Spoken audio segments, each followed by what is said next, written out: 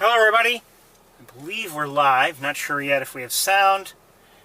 Welcome to Montezuma. It is 55 degrees and sunny, too sunny actually.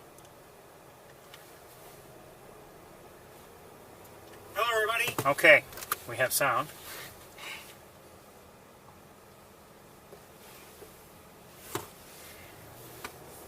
Welcome, welcome. What have I seen or heard since I arrived? I have seen some gulls. I'm not sure what species they were. Quite honestly, I did not look closely at any of them. But I've seen mallards, American black duck, Canada geese, house sparrows, red-winged blackbirds, northern harrier. May have seen a red-tailed hawk. I'm not sure. I think it was, but I'm not positive. It was pretty distant. What else? Oh, green-winged teals. I did see some shorebirds. Quite honestly, as you know, I'm not great with shorebird identification, so I'm not sure what they were.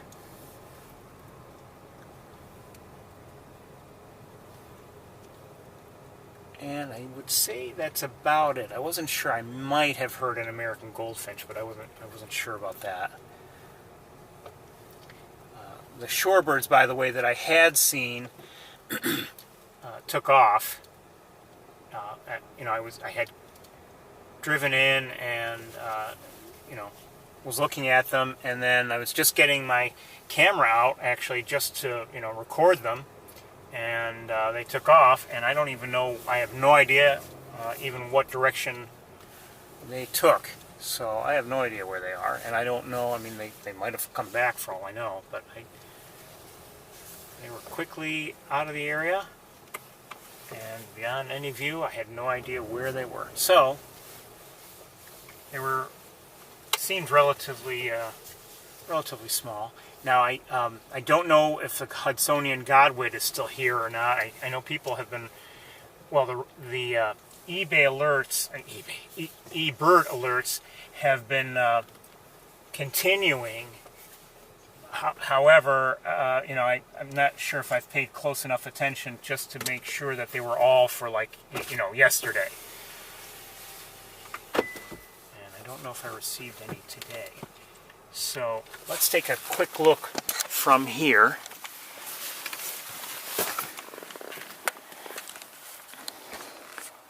A little bit of a breeze, not much of one, and not as much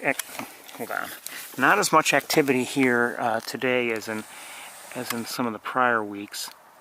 And I think there may be less water here now.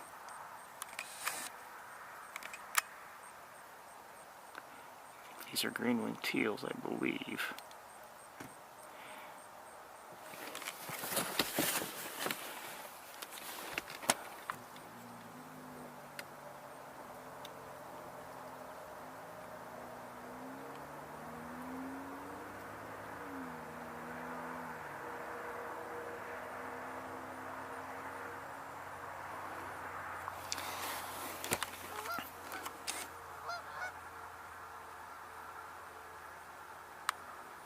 Those are mallards there. I had seen 2 American black ducks.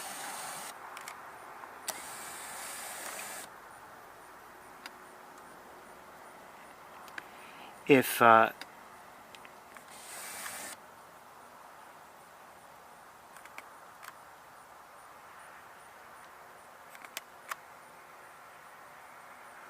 wonder if that's a blue-winged teal.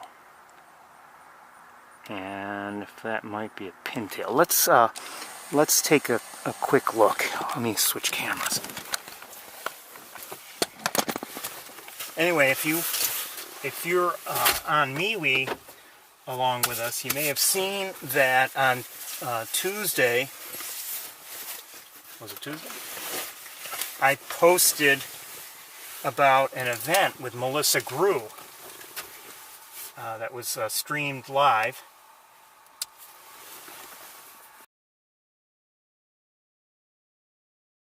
And, she's a photographer, and I've mentioned her before over the years a couple times. And she, I believe, still lives in Ithaca. or around Ithaca somewhere. And she's even had you know, gallery events there. I attended one once. Anyway, so she had this live stream for an hour, or an hour or so, and I have to say it was very enjoyable. Whether you're a photographer or not, if you just like to see beautiful photographs, it was the place to be. If you just want to hear some photography tips, it was the place to be. And you know, I mentioned it again this morning when posting about today's tour. And you know, if you haven't had time to watch the presentation, I'd encourage you to do so, because it's, like I said, if you only watch it for you know, to see some of the beautiful photographs she presents, and in many cases, you know, maybe some stories behind them from you know, either a story event background, or maybe just the photography background itself, you know, the photography behind it, definitely worthwhile. That looks like a pintail. And I was thinking this morning, not that I'm, you know, I mean, she's a real photographer. I mean, she knows what she's doing, and, you know, she certainly can speak to, you know, speak about photography methods, etc., do's and don'ts, and, you know, certainly better than I could ever dream of doing so. However, if I were to add anything to her comments, you know, I'm not an expert photographer or an expert at all at anything, but I do have some experience in terms of just my own experiences, I should say, in terms of buying photographic equipment, and not necessarily as meaning like I know what exactly to buy. I can't possibly know what to buy for somebody else.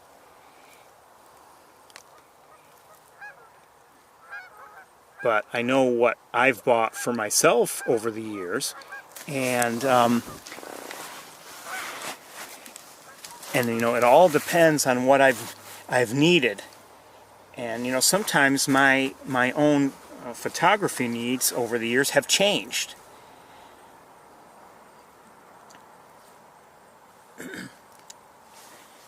Oh, hold on, somebody's flying over. I think they're probably look like starlings.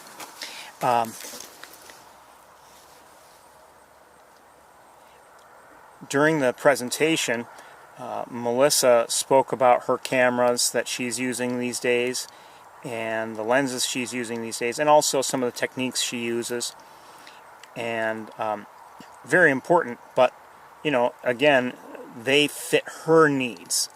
The gear that she uses and she spoke about, and the techniques she uses, you know, for instance, they work for her. But you know, for someone who, let's say, photographs weddings, that, you know, her gear would be completely inappropriate. Or, you know, me, I used to take still photos primarily, and you know, these days I don't. These days I do primarily video, as you know. So my own needs, for instance, took a dramatic shift, you know, with the beginning of the tour. And I went from focusing on a certain kind of equipment to a different kind of equipment as a result.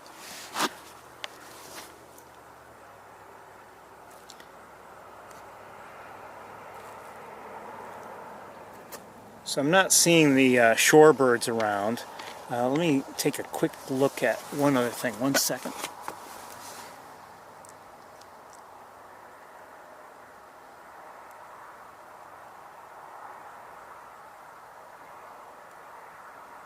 See a northern harrier in the distance flying in and out of our view.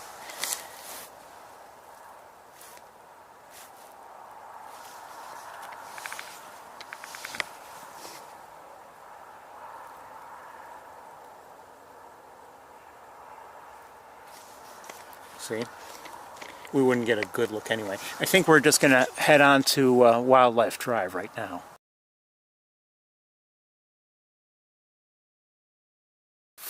The visitor center is open today.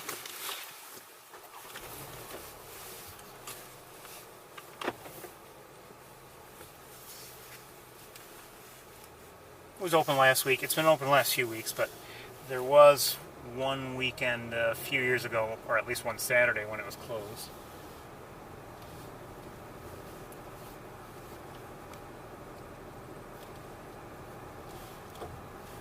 It's been, I would say, a pretty quiet week for me in terms of photography, in terms of bird watching. I've seen, you know, hawks on a fairly regular basis. I see some, what do I see up in the air? I think they're probably look like Canada geese coming in, still at good altitude.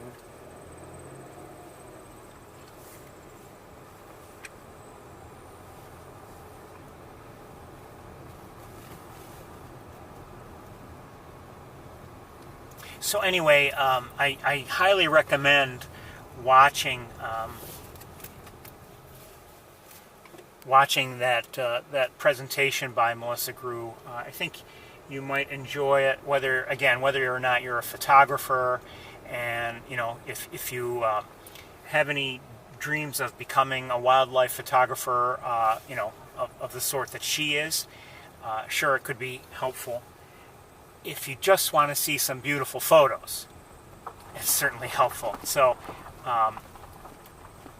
and you know, she's well spoken and everything. She knows how to speak about her photos well. I mean, there are a lot of people when talking about whatever work they're producing, they don't know how to speak about it, even no matter how well they can produce it.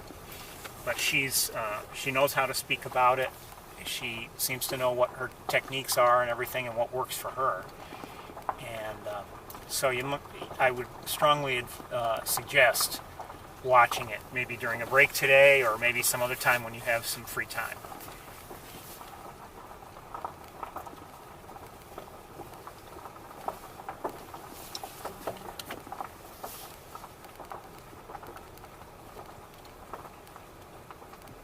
Sometimes, you know, people might ask, hold on, I see a couple black-capped chickadees, at least 2, maybe 3.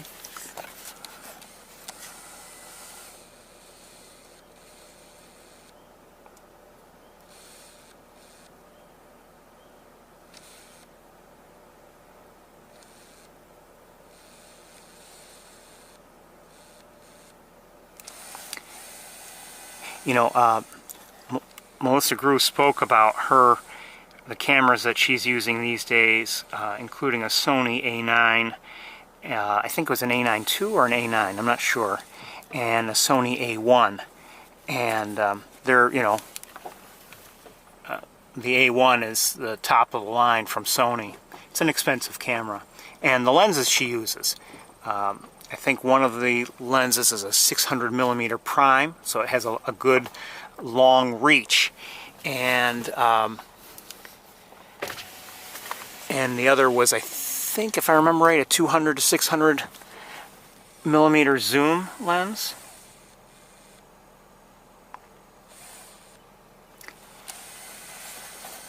And you know, I'm sure they're good lenses and everything. And for her photography, they work. If I were to rely on those lenses for the tour, believe me, things would be a lot more difficult in many ways. It's because my needs are different than hers from a photography standpoint. And I mean, just last night, I'm thinking about making a little tweak to the equipment I've been using lately while at Sapsucker. And last night I had things set up one way, and then I changed them. I was like, no, maybe we'll try this. And I anticipate yet another change as soon as it's made possible in the near future in terms of the equipment I use. And who knows, by then maybe I won't need it for this season.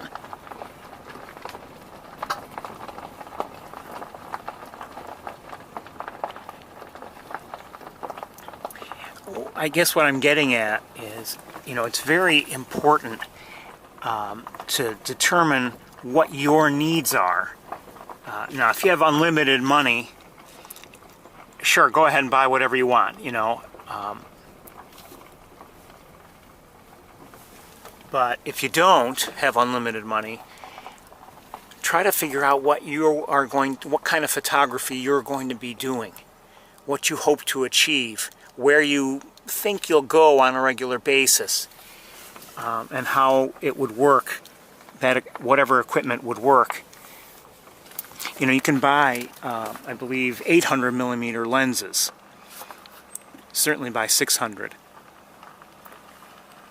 And, that'll give you good close-ups of things. And you might see someone, a professional photographer with, providing information as to what kind of what kind of gear they use for a particular photo.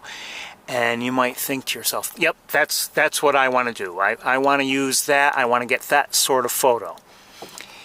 And, that's fine. So if you have like a 600 millimeter lens, you might think, okay, I'm going to take all these great photos. Then you go walking in, let's say, at Sapsucker Woods, and, you're going along and you're looking for any kind of photo opportunities. And you happen to look at, you happen to see in a bush just a few feet away from you a black-capped chickadee like we just saw.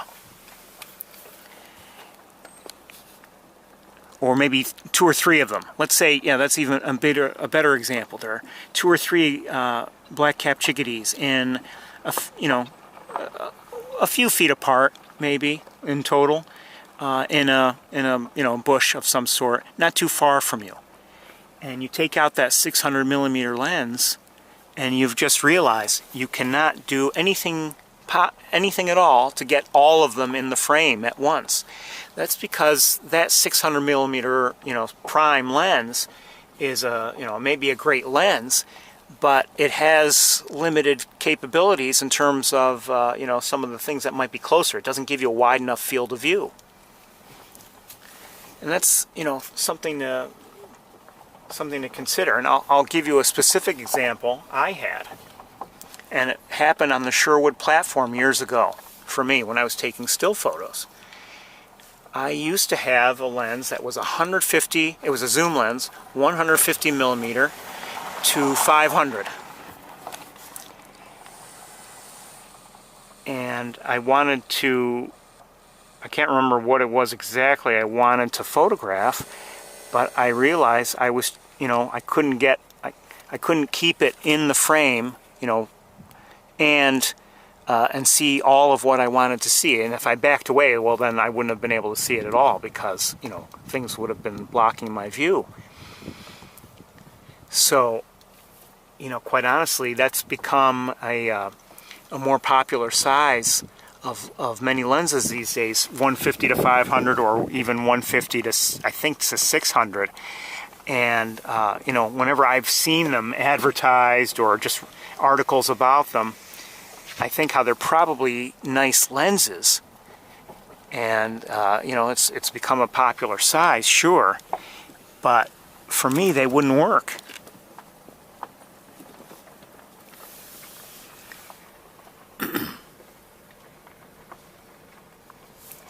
Not when I'm at Sapsucker Woods. Now, if I'm in a different situation, let's say, in general, my subjects would be farther away. Oh, I see a couple woolly bear caterpillars.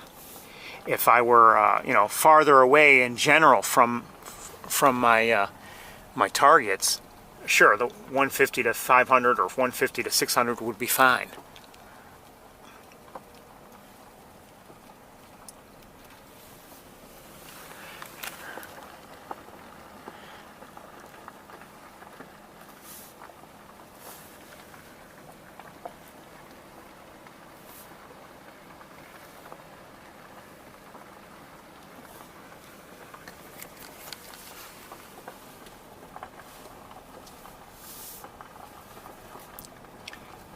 I see a great blue heron, and I see, I think, some ducks of one sort or another.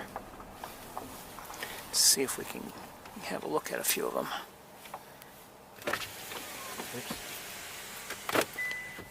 Alright, let's take a look as best we can from here.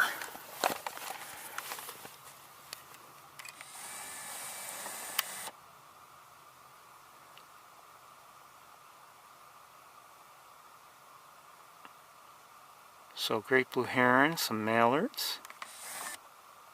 That looks like an American black duck to me. Could be wrong.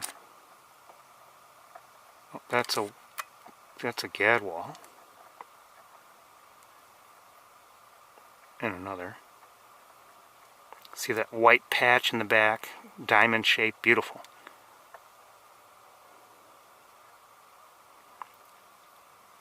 Here's some Canada geese.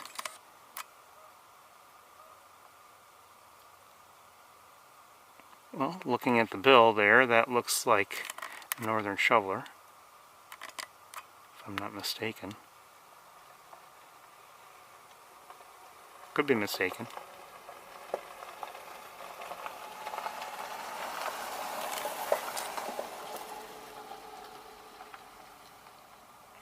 Mallards.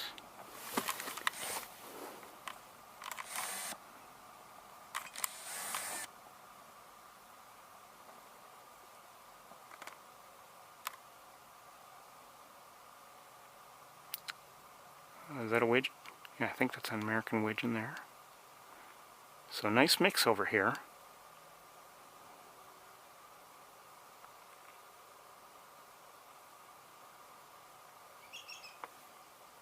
That was a shorebird of some sort.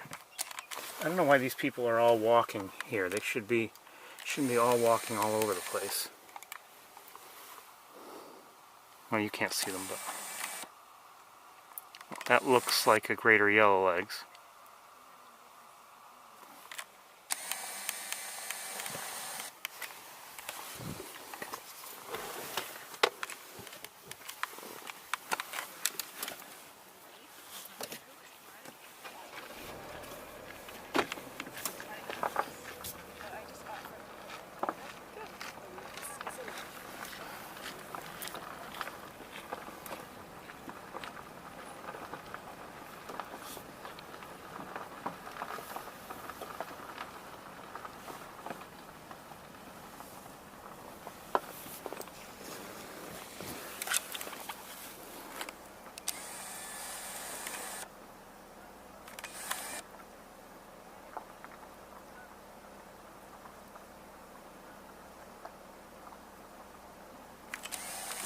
Might be teals, I'm not sure.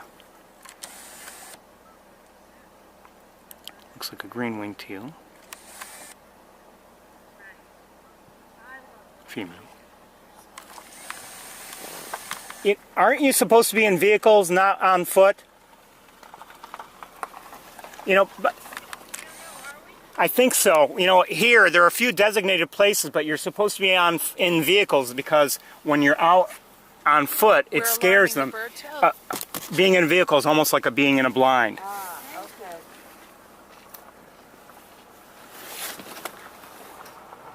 And you're scaring the ducks away.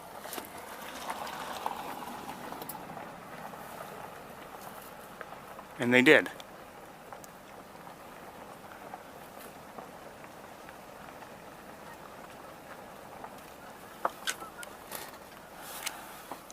We have a male green-winged teal right here.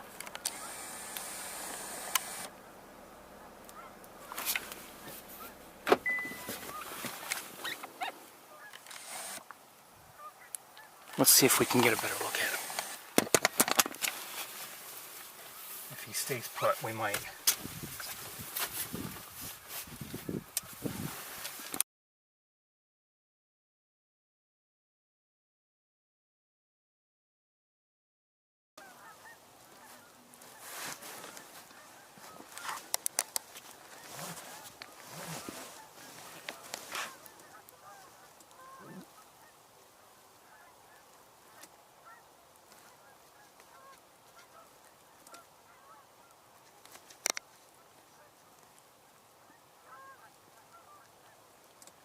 he's obviously just begun moving. We would have had a good look if he had stayed put.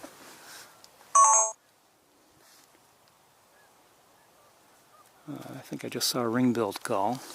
Alright, we're gonna, well, let's wait a moment. See if he stops where it's convenient.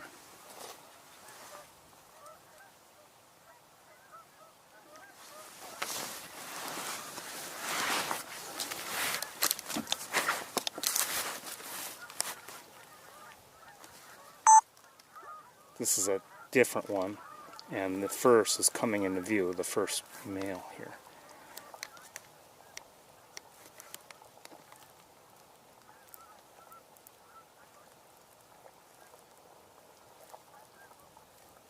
And there's the female. Or wait a minute. I don't know. Well, she's... Oh, maybe it's two males. I don't know. Okay. Let's move along.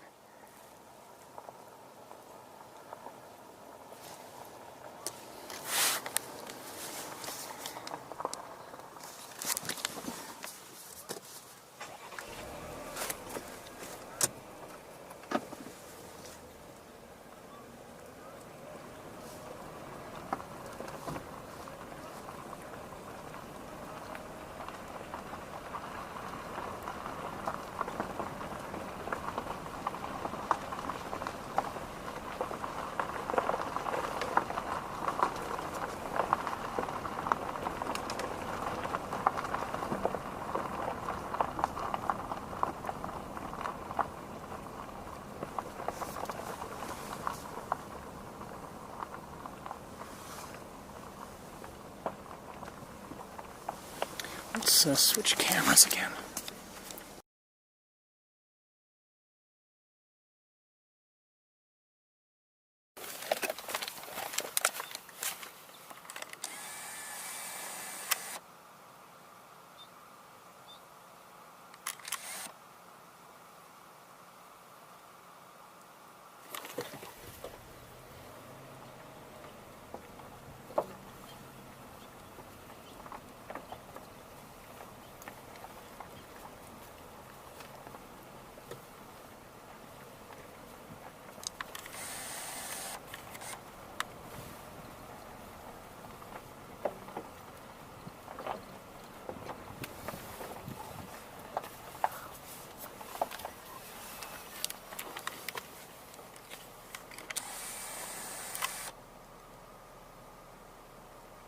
You can see we have a couple different species of gulls.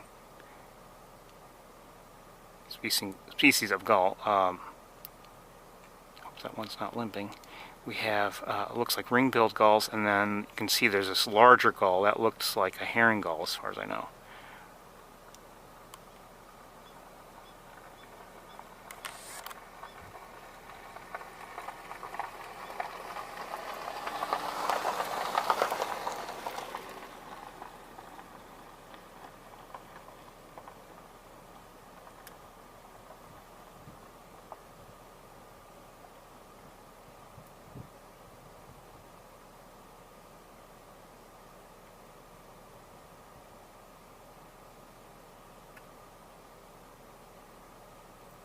Oh, one other species I forgot to mention, two other actually. I did see pigeons, and I did see, or actually I heard, gadwalls again, I did hear an American crow earlier.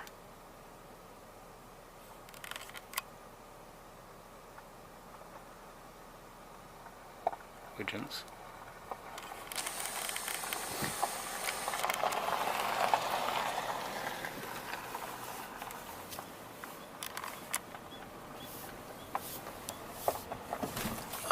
There's a, looks like a yellow legs.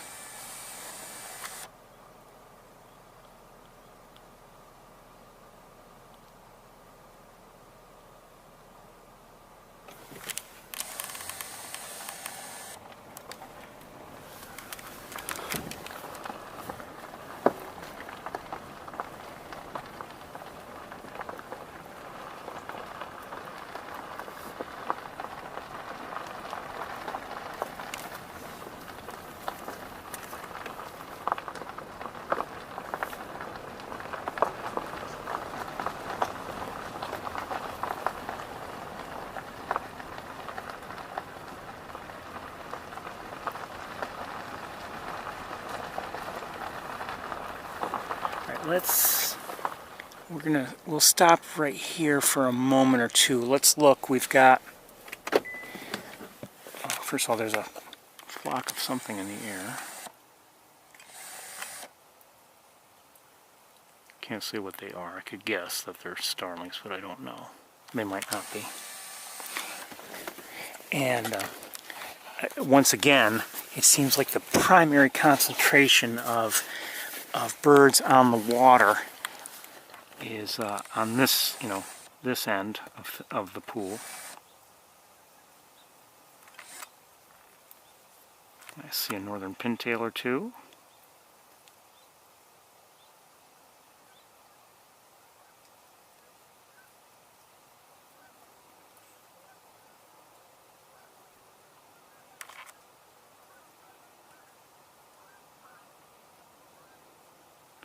Obviously we have Canada geese out there as well.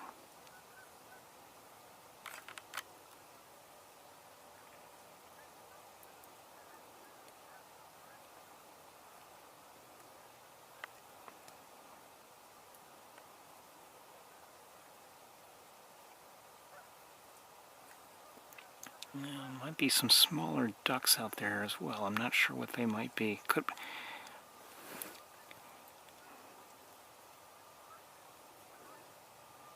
Could be female pintails for all I know, and maybe, I was just mistaking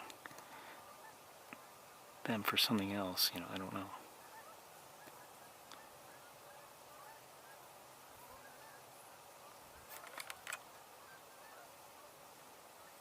Right there at center screen in the back, I'm not sure. Oh, it's a pintail, I think.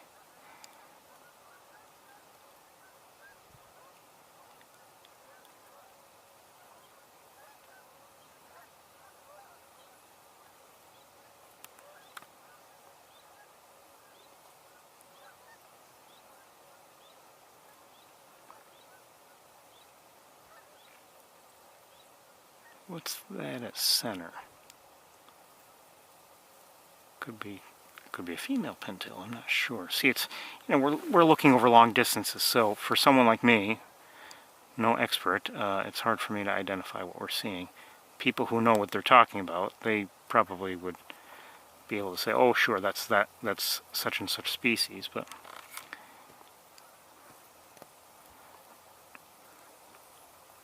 my skills are limited.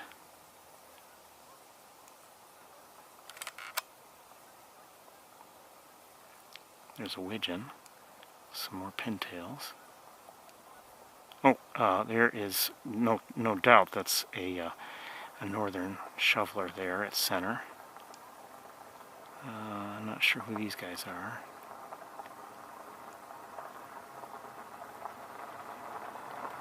Gadwall there at center.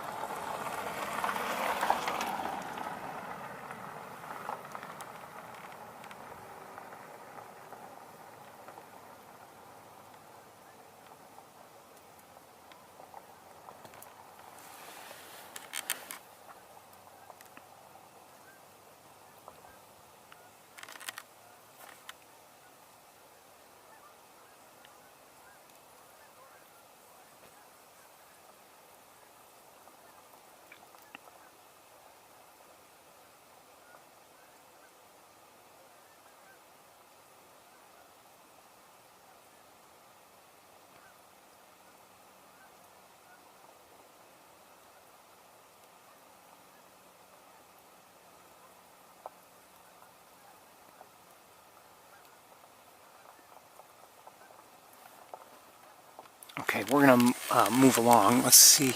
I stopped here because, I just felt that we might have... Here, let me give you a look at things.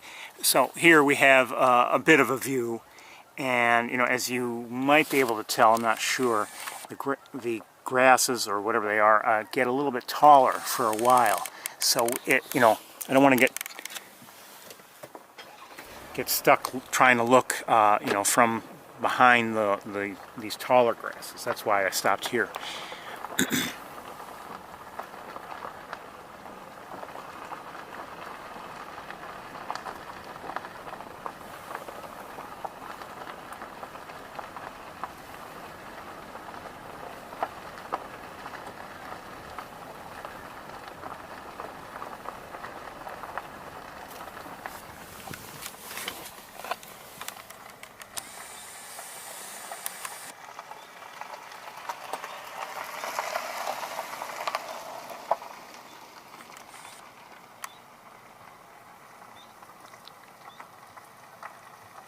These are gadwalls.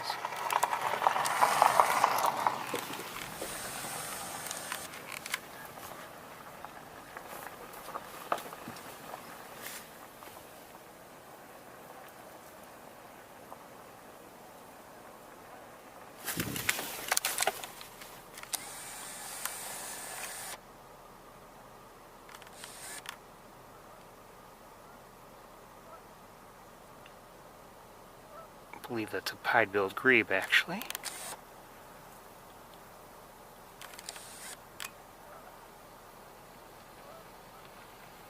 Looks like a widgeon. Oh, and that in the back. Hold on.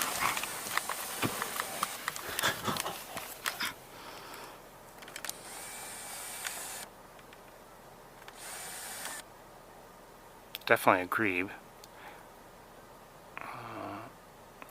Now, where was the one in the back? Oh.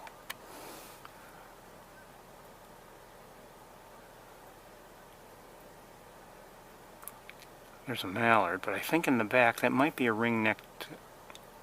Well, I don't know.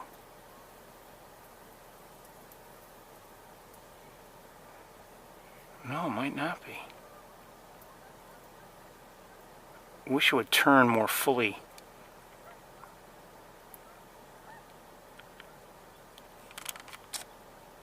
I'm going to set you down for a bit. I want to look at binoculars, see if that helps.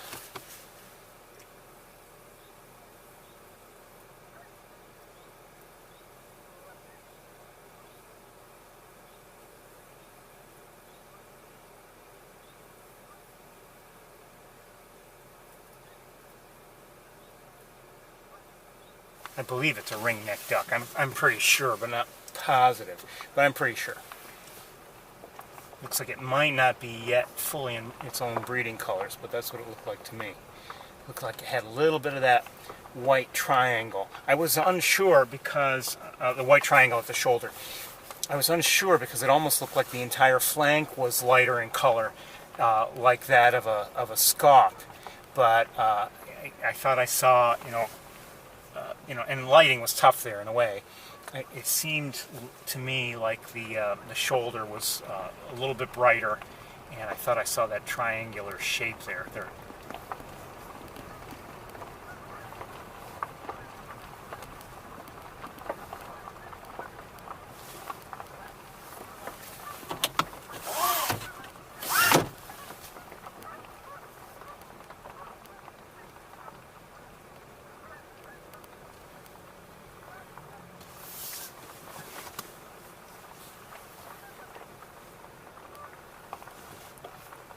Let's stop for a moment here.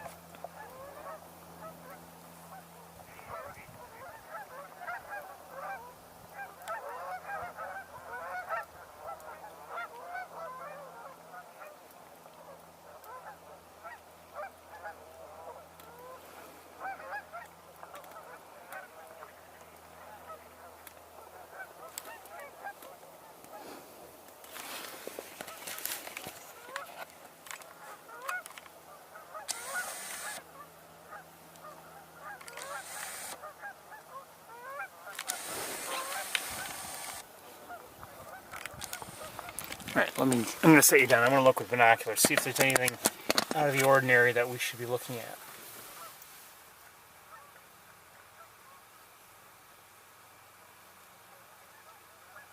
See a harrier again.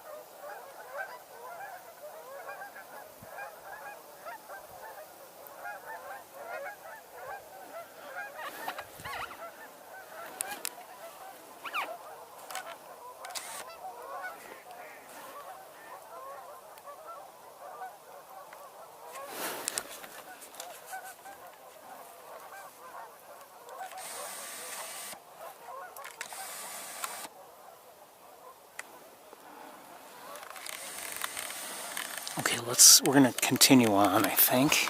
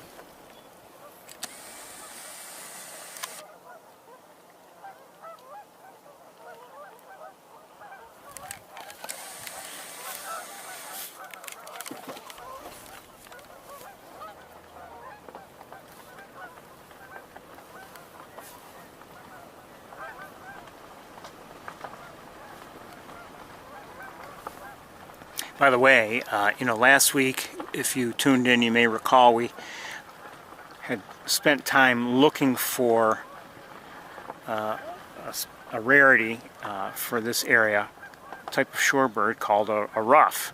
Actually, it's rare for anywhere, I think, in North America.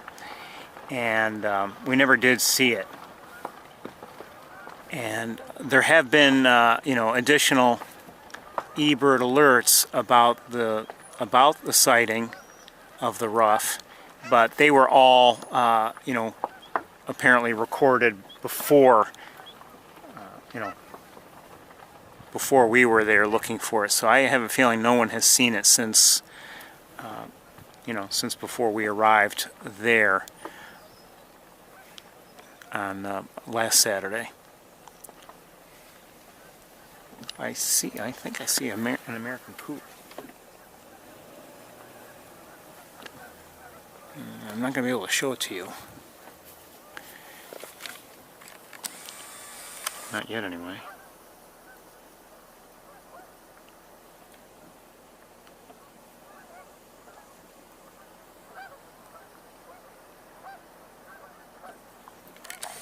Looked like a coot. I'm not positive, but I can't see it now. We've got too much vegetation in the way.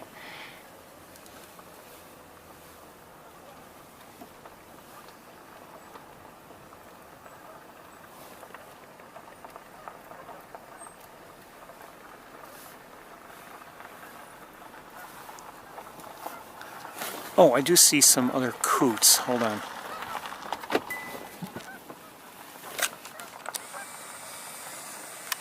And no surprise, there are some American widgeons near them.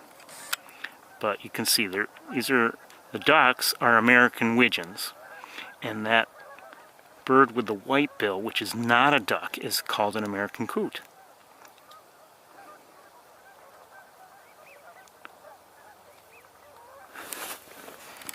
I say no surprise that the American widgeons are with them. It's because with American coots you often see, at least here, that American widgeons are right there with them feeding.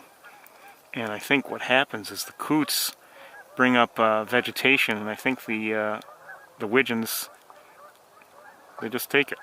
The coots don't seem to mind either. They just, I don't know.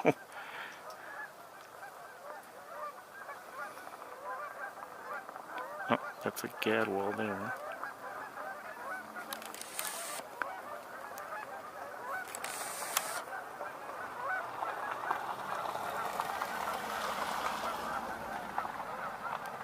Those are widgeons.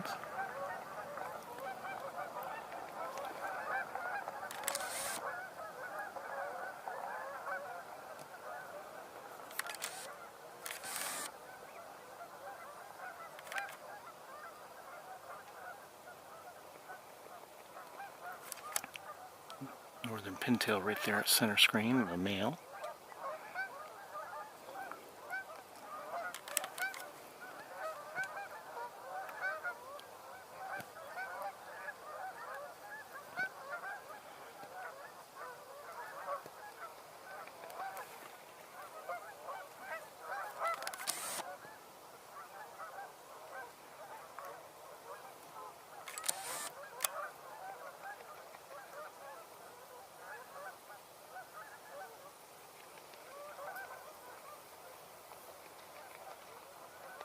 pretty peaceful here today, so far anyway. I mean, you're not seeing a lot of flight activity by anybody. Some a little, of course, but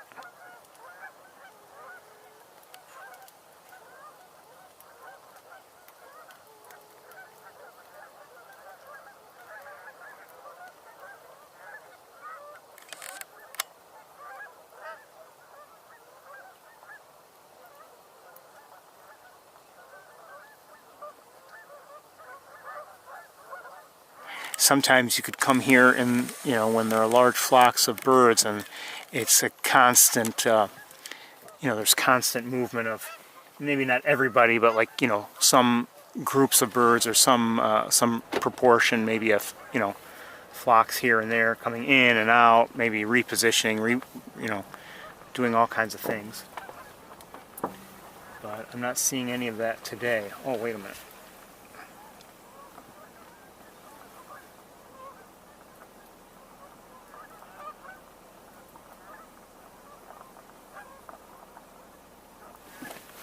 I might have spotted somebody up in a tree here.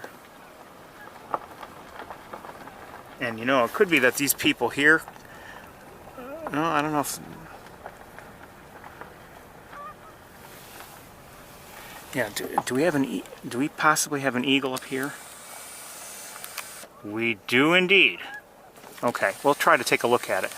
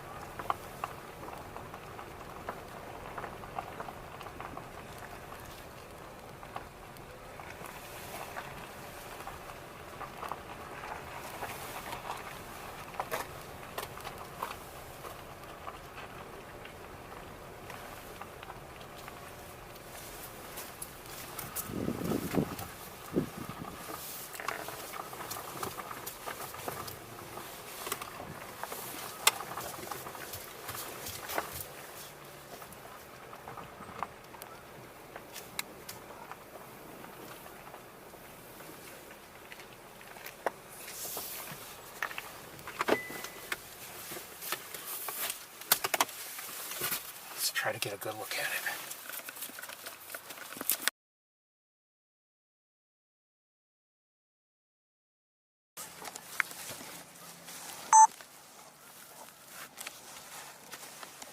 If I can, there it is.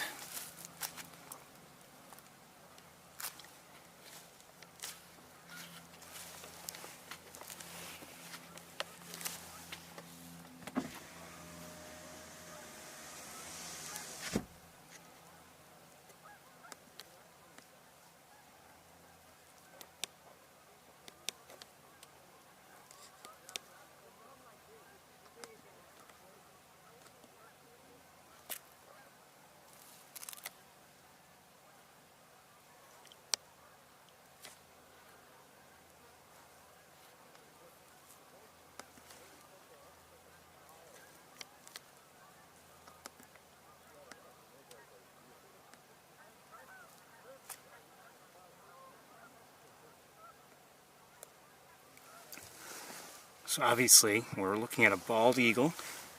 Nice opportunity to see it.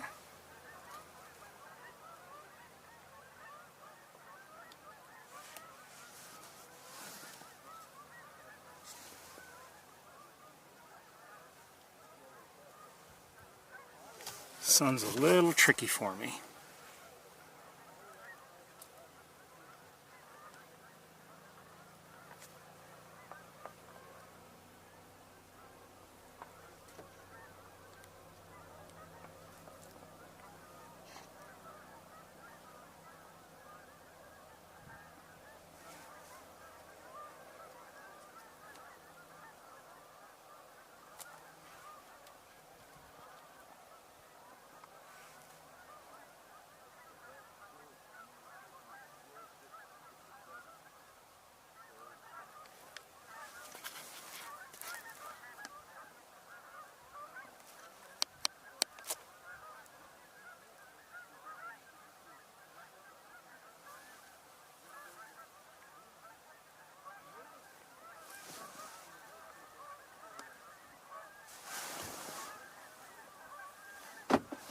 And some geese are flying in, by the way, to the pond. That must have been the, I don't know if they just arrived from somewhere or if they were just repositioning from someplace. Relocating, I should say.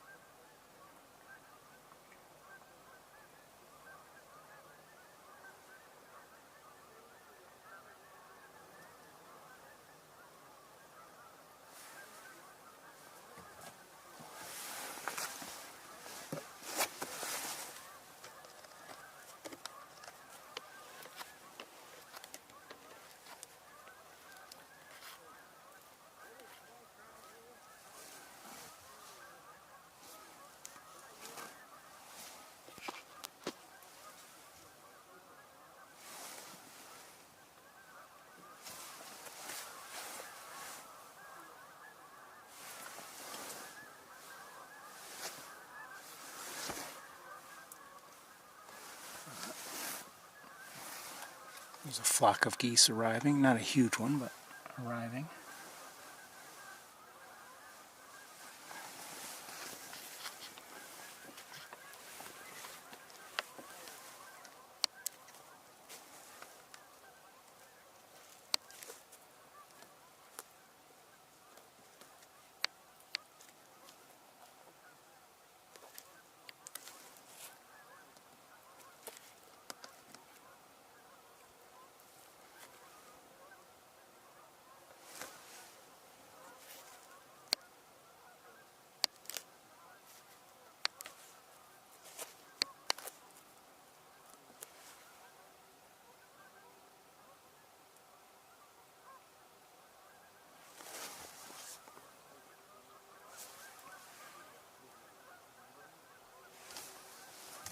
We see bald eagles, fairly often, but it's nice to have a good look at one, and this one is allowing us to have a pretty decent look.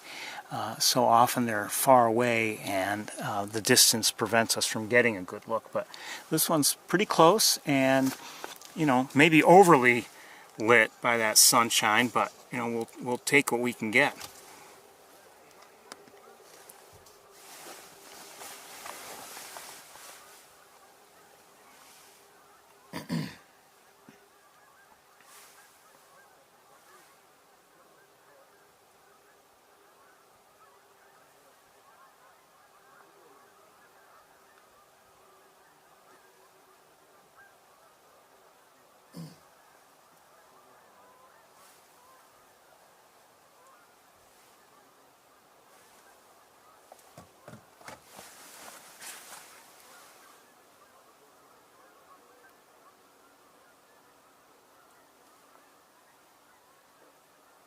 I'm now looking not at the eagle, but out where it might be looking.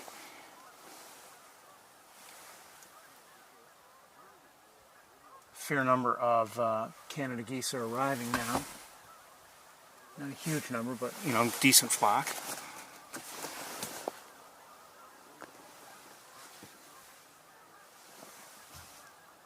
Oh, hold on. We're going to switch cameras.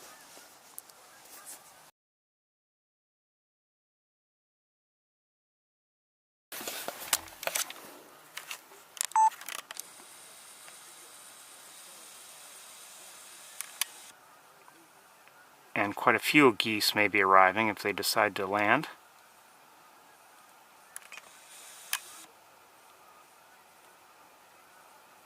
It's through the windshield, so we're not getting a super sharp look, and they're not close either.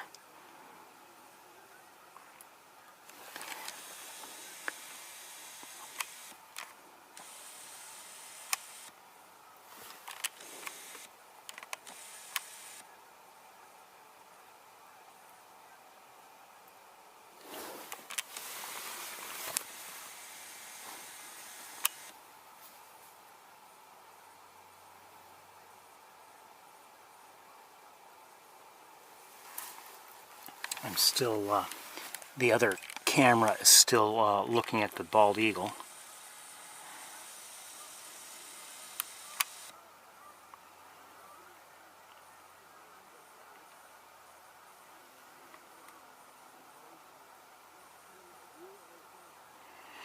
If you don't know, if you happen to be new here, we're here at Montezuma, and it's one of the great places to observe migrating birds, and it's an important stop.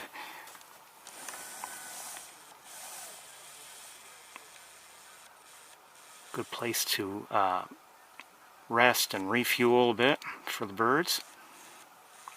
And these geese, these Canada geese, appear to be arriving now.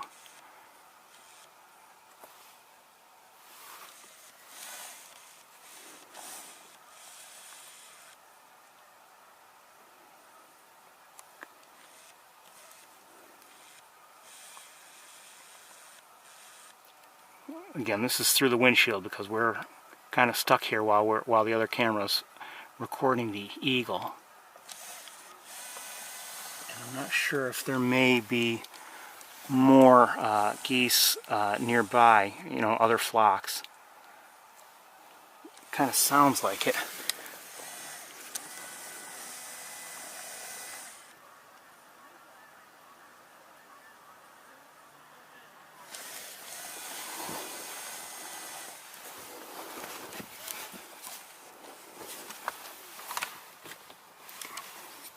I can't lower the other window right now.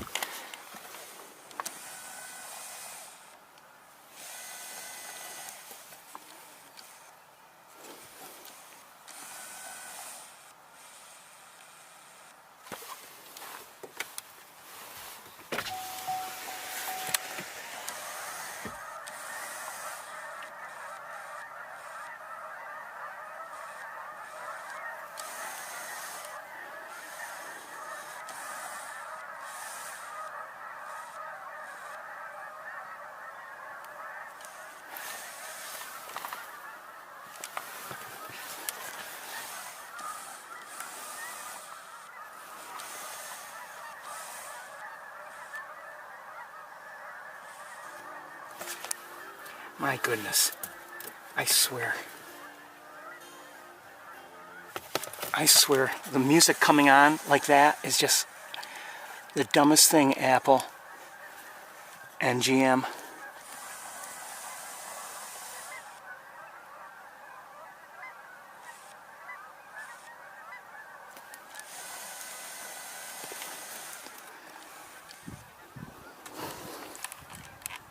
Okay,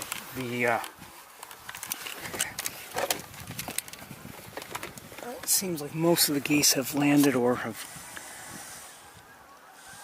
This eagle's not going to stay there very long, is my guess.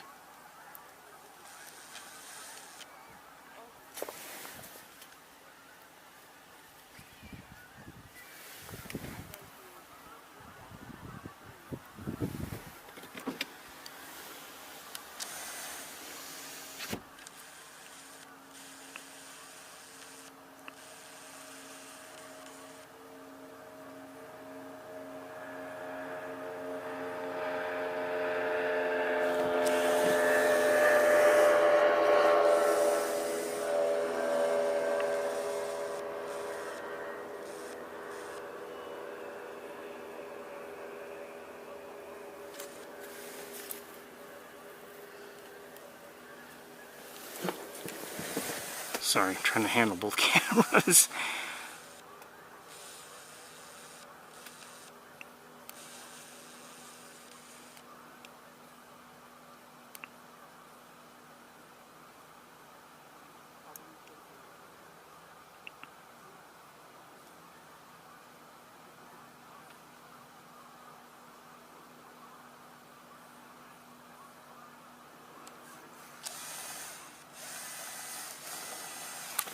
Alright, let's get back on. There's still some geese coming in for a landing. Let me switch cameras.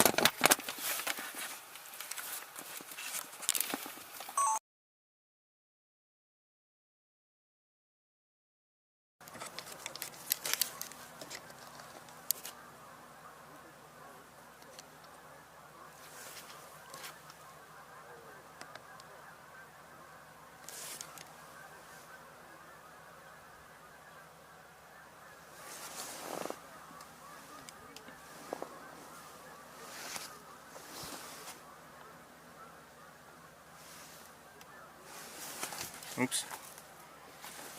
Looked away.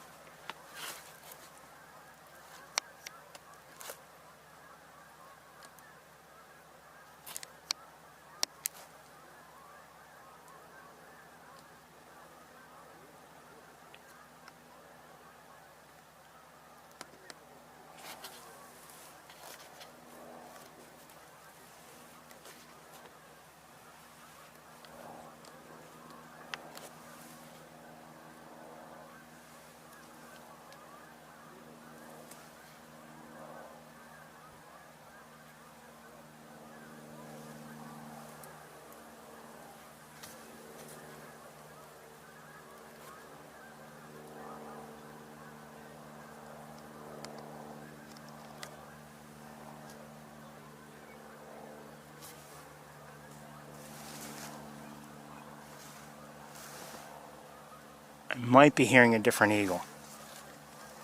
I'm not sure.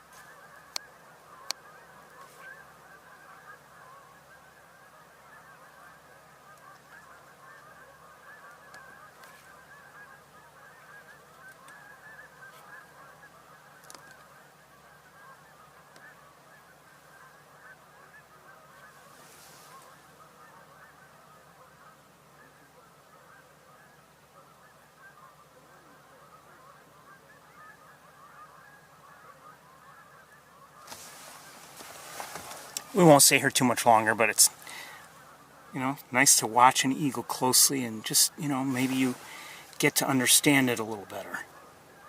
Just a bit.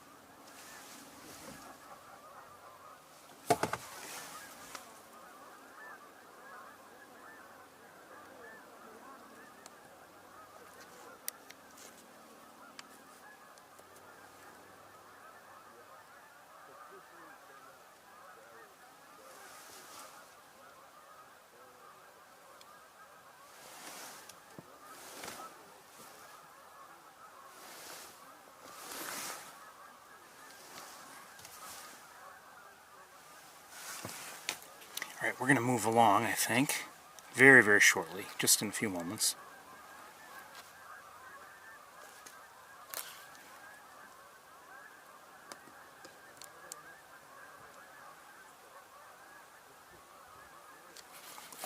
Maybe a few more looks here and there at, see if we can maybe get some closer views.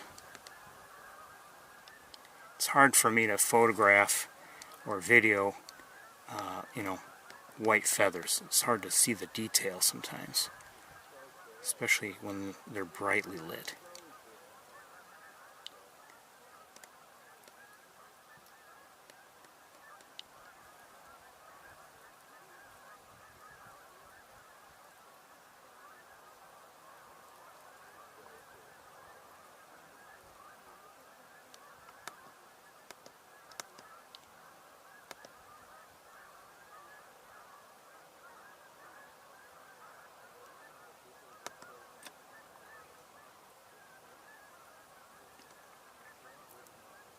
Okay, beautiful to see.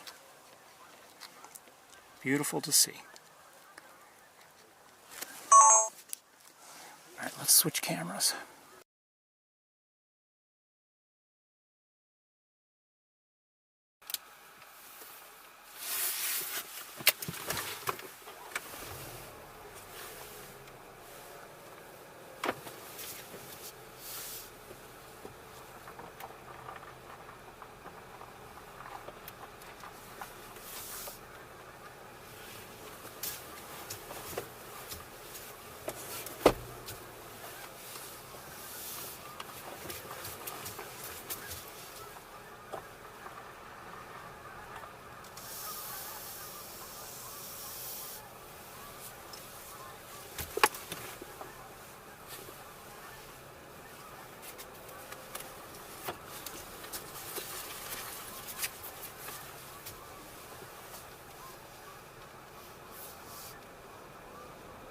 You know, so often if we see an eagle here on Wildlife Drive, it's in the more distant trees over there, you know, on the other side of the canal, and or you know, maybe in flight, you know, somewhere above the water, and you know, that's fine, but it's too far away for close-ups.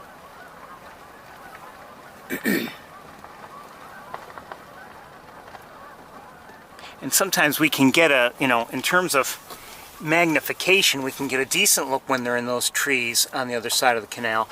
But we get heat shimmer and other things to distort the view, so it's difficult. But that was nice. Let me look out here, way out here. I think we should look out there. Don't know what's there. It could be more of what we've seen, but I heard that there are some redheads and canvasbacks around, so who knows, maybe we'll see one, but they're far away, so it's going to be tough to see out there, but we'll do our best.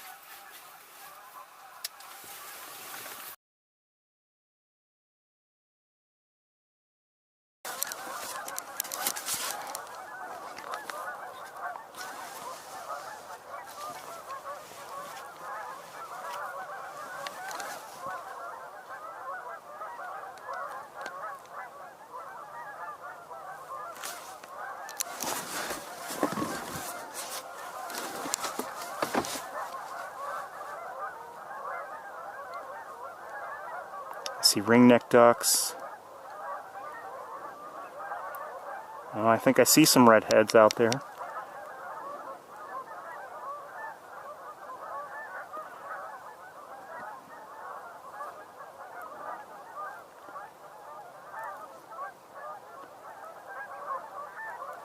Definitely, there's a redhead there at center screen. I think. Or you know what? I don't know. Hold on, I've got to reposition the car a bit. Hold on.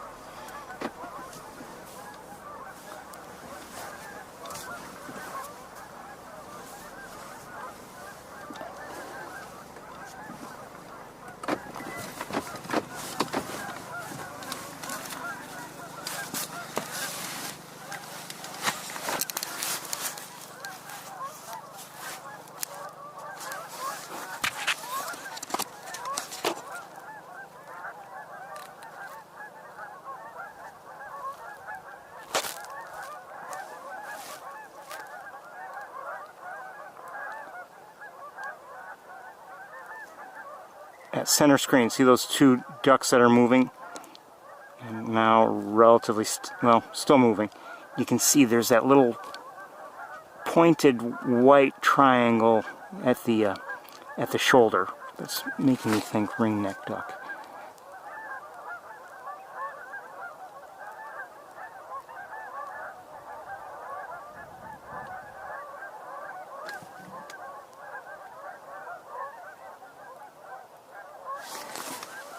I'm having a hard time seeing. It's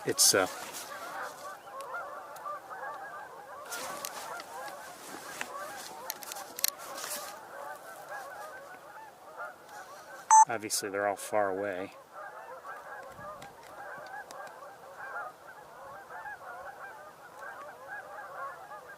Actually, what I'm going to do, and I know it kind of sells you short, I'm sorry, but just going to record as best I can. I can't see very well. I'd have to look on a larger video screen to see maybe what we're seeing.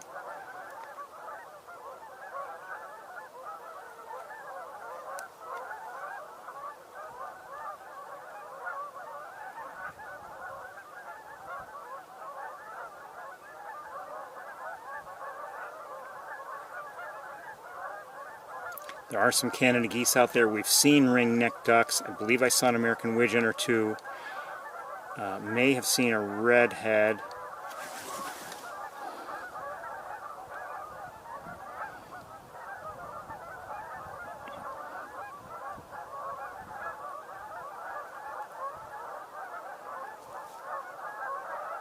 Pintail.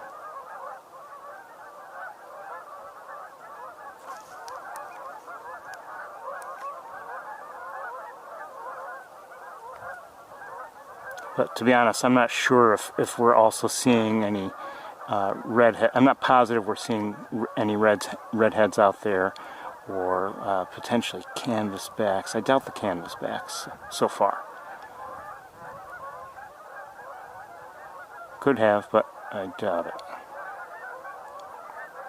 They're just so far away.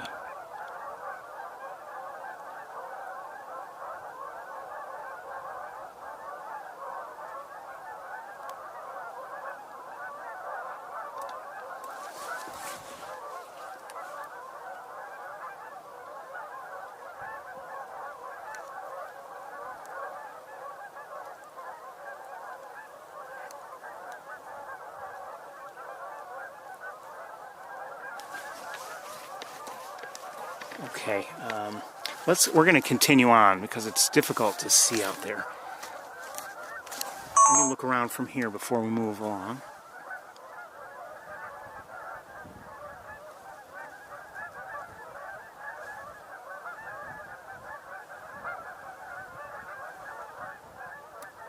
I think we're going to switch cameras.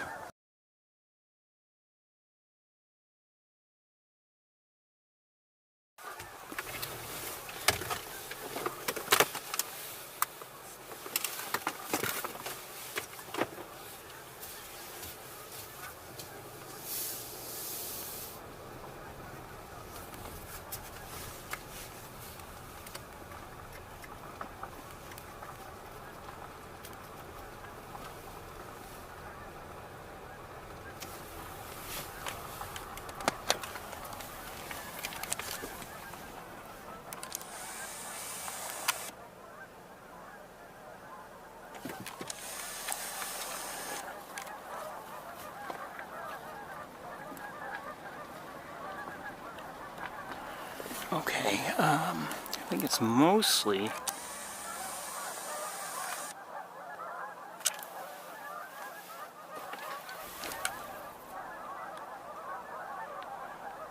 Canada geese in these areas here.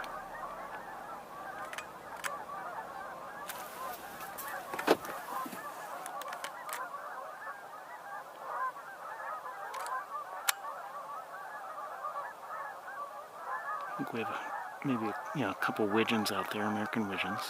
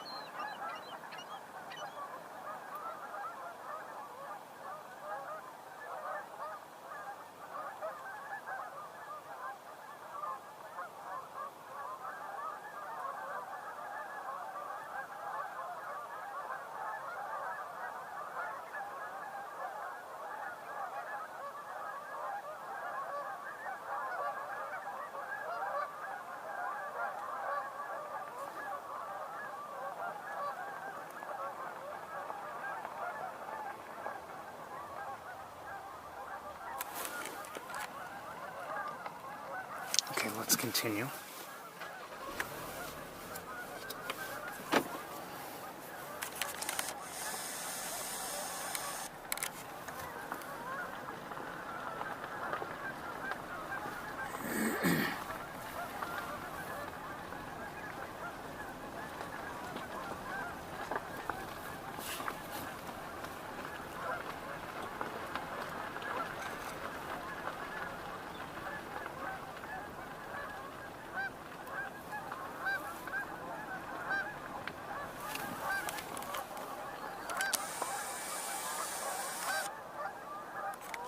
Widgeon, both of them.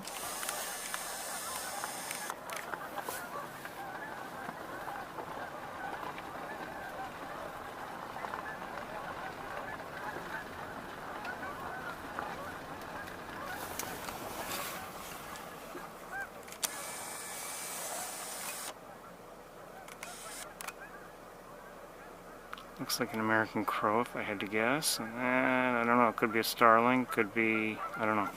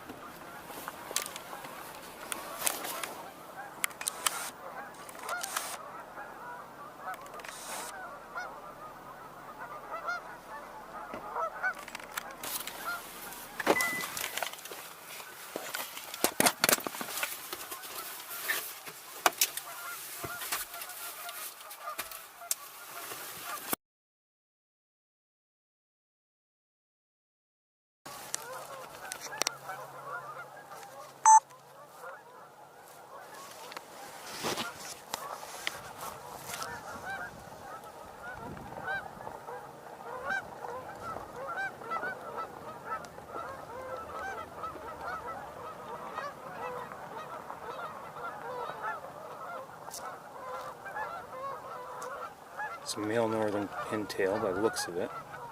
Not quite in breeding colors, but looking good.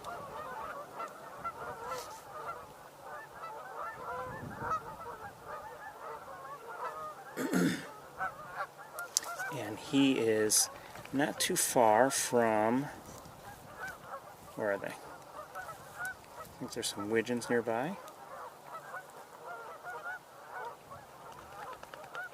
American widgeons. And who's that? Green-winged teal, maybe? Oh, maybe. Wait, I don't know. Could be a blue-winged.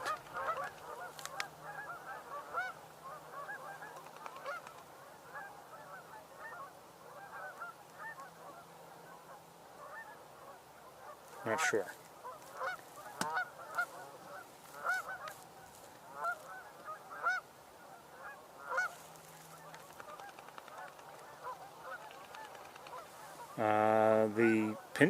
Yes, the pintail, I believe, just took off.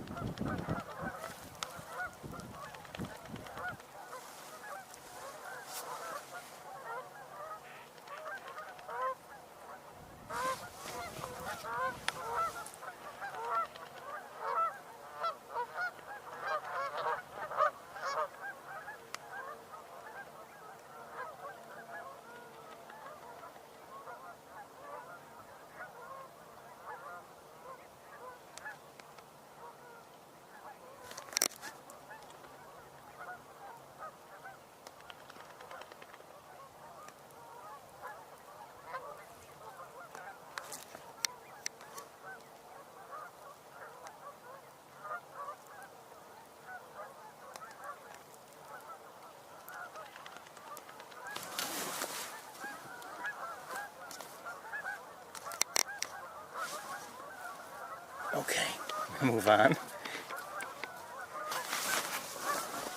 1 second before I... Okay. I'm going to leave this in place just in case for the moment.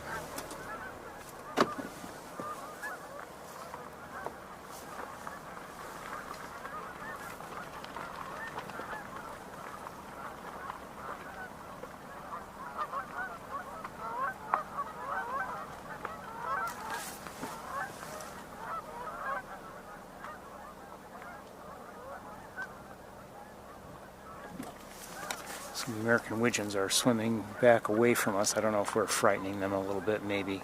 Not, you know, not terrifying them. I mean, they're just swimming back and maybe they're joining all the other birds. But all right, so okay, we'll switch again.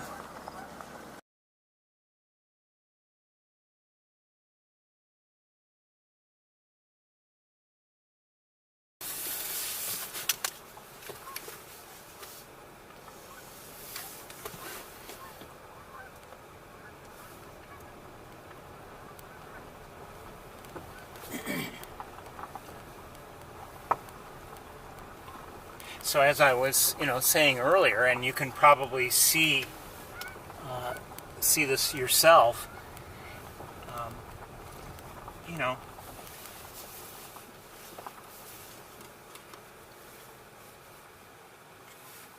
different setups, different equipment works for different people, and we have our own needs.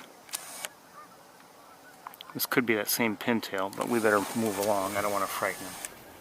He seems concerned. Okay, so he's less concerned now because we're moving on, I think. 2 more crows in that same tree at a lower level.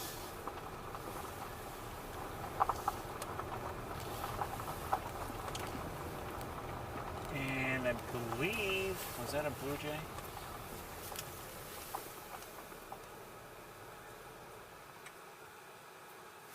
This auto stop and start is so stupid. It's just frustrating and annoying.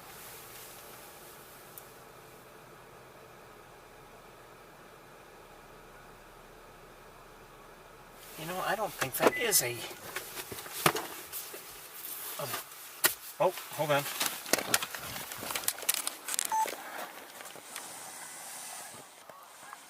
Northern Harrier.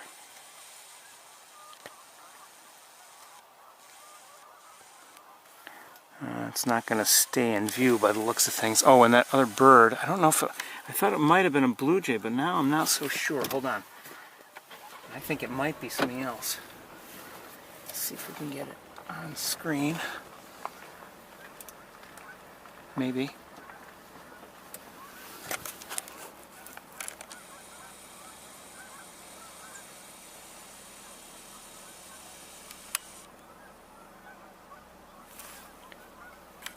I'm doubting it. Hold on. I'm going to look with binoculars. 1 second.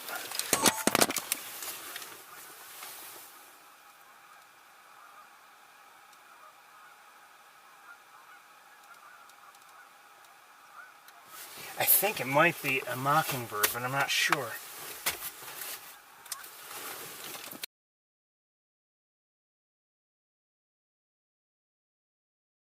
You can't see.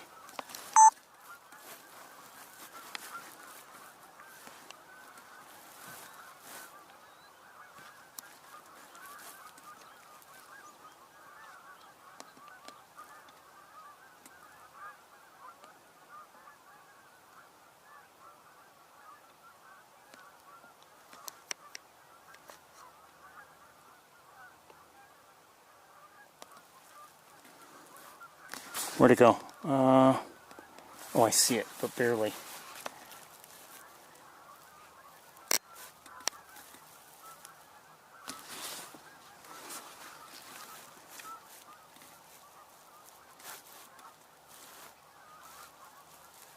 I'm not sure if it's still there. I'm pointing backwards, and the sun's in my eyes, and I don't know if I can find it now. I think that may have been a mockingbird. I couldn't see it. You probably could see it better than I could. Okay, well, moving on.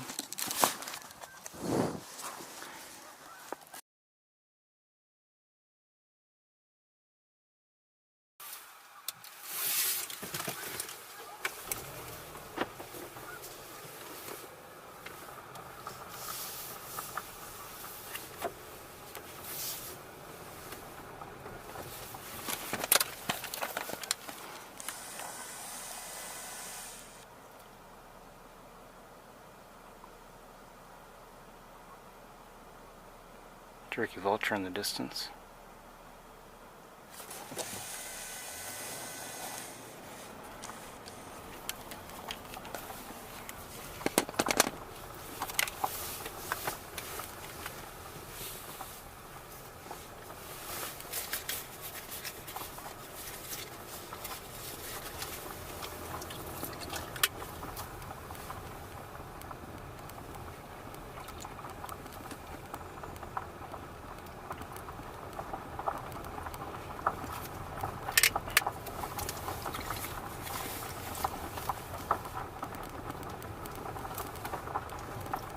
Up ahead, flying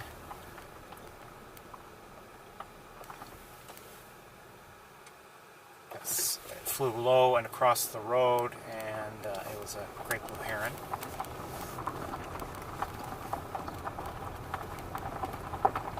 From our left to our right.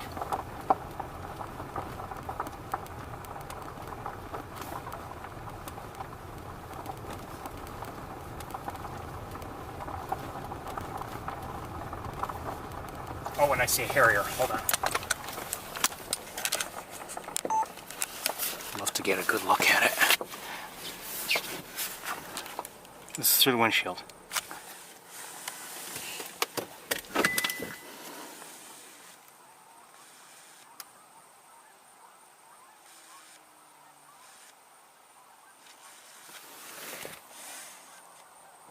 Where is it?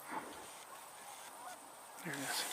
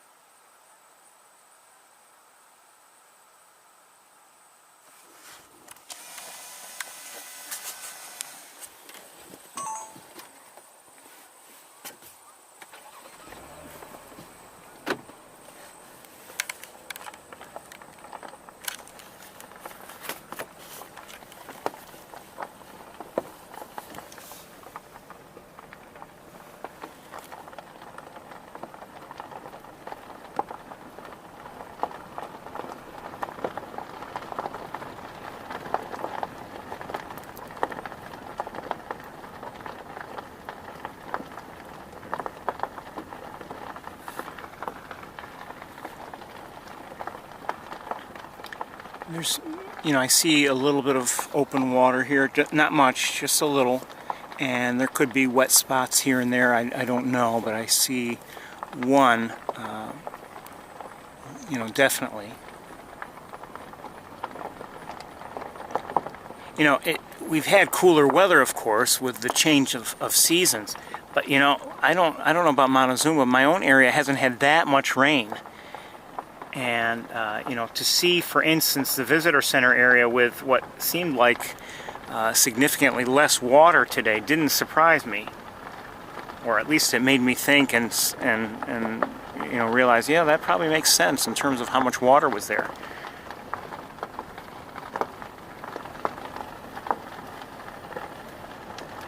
I don't know if it's the same harrier, but I see one still, but it's distant.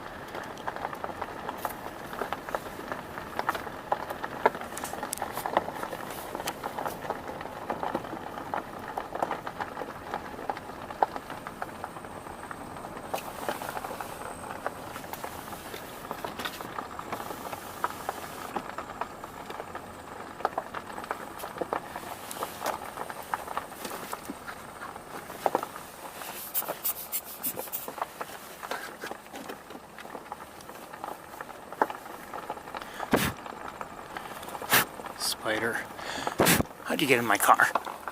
Seriously, how'd you get in here?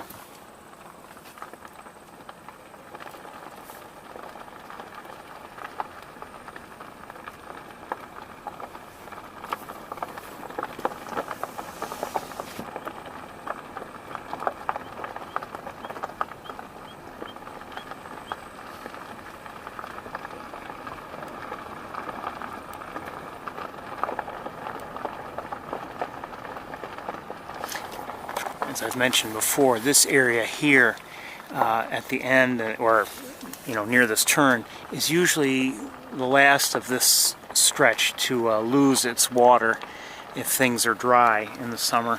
It's starting, I'm not going to say it's filling up, but I see more water here than I had back just a little ways. But I mean, there's grass growing in, so it's going to be, if it continues to fill, that's fine, but it may be a bit before before it looks like it's a pool on its own without, rather than just a puddle with vegetation poking through.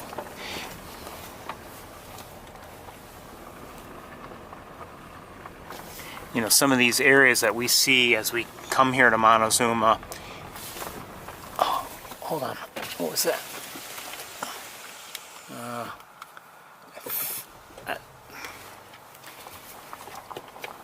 Just saw a bird fly away. I don't know what it was. It may have been a flicker, but I'm not certain. Northern flicker.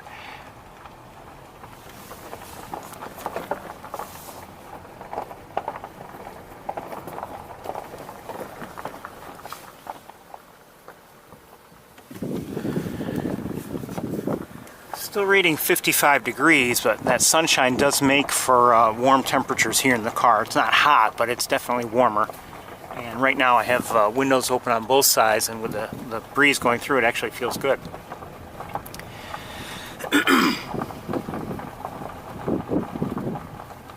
Oh, wait, hold on one second. Not much activity here in Benning, the Benning Marsh. However, I may see something. A duck of some sort. You know what? Oh, shoot. Hold on.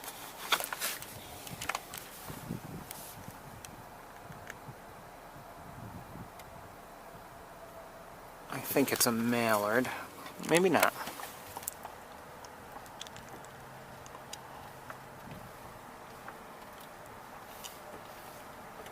Okay, we might get a look at it.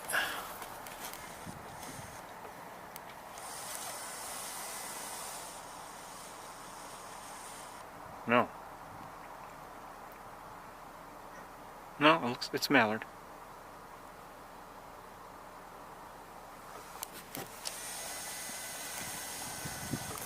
Hope she's okay.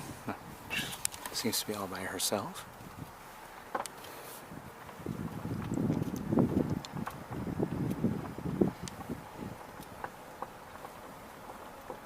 I continue, it's been every day. I continue to have the mallards, in the water that's within my view from home. This morning, though, that little strip of water was frosted over for the most part, and as soon as I walked out to my window this morning, I was like, oh boy, maybe nobody there today. However,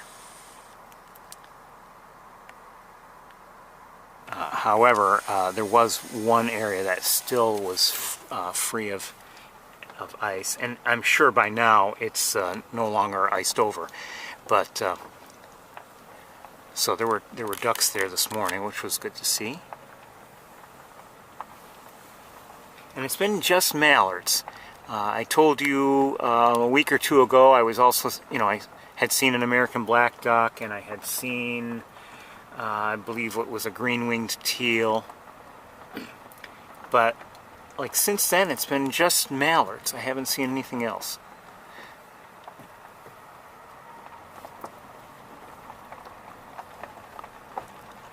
But I'm going to, I'm going to enjoy seeing them swim down there until things freeze over. Hold on one second here.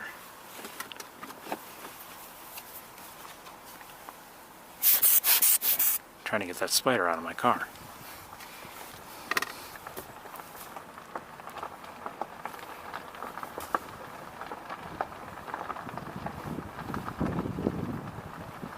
I've noticed over the years that it seems like, you know, if I get to my window and I'm looking out there before things really start to get light, if there's, you know, if there's anybody down there, it's mallards. I mean, they you know, or just ducks in general. They seem to be some of the first to actually arrive during the day. So they, you know, they get moving quickly. Canada geese maybe come later, other birds later, but the you know, the mallards sometimes, I wonder what time they actually fly in. I mean, is it before it gets light enough for me to even see from where I am? I don't know, but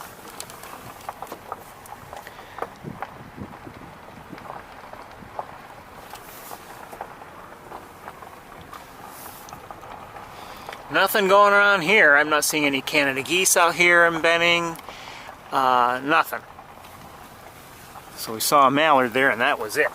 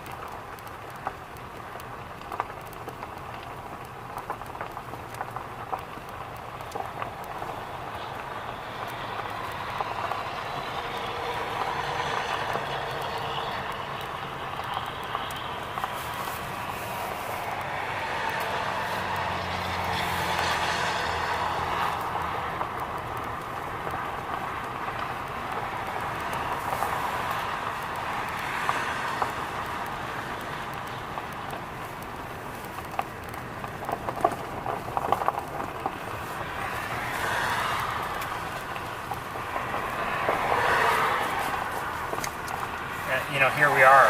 Halloween is Monday. We're already here. We have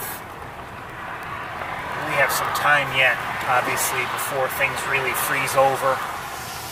And you know, although that can happen at any time, you know, in November, you can have some kind of a freak weather event of one sort or another. We've seen over the years some real snowfalls in November that we've had to cope with. But we, you know, like I said, we have some time yet before things should be truly considered to be winter.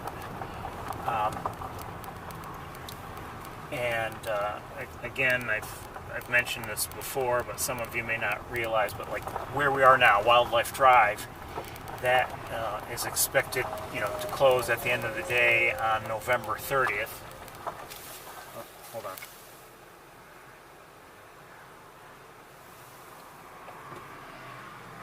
Some ducks, I don't want to, I can't see them. Saw them just at the last moment. I don't want to back up and frighten them, so I don't know what they were. But, you know, my intention is to continue coming to Montezuma. Mallard just flew in, and you know, we'll visit the areas we were able to visit.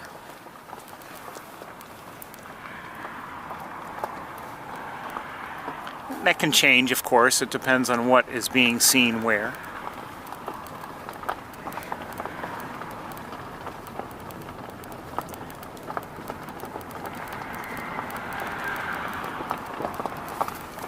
And you know, when we come here, obviously, you know, we might spend a fair amount of time, you know, during a summer day, you know, here on Wildlife Drive.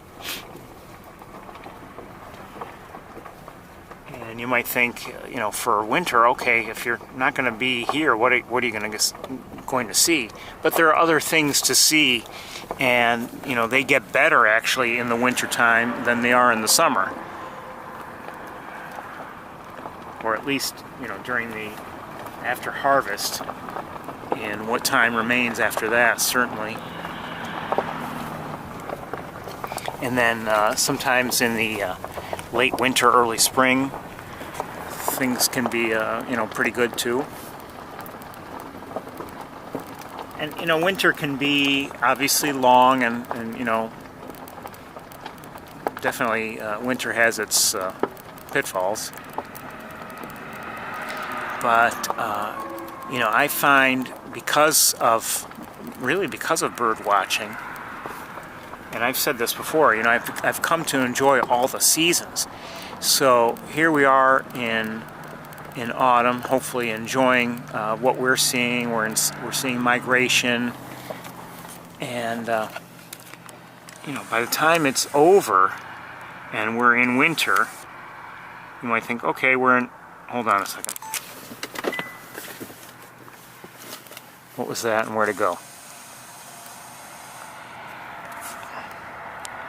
I don't see it now.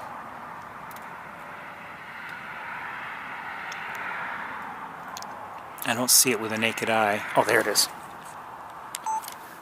Wait.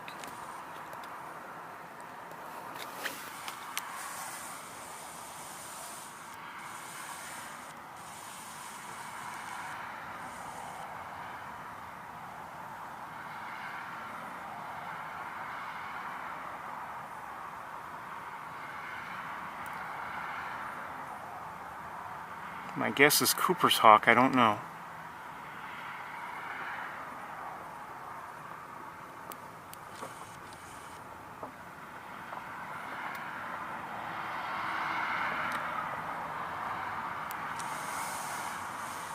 Shoot, autofocus, come on. Where'd you go?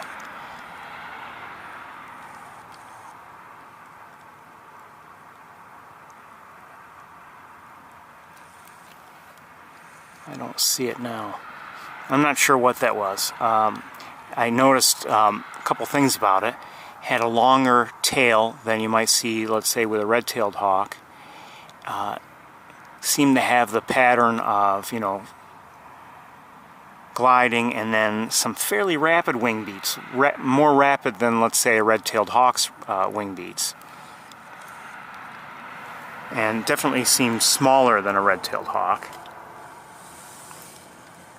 I don't believe it was flying like a northern harrier would.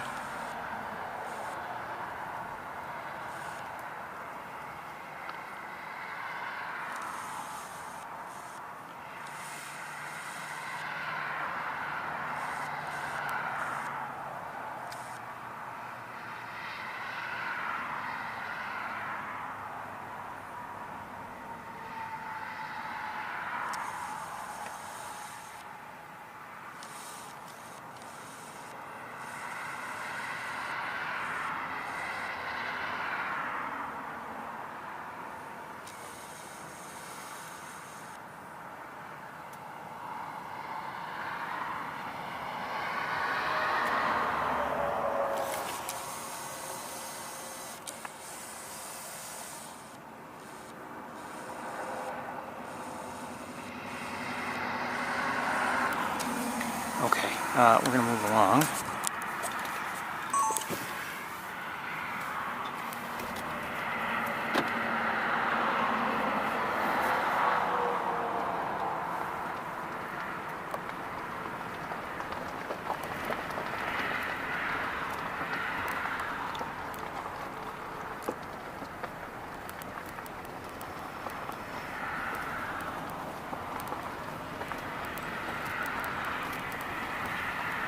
Just hold up 1 second here.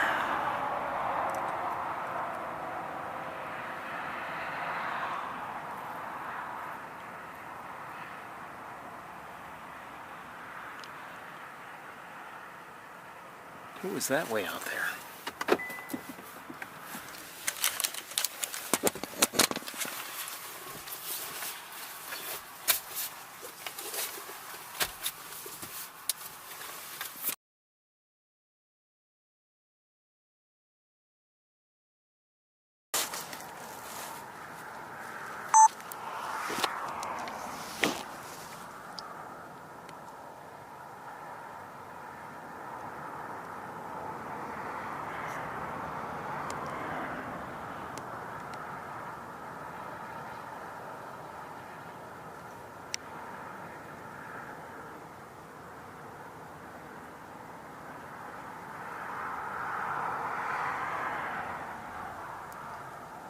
Well, things are misleading. I thought it was, well, I don't know, maybe not.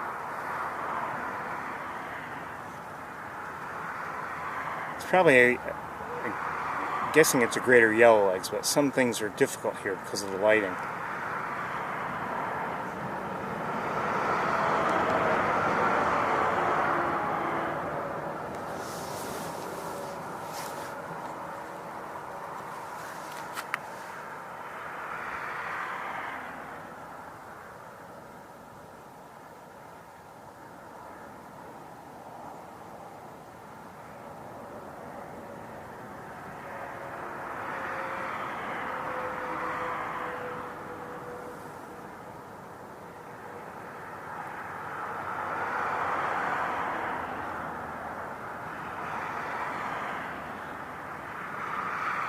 And we're dealing with heat shimmer also, that's not helping. I'm going to lighten it up so I can see maybe a little better. No, it's not helping.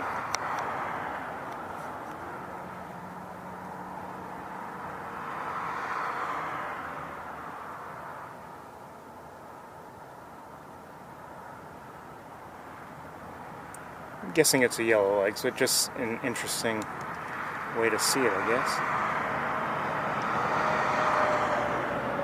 Legs look long. It's in some ways it almost looks like it's in the water and there's a reflection off the water, and then in other ways it looks like it's actually on that dirt or whatever log.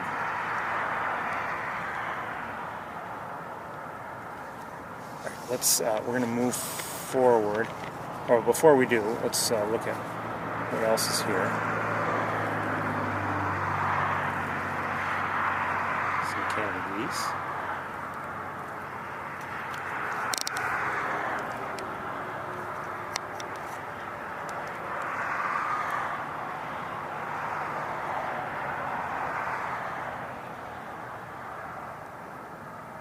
Not sure.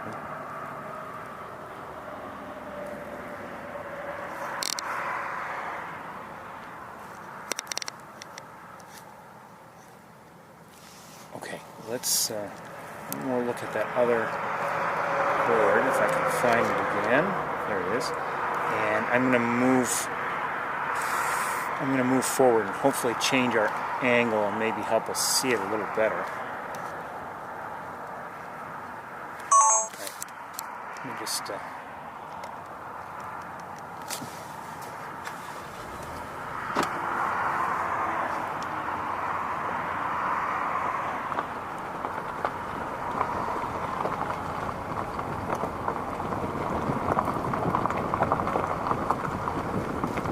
don't know if I can go too much farther without losing it due to vegetation. So let's try looking at it from here. Wish we could have driven a little farther.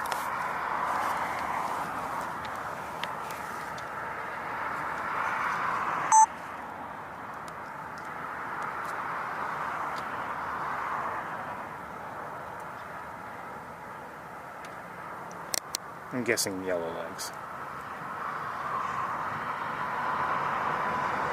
I'm pretty sure. Okay. Let's move on.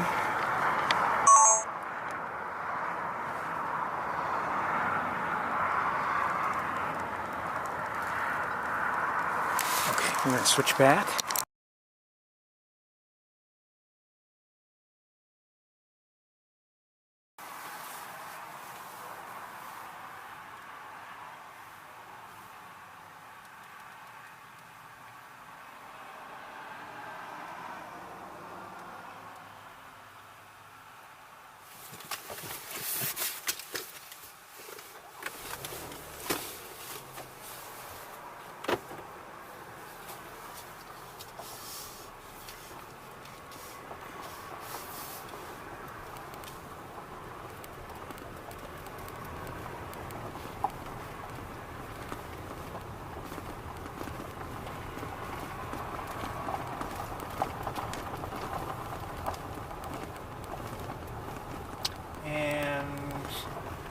Like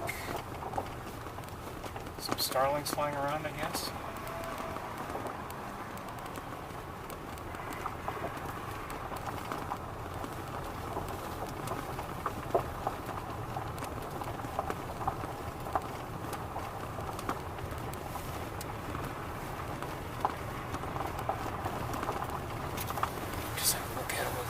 Just 1 second.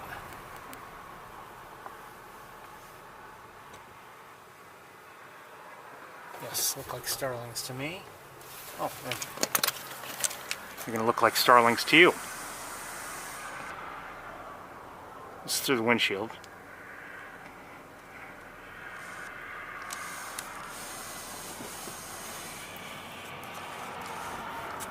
That's not all of them. Some are on the other side of the road.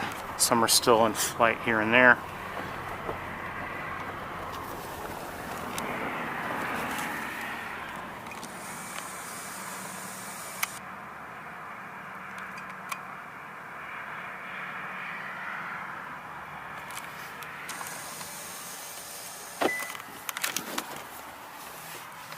Hold on a second. Wait, look at them.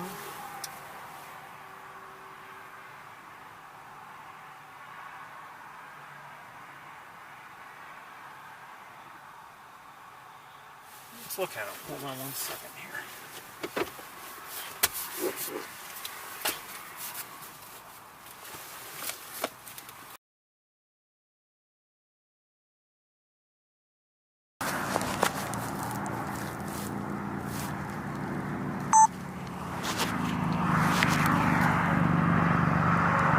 Probably more yellow eggs.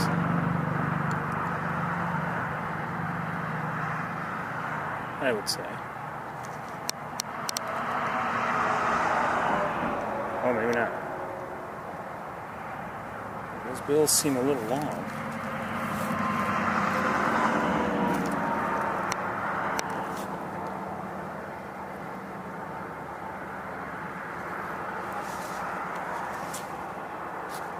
Trying to get it steady.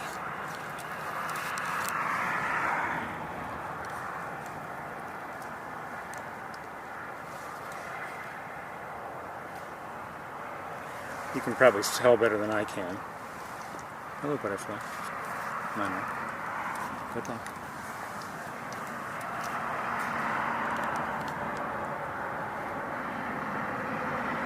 Oh, I don't know. Maybe not.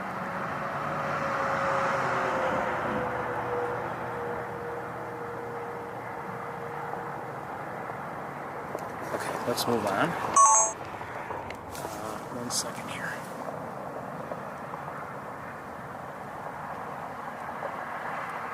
Okay, let's move along. Two things I thought might be ducks are not ducks. They're just nothing.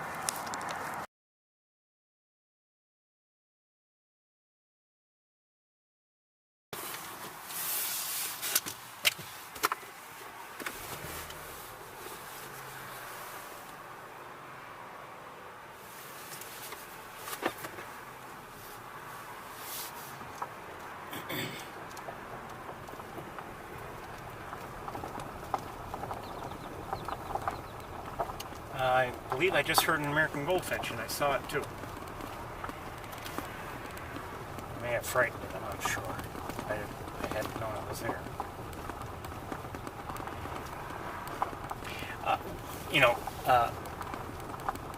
Returning to the subject of the Melissa Grew live stream that I shared with everybody on Tuesday, and that I've been speaking about today.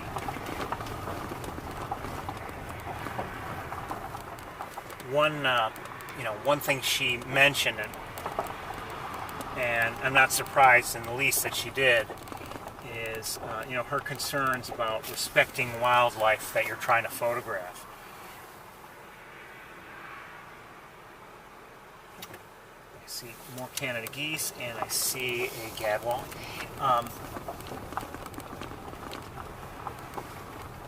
It doesn't surprise me at all that she. Hold on a second. I don't know what I'm seeing.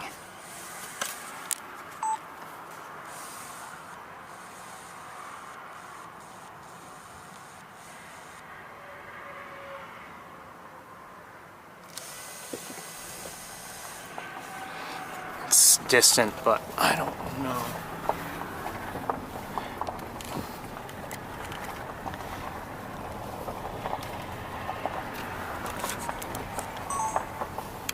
May have been a flock of starlings. I'm not sure. If it was a large one. But I don't know. Something about it. Speaking of starlings, we've got starlings now on the road ahead of us.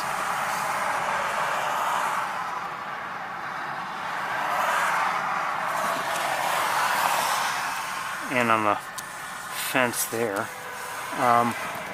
That, whatever it is in the distance, I suspect they're starlings. See if maybe we can get a look at it. It won't be close. Anyway, she spoke about the need to respect wildlife, and like I said, that doesn't surprise me. And I think she's been a strong advocate of efforts to respect it when taking photographs. There are some people who will try to bait their subject or call out to their subject with recorded bird vocalizations, whatever, and doesn't surprise me in the least that she spoke out against it. And I've seen some of her writings about that sort of thing, and when I had attended years ago a showing of one of her photos, I spoke with her briefly about it, and I could tell when I asked the question, and I don't remember exactly what my question was, or just maybe making note of something, it definitely got her attention. Or at least it seemed to. Sometimes, maybe you talk with someone, oh, your photos look great, and she's probably heard that many times before.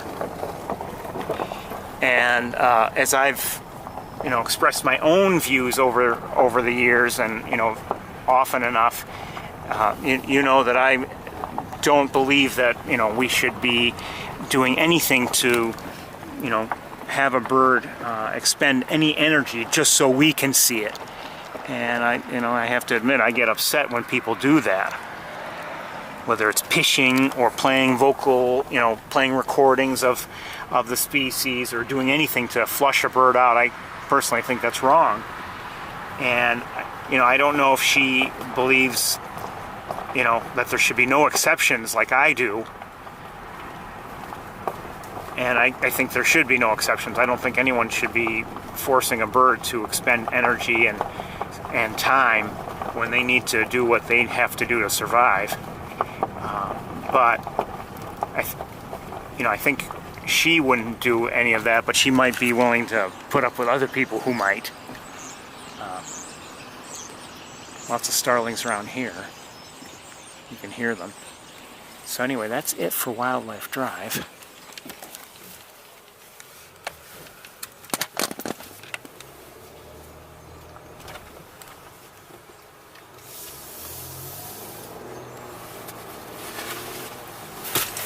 And when you get the feeling that when it comes to sensitivity of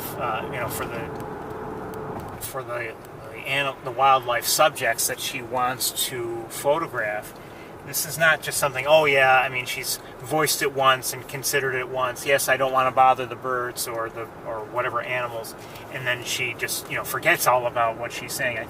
This seems like something she feels very strongly about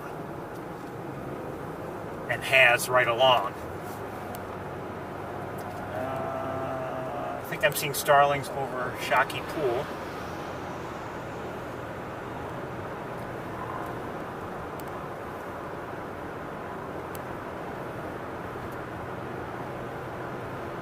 So it's 2:38 according to my car's clock, and I'm wondering where we should go, shouldn't go.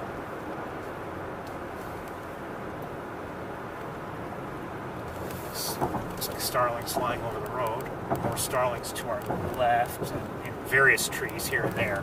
So I wouldn't be surprised if, there are a lot of starlings around. I would not be surprised if that large flock that I had seen and tried to share with you has all, found its way into these trees that are really all along here. That was a large flock. Let's, I may lose you here and there, but let's continue on and visit some of the areas where we went last week, including Armitage or Armitage Road,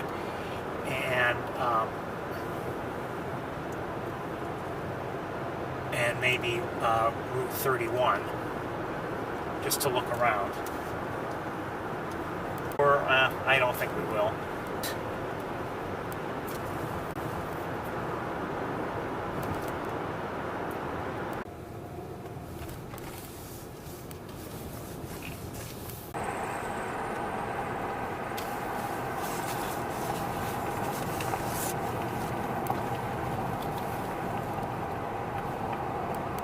I see no cars here right now, and in the distance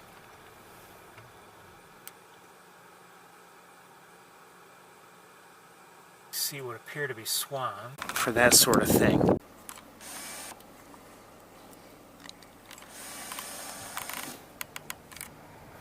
You know something? Let me show you. Oh, wait a minute. Who's that up there?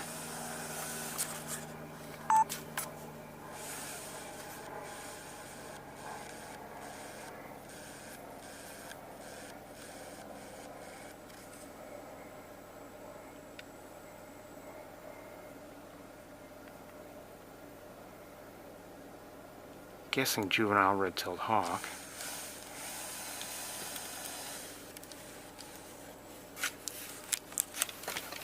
I'll set you down. Let me look with binoculars for a moment. 1 second.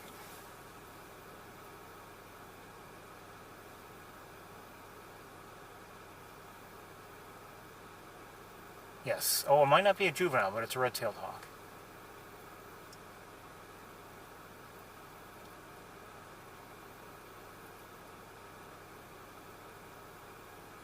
Definitely some red in the tail, and but I don't know. So hold on. Oops, we'll do that. Right, now let's take a look at that gull. At the gull? Yes, at the gull.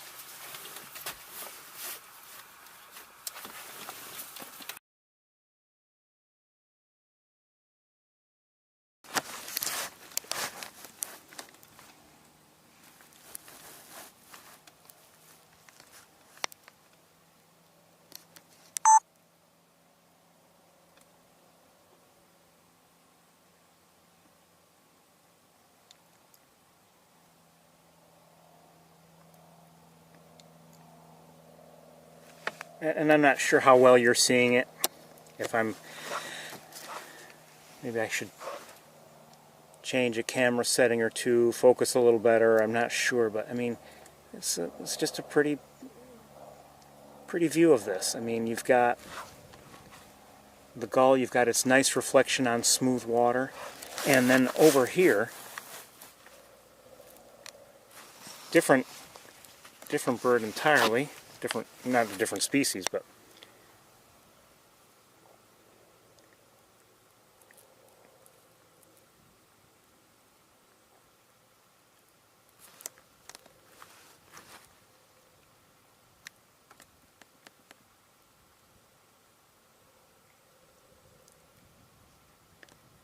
just the setting is what I'm talking about here.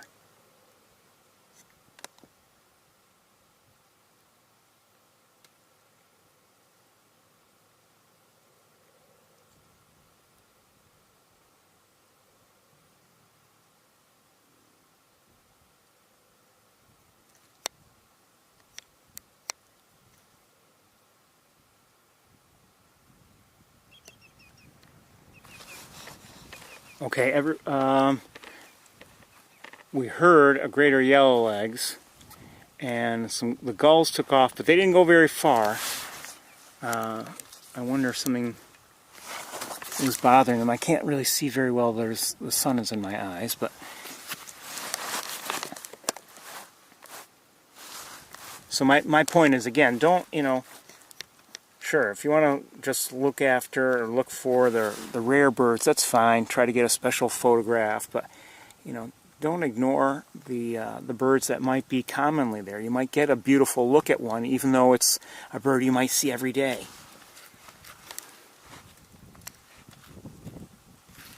Okay. I'm going to leave everything in place.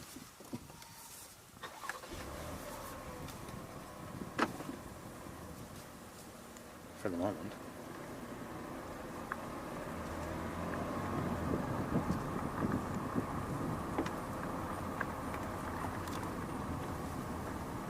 Maybe this was a mistake.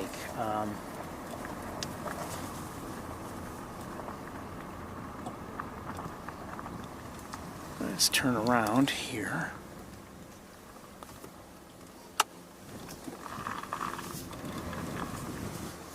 I have to say, this bridge that's, well, now it's behind us, being out might be inconvenient for some people, but it's kind of nice from our perspective.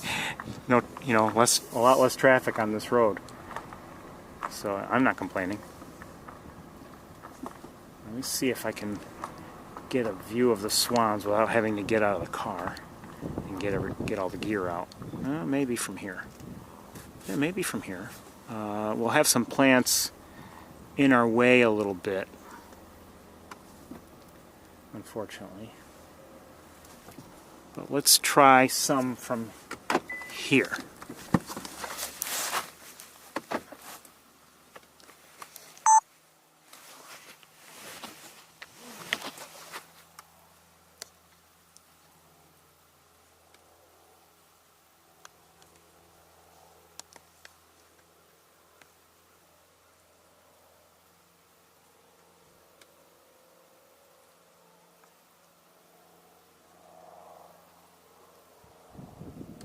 These are tundra swans.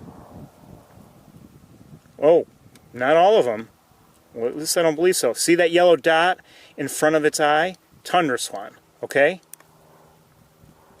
And then this one, I don't see that.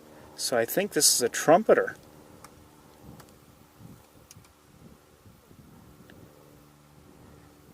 The trumpeter is a larger swan. Hearing a little bit of vocalization, I think, from the tundras.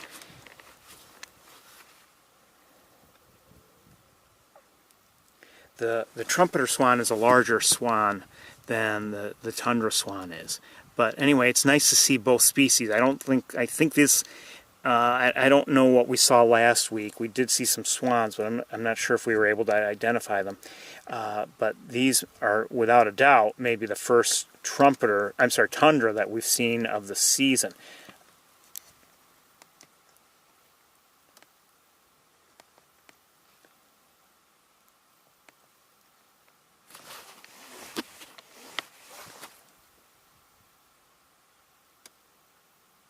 They're not very close, so we can only get so good a view, but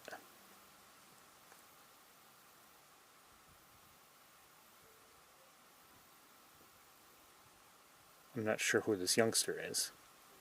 If I had to guess, probably a tundra as well. But maybe not. Oh, I don't know.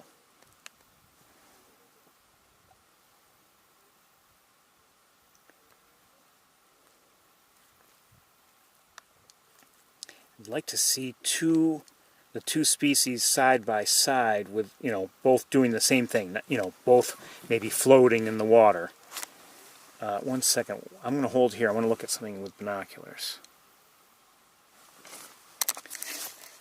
And what I wanted to look at with binoculars is over here.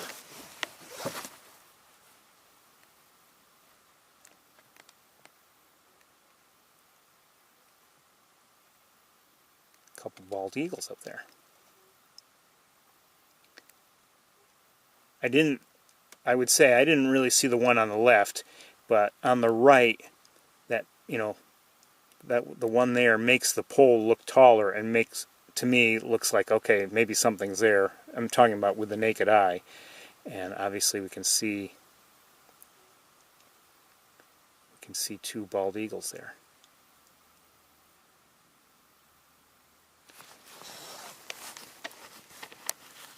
So back here,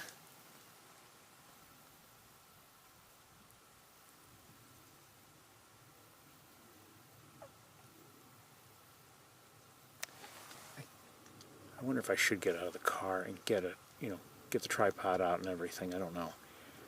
Maybe not.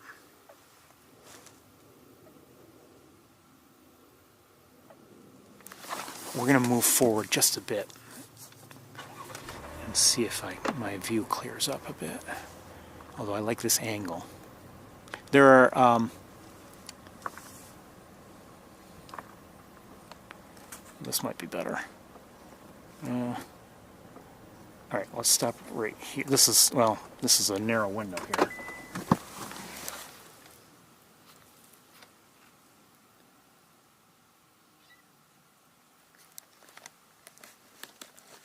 It's not just 2 or 3 swans. I mean, there are a fair number of them, and including over here.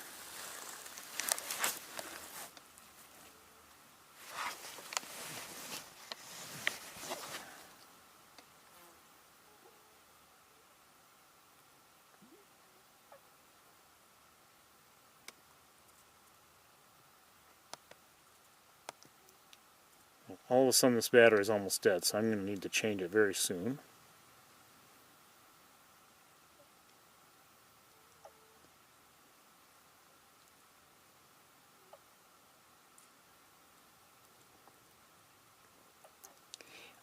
It's just to watch swans. They're just so beautiful and they can be so peaceful. Especially, and the water's calm. Last week we were here and it was windy. Not today. A little bit of a breeze, but not so bad.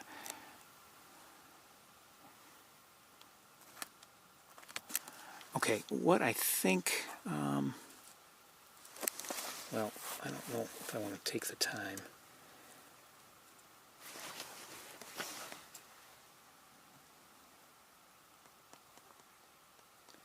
And I don't want to disturb them either, so maybe we'll just stay in the car.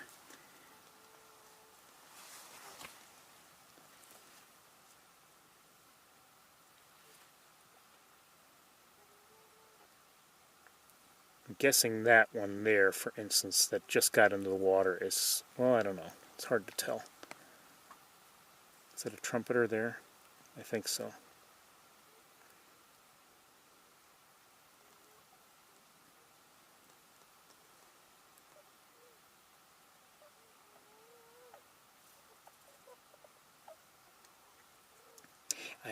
I've shared with you before,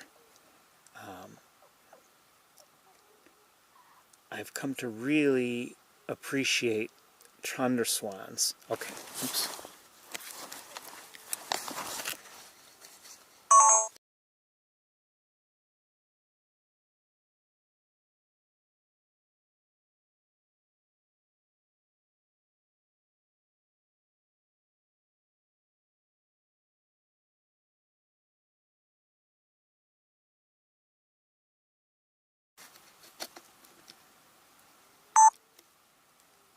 I've come to really appreciate tundra swans, and quite honestly, it's because of being able to see them on Cayuga Lake when they've been in some of those areas closer to the shore and they're vocalizing, and I just enjoy hearing them. And I've just in the last couple years like I said, have come to really appreciate them.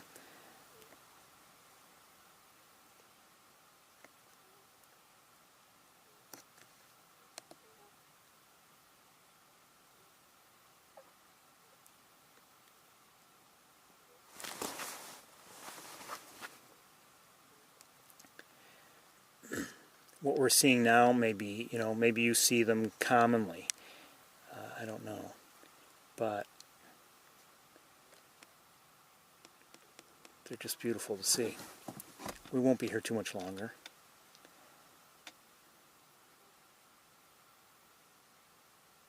One thing about this area, this water will most likely freeze over, and then all of a sudden, there's little or no activity here.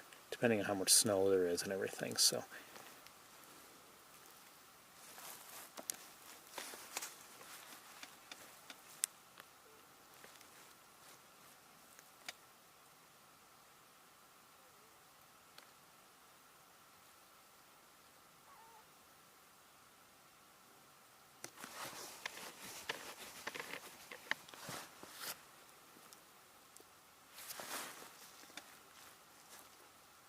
As I said, we're going to move along pretty soon.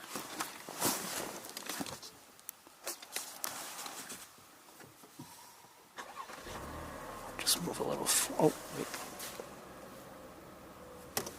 Oh, not yet.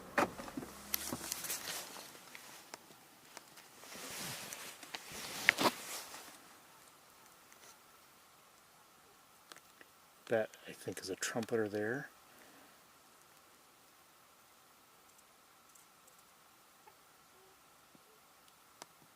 And I believe, if I'm not mistaken, this one's probably a tundra.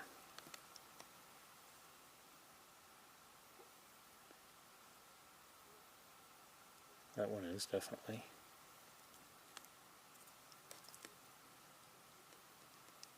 Mm-hmm.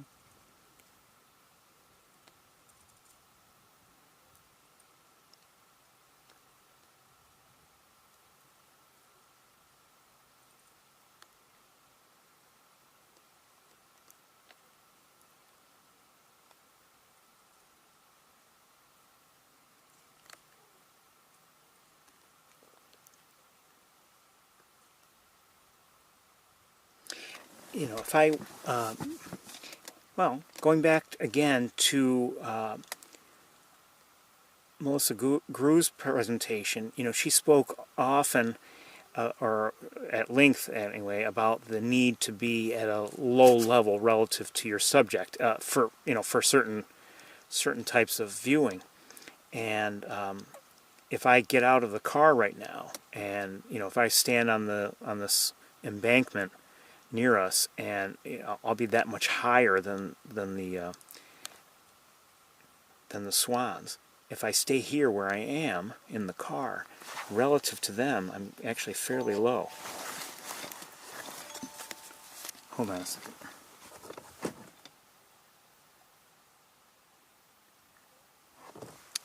I think I disagree.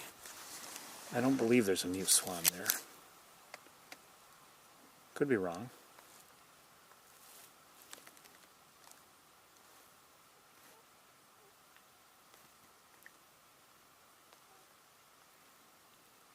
Maybe I missed it. There's a young one. Could that be a mute swan? A young swan with an orange bill?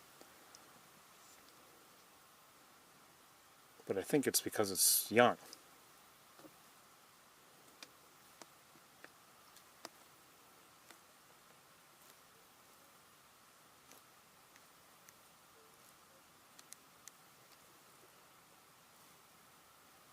Okay, now we've got vegetation starting to hinder our views. Hold on one second.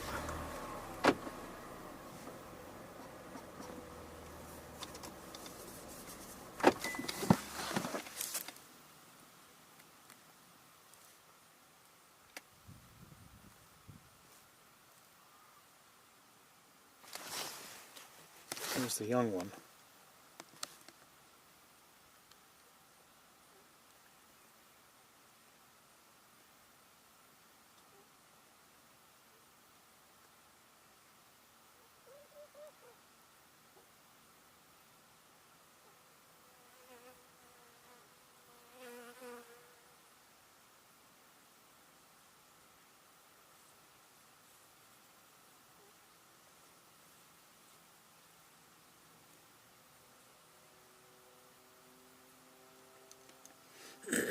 I'm highly doubtful that that's a mute swan.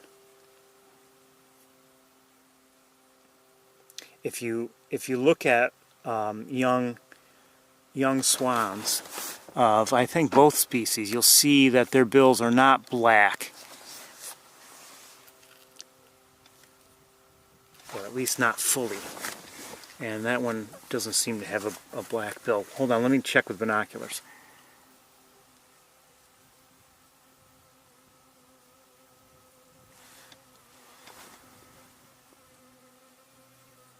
There's a bee in here. Excuse me.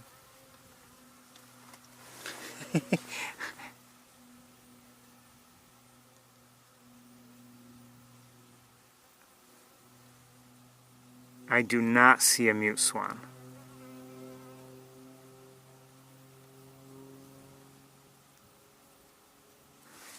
RC, I don't see a mute swan. At least I don't think I do.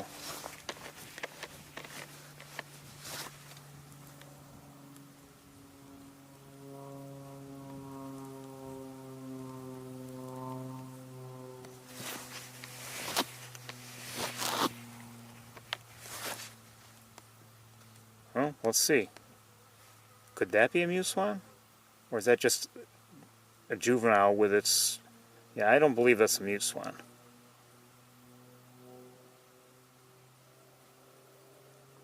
Could be wrong.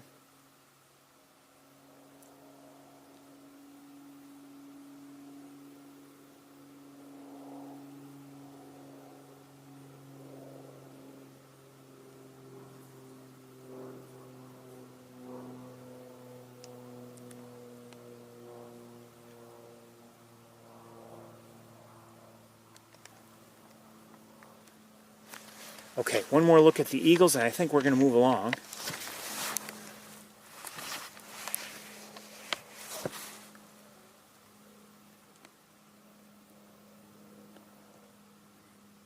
They don't even seem to be looking in this direction. Okay, anyway, this is a nice stop. I enjoyed it.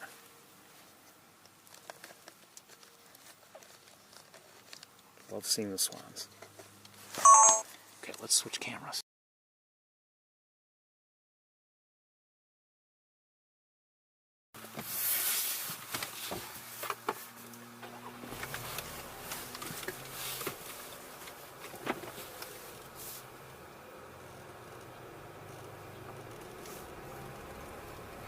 You know, last week when, and trumpeter swans, just, actually how does a mute swan differ from the other two? And that orange bill on an adult mute swan is really, for me anyway, the key. I'm sure there are other differences, but the easiest one for me is, is the orange bill. And with that, that one juvenile swan we just saw back there, I believe it, I'm not sure, but if I had to guess, it was a tundra, but I don't know.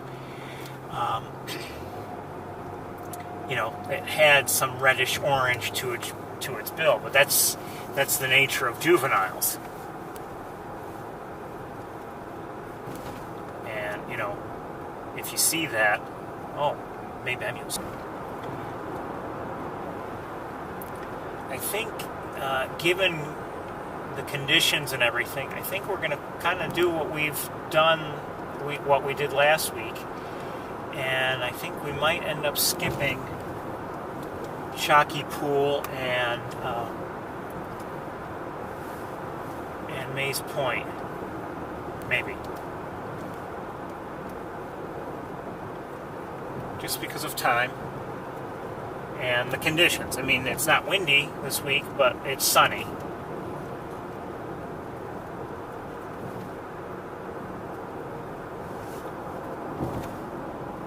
Now, do I see anything down there in the agricultural fields? Right now, I don't.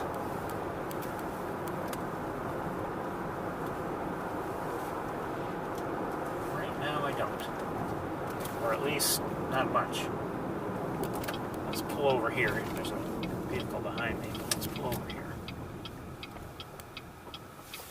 And I want to just take a quick look at binoculars.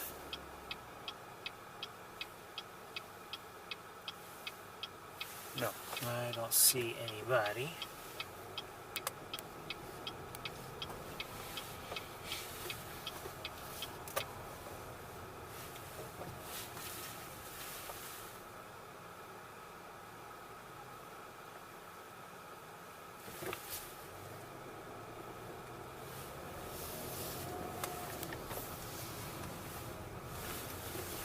Don't do this at home, kids.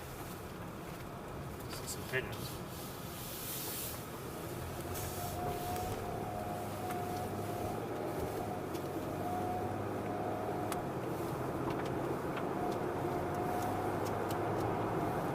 Last week we came down here and we ended up seeing sandhill cranes. Not today.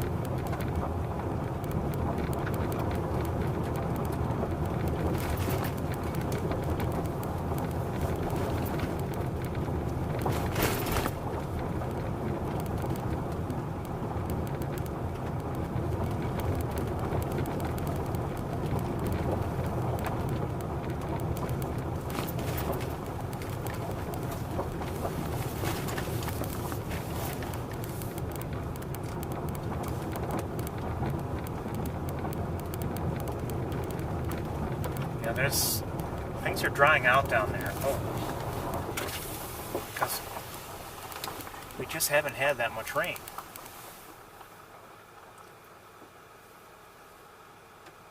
I do see a sandhill crane or two, and a fair number of Canada geese.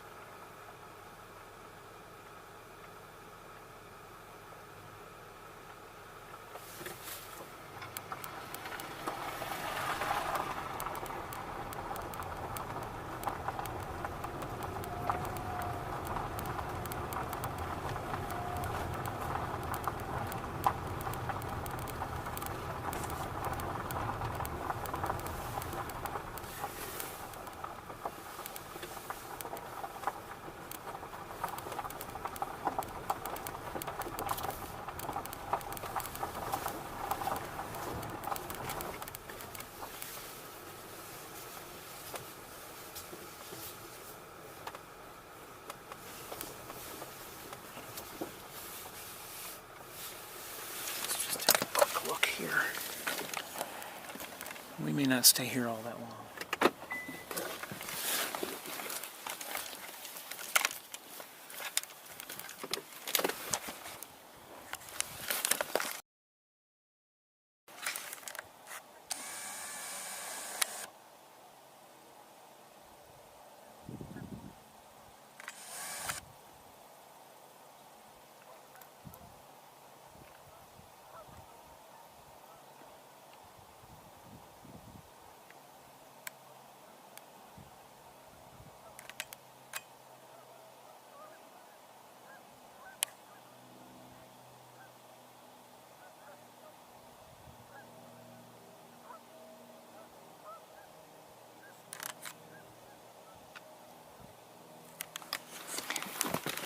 Hold on a second.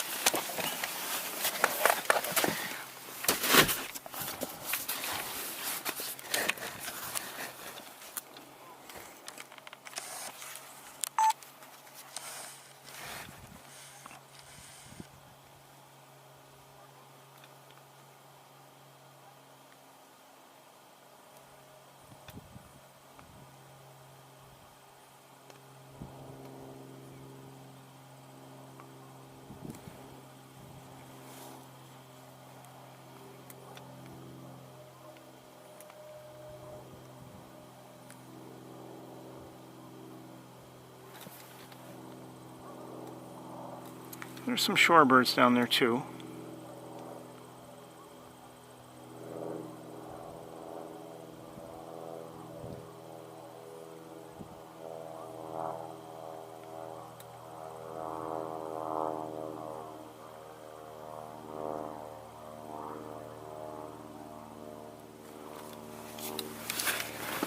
my shorebird ID skills aren't nearly good enough for me to tell you what those shorebirds were.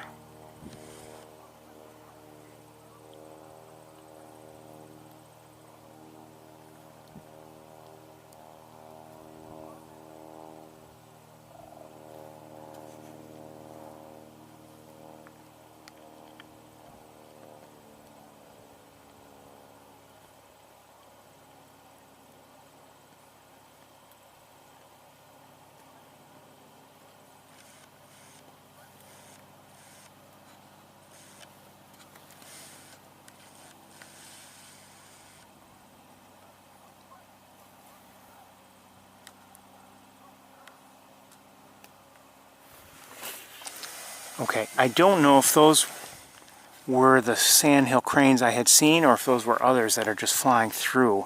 Hold on one second.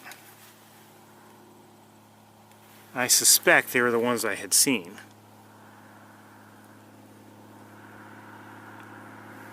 I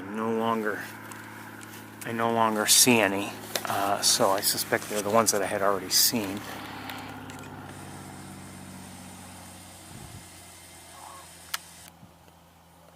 Crows. And what did I just hear? I'm still hearing sandhill cranes. Are they the ones, the same ones? Maybe, probably.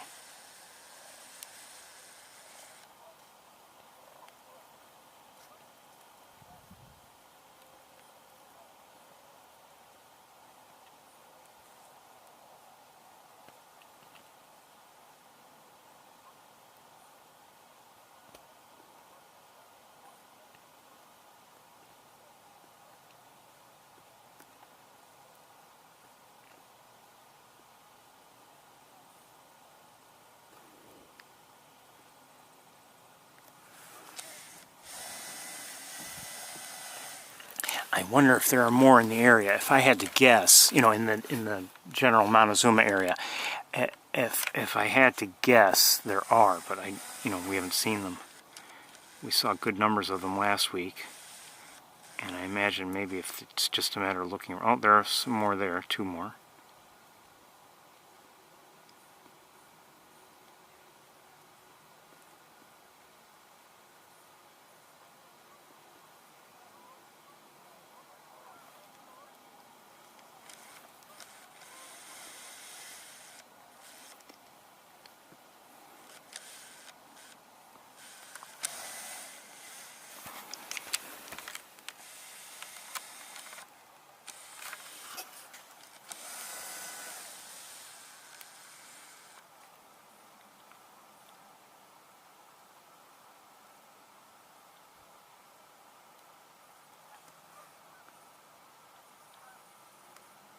I think we're going to move along. Just look around a little bit. Maybe we'll find the cranes somewhere convenient. Who knows?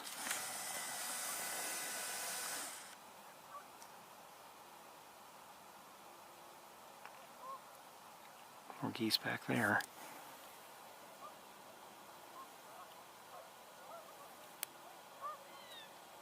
Just heard a blue jay. That's another species I think I did hear at Wildlife Drive before we started, blue jay. I think I did. Did I? I don't know. Alright, I think we're going to do a little bit of driving around. There's one area we didn't visit.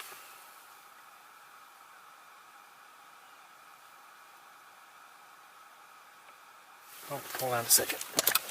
What did I just see? A couple things.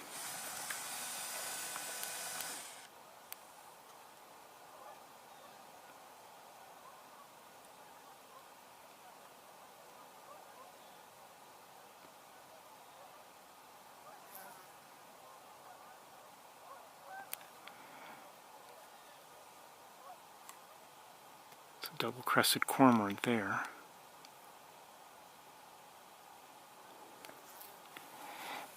And I don't know what those ducks were, unfortunately.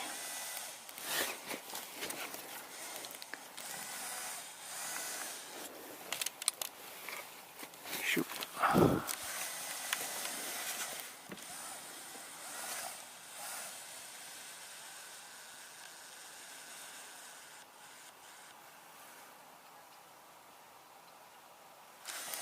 I think these may be red-winged blackbirds, or at least some of them might be. Some of them. Maybe. I don't know. You know what? I don't know. But I thought I heard a vocalization that would make me think that. Anyway.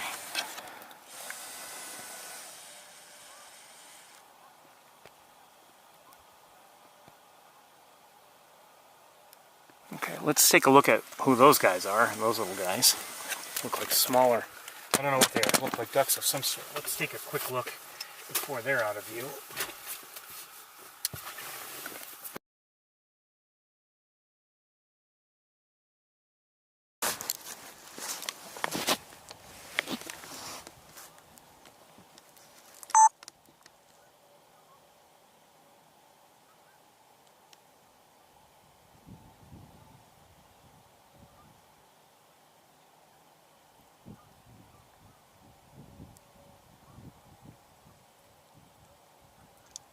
I'm thinking green-winged teals. I may be wrong, but that's my thought.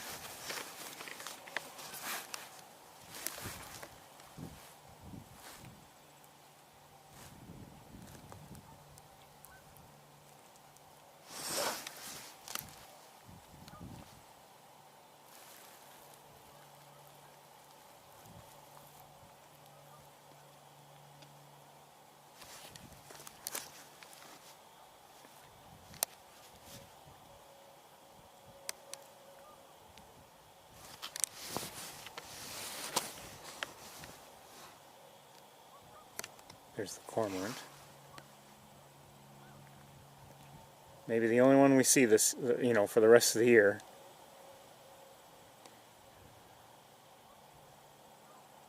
Never know. It's getting late in the year, so.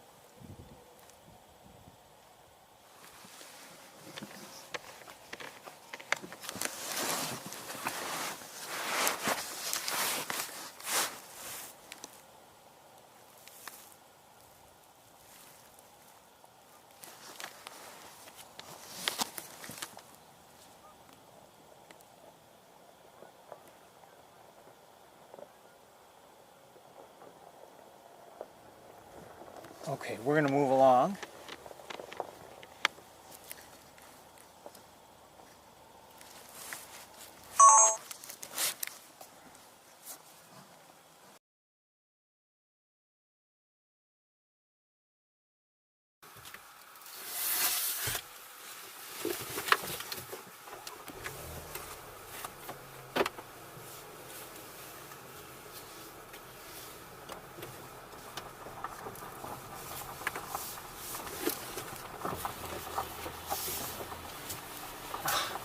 Did I turn the music on? No.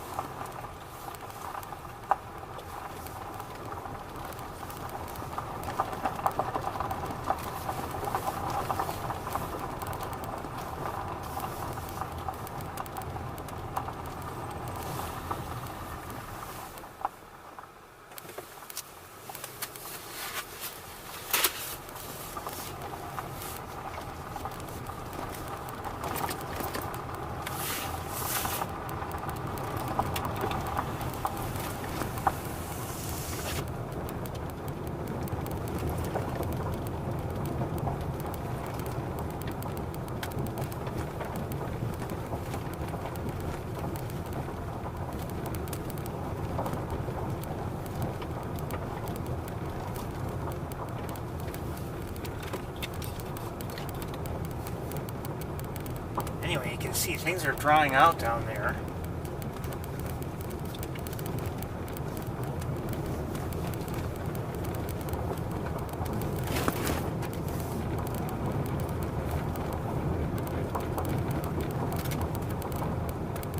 I don't know if I should be upset about that or okay with it. I don't know. I mean, it all depends. I guess I would want some, you want some water there. So it's convenient for birds who might be grazing either there or in maybe nearby fields to come and have a drink.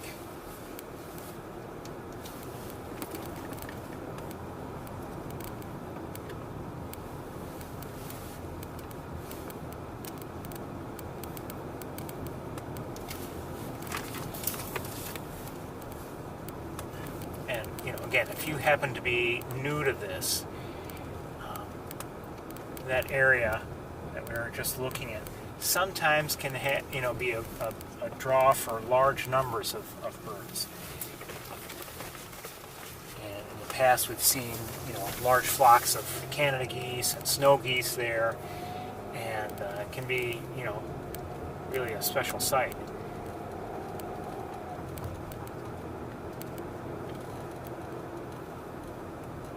I think we're going to do a little bit of looking around. So we're going to take a right again, and again, I may lose you here and there because of a poor signal, but I just want to look around just a little bit.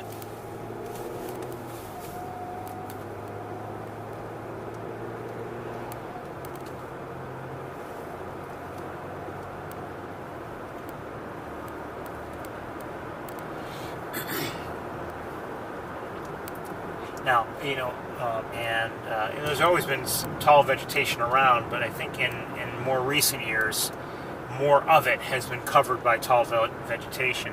And they don't do, as far as I know, there's no management of that marsh going on. There's no, human intervention into the water levels there. They are what they are. But we've had some dry summers. And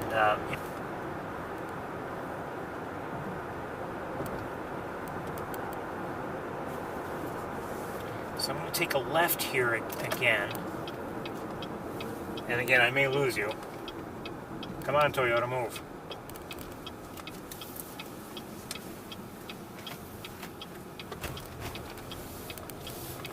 But we're not going to go where we were earlier, where we were watching the swans, for instance. We're going to take a right up here at the next intersection.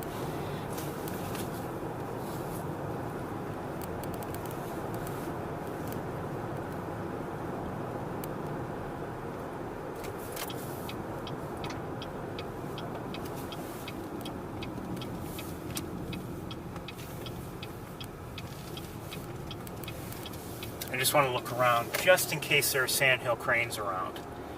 And we've seen them before in some of these areas, but so far, we only saw the 4 that we saw at Knox Marcellus.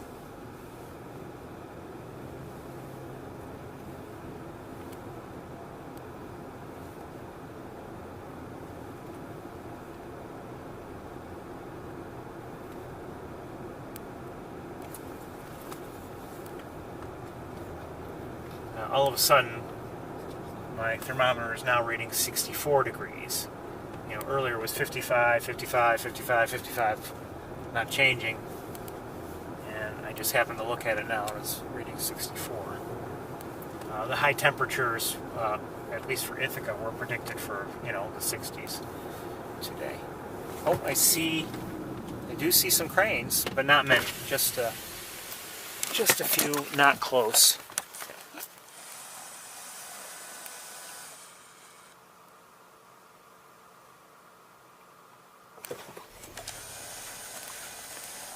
Okay, I think I want to turn around. Let's turn around out of sight.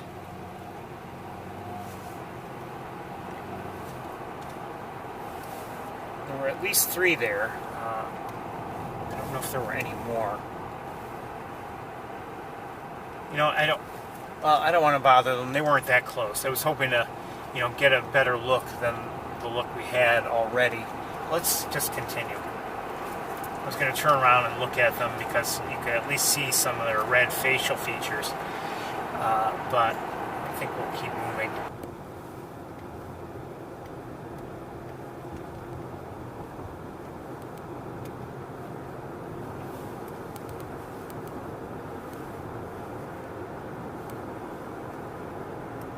A couple crows here and there.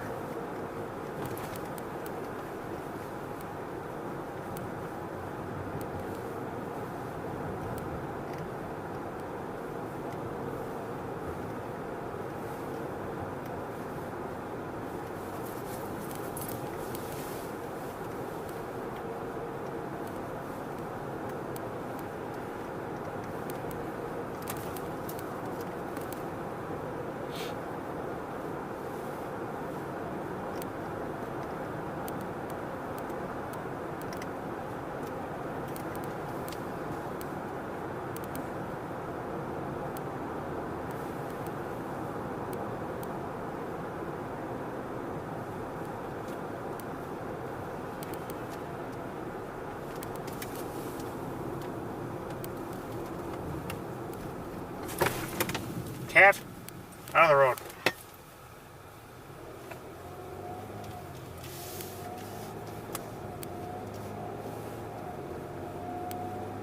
Didn't even look. Probably went to Cornell.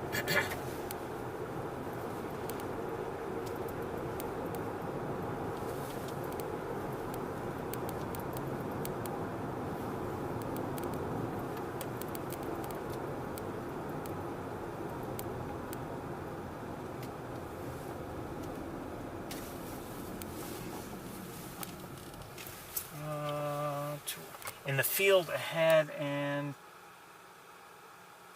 those are decoys. In the field to our ahead and to the left, cornfield, there are a few Canada Goose decoys.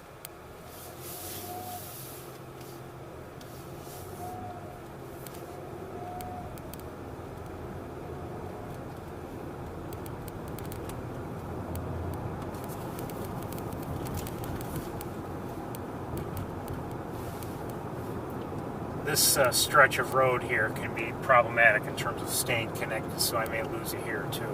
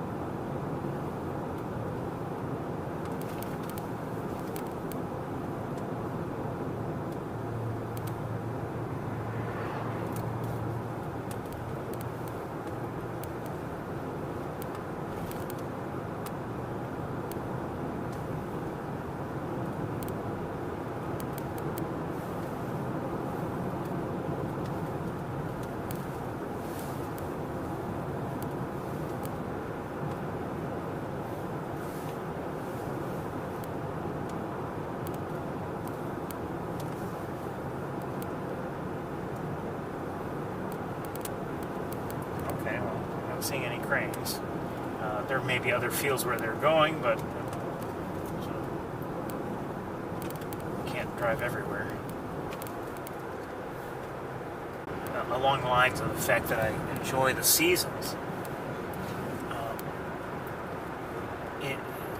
unless the winter is unusually long and severe, or just drawn out. I mean, sometimes it might not even be severe, but it's just a long, drawn-out winter. For me, I enjoy the autumn, and it leads into winter, but you start to see enjoyable things, winter species, and it's almost like before you know it, okay, it's time to start thinking about the birds, some of the birds migrating back. I mean, I'm not saying that winter's over in the blink of an eye, but it almost seems like it's, at least from a bird watching standpoint, not so bad.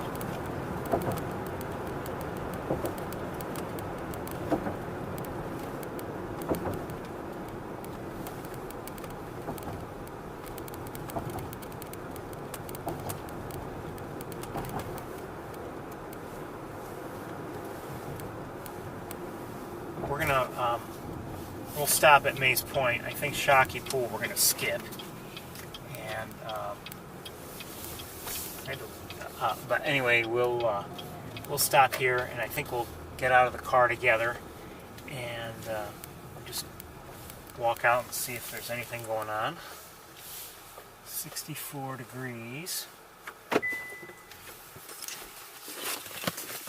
And this will more than likely, unless we hear something or hear of something, this will more than likely be our last stop up here. And I'll head back to Ithaca.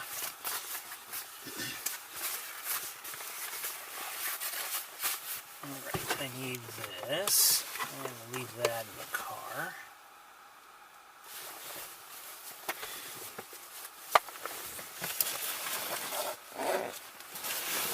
And we're just going to use the camera we're currently looking through. If we happen to see, and I'm kind of doubtful, if we happen to see anything really of interest that calls for it, we'll come back to the car and get the other camera. You know the drill.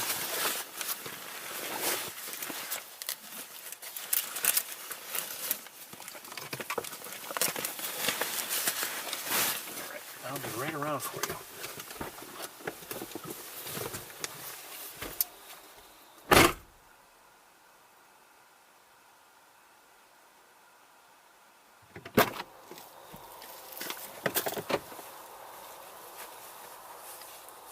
Here's some crickets.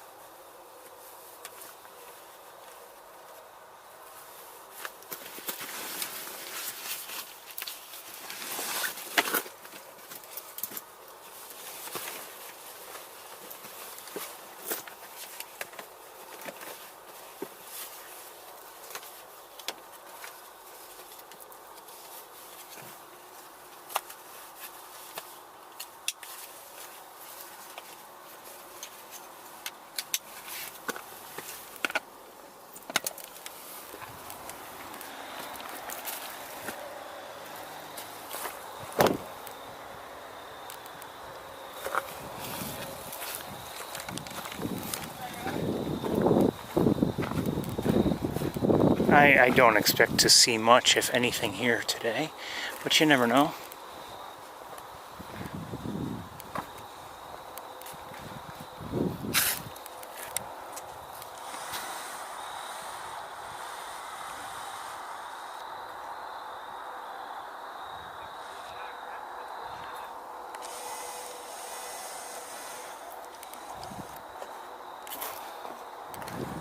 Sometimes maybe it's not birds you're going to end up seeing, but you see a nice shot from a wildlife, or I'm sorry, scenery perspective.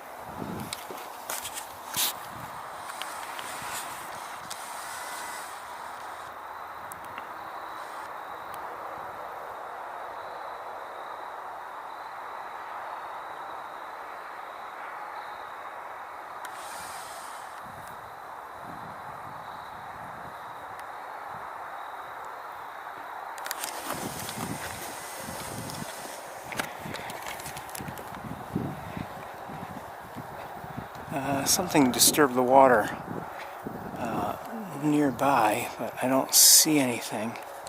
But I mean, I see the ripples. Did I just hear a Canada goose? Maybe. Maybe.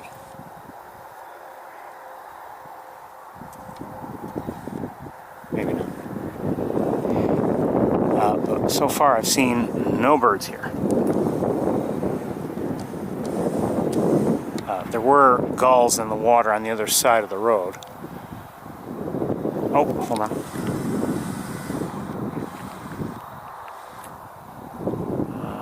I'm not sure what those were. Probably ducks, but I don't know.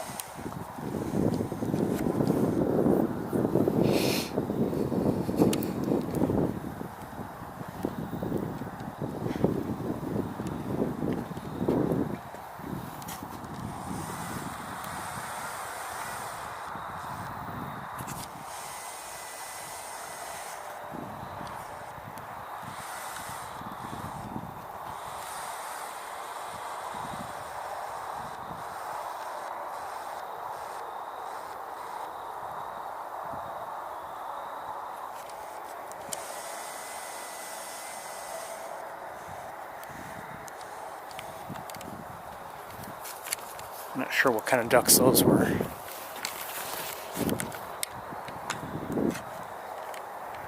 Well, not much here, so I don't want to waste your time.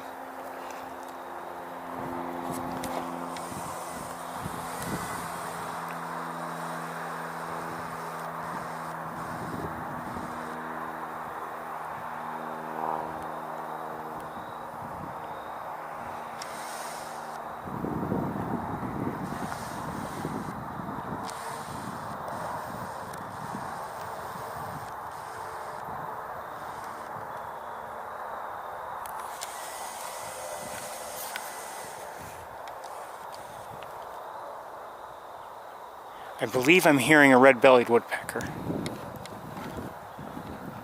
Not very, very close. Oh, maybe. I don't know. It's not too far away. Maybe a couple of them?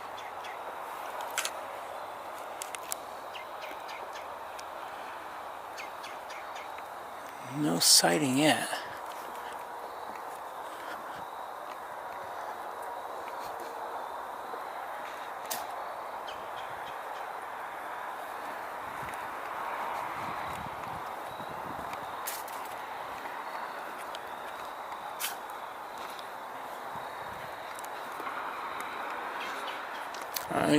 I'm guessing there are two of them, but I don't know.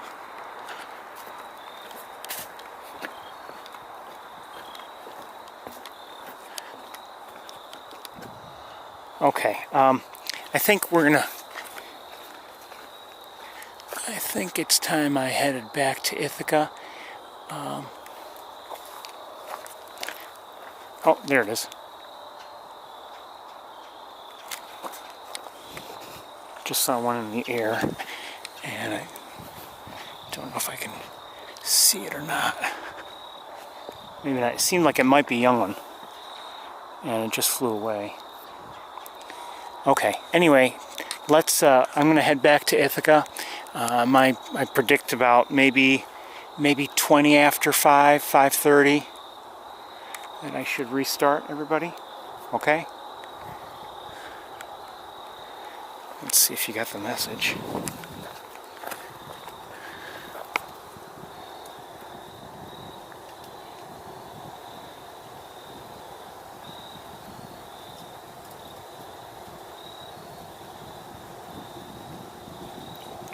Yeah, we're short on time, so I'm hopefully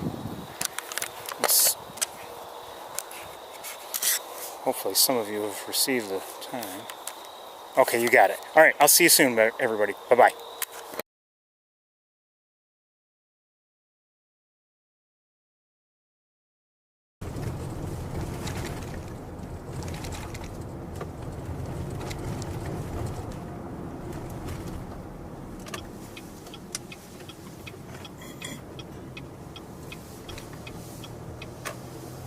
Hello, everybody.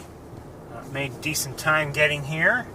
Welcome to the Cornell campus. It's 64 degrees. I know I'm starting early. I had given you a time of 5:30, but since I'm here, might as well get started looking.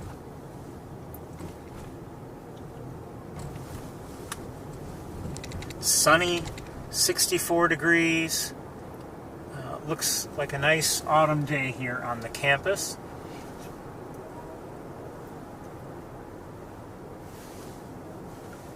Not as warm as last week, but not as windy either.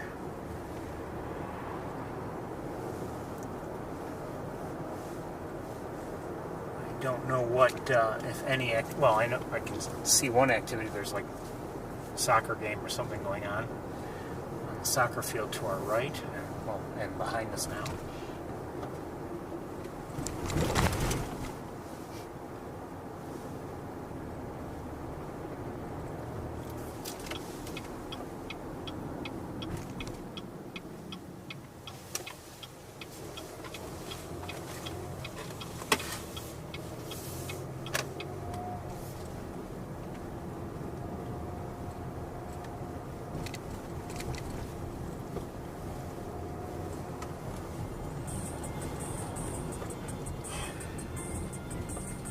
Hold on a second.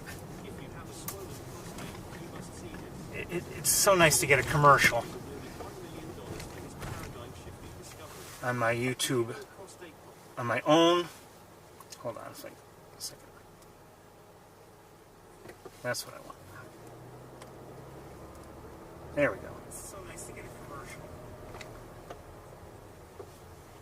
So, looks like we're up and running.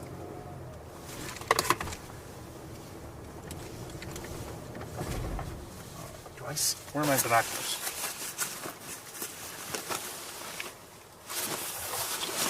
Uh-oh, where are they? I need them.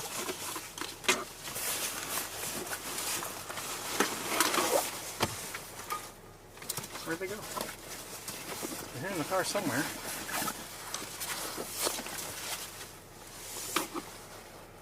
Oh, there they are.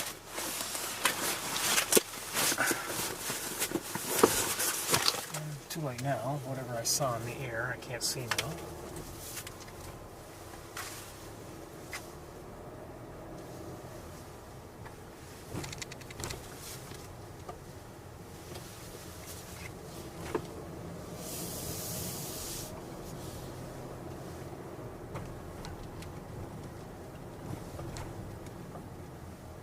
So my plan is pretty much the same as last week's.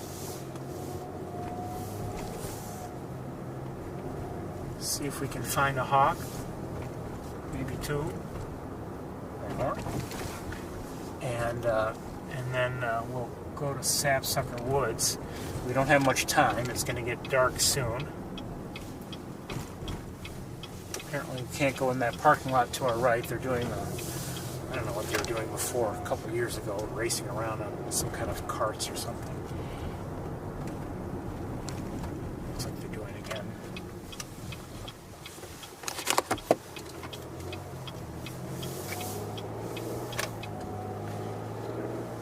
The sun is right in my eyes, both directly and as a reflection off of the very new pavement that we're on. Starlings.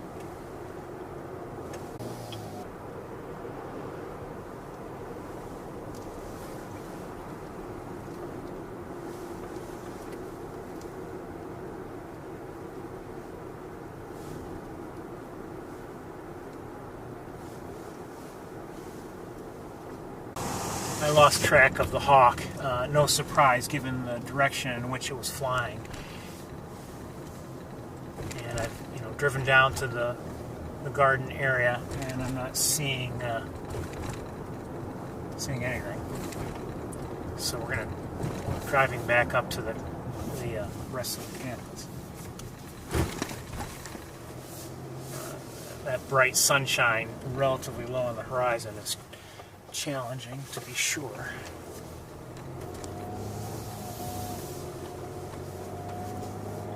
And I don't know if you what you've seen in terms of when you tuned in. If you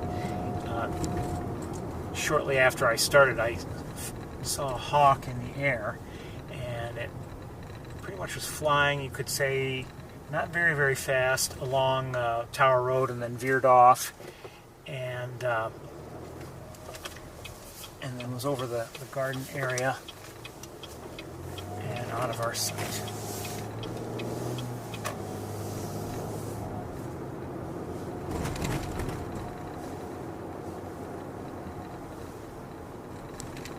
So my plan is, we're looking around here for a bit, and then I'd like to go to Sapsucker Woods. Probably not going to have... Oh, wait a minute. Oh, pigeon.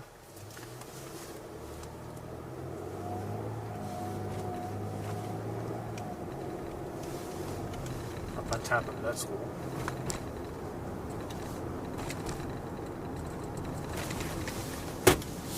Rattle would go away.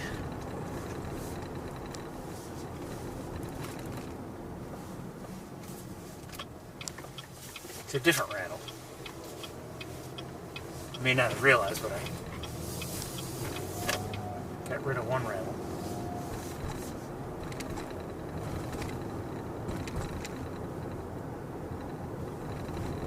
Actually, a few weeks ago.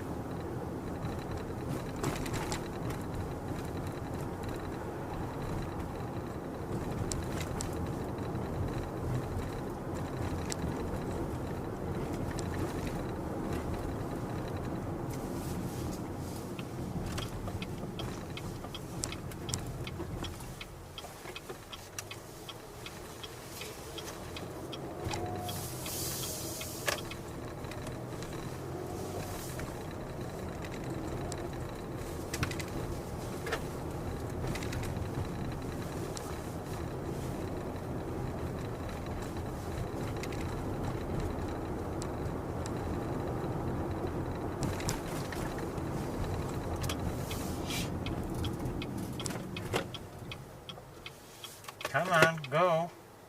Go. Go. Please.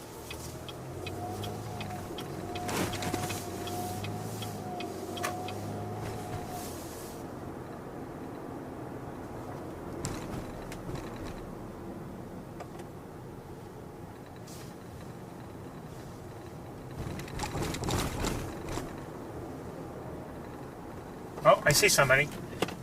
At least I think I do.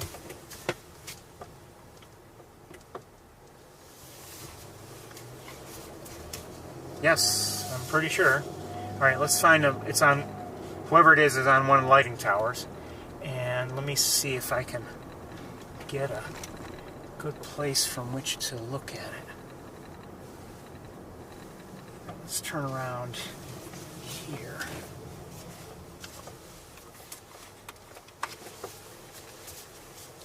Now the sun will be kind of well, not too badly. It won't be too badly backlit. And if I can just, yeah, this will be good. Good, good. All right, good.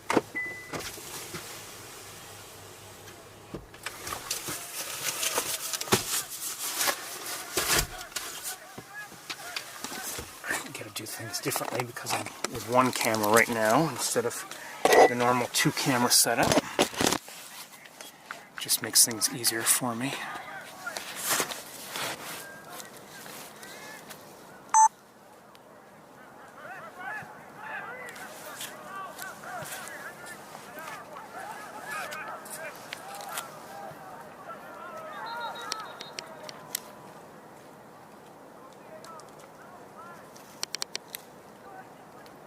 Oh, no wonder. Looks like big... Is that Big Red? Hello?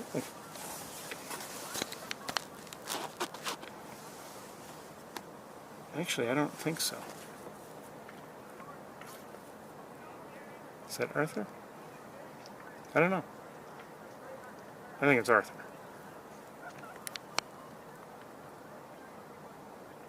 I don't know. Substitution, number 28, Orrit May.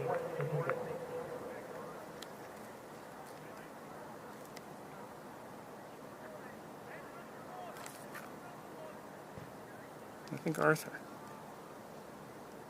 Although that band, you know, the belly coloring, is there more than... It almost looks like there's more than there used to be. I don't know.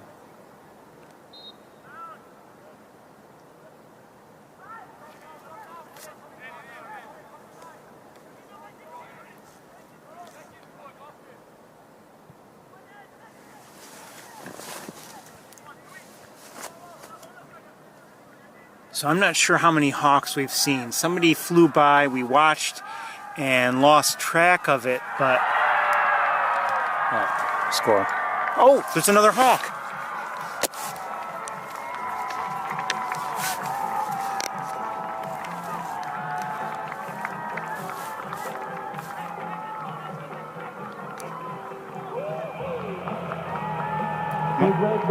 That's Big Red. Hold on a second. Let me back up just a bit.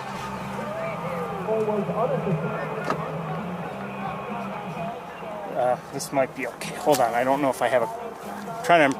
I have to look through... Yeah. Have to look through the fence. Let me move just a tiny bit more forward.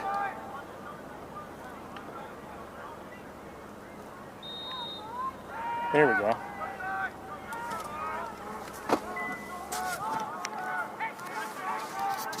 And I've got the sun right in my eyes. Good to see them both.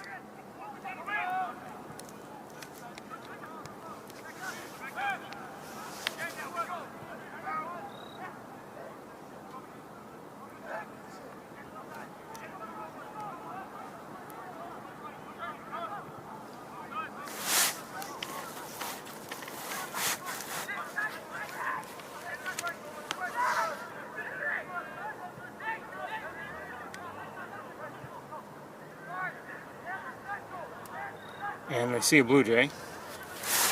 But wonderful to see them both. So I don't know whom it was that we had seen earlier. I'm guessing Arthur, but I don't know. Where'd she go?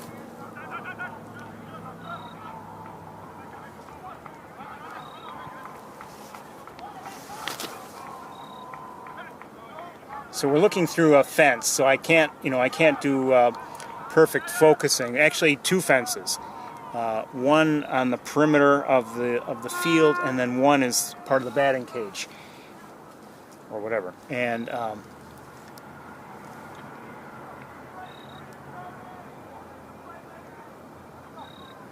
we saw him last week. We didn't see her. The week before we saw her. We didn't see him, or we might have seen him, but we weren't sure. And it's good to see them both.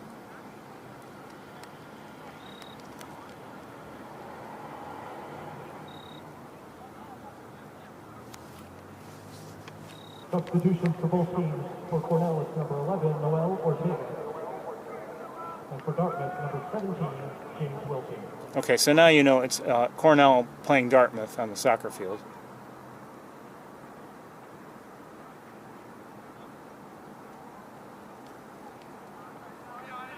Oops, hold on.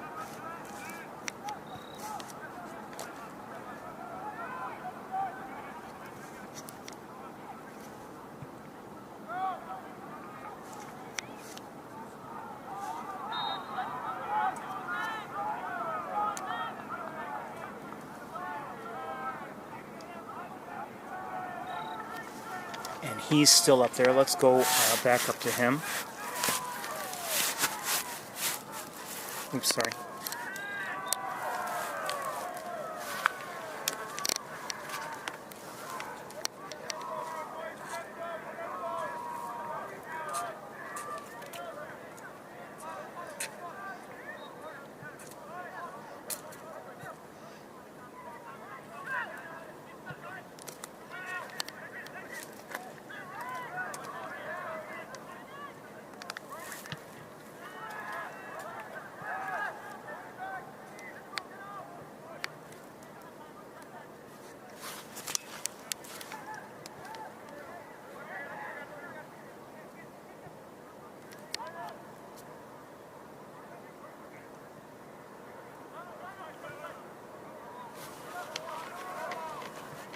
I hadn't realized when, first saw him that, she was right there.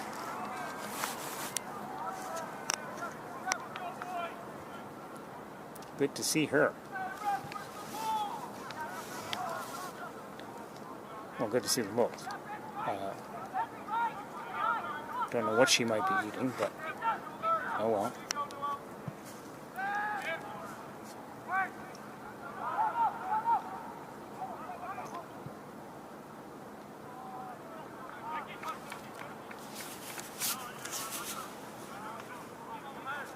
We're not going to watch too much longer, but it's nice to see them.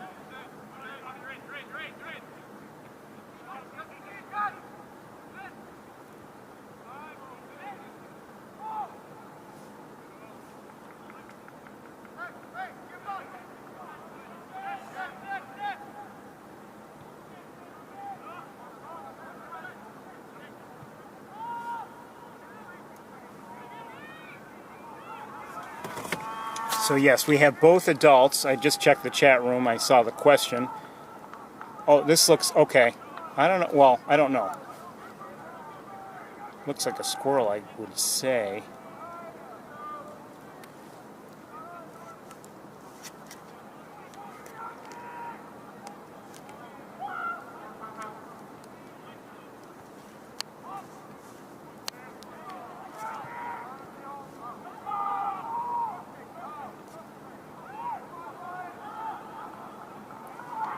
And we're watching Big Red. She's having a meal.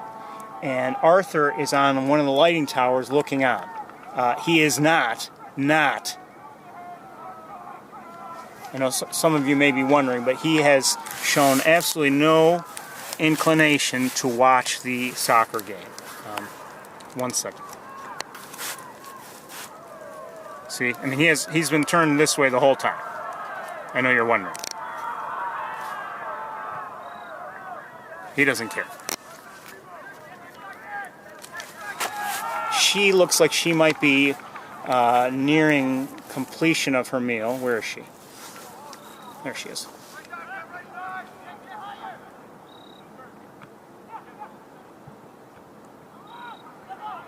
Well, there's still, I mean, she's, I don't know.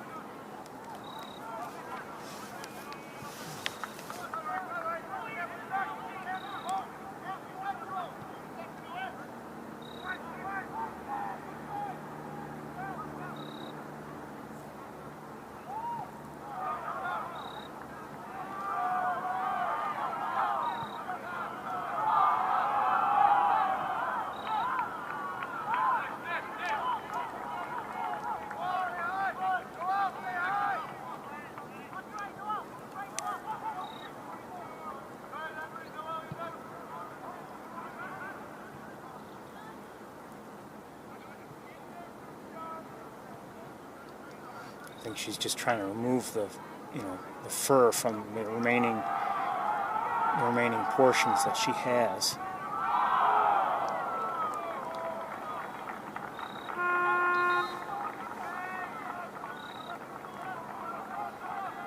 Oh, well, I don't know how much is left. There may be more than I realize. Substitution, number 31, Dakota Youngkin.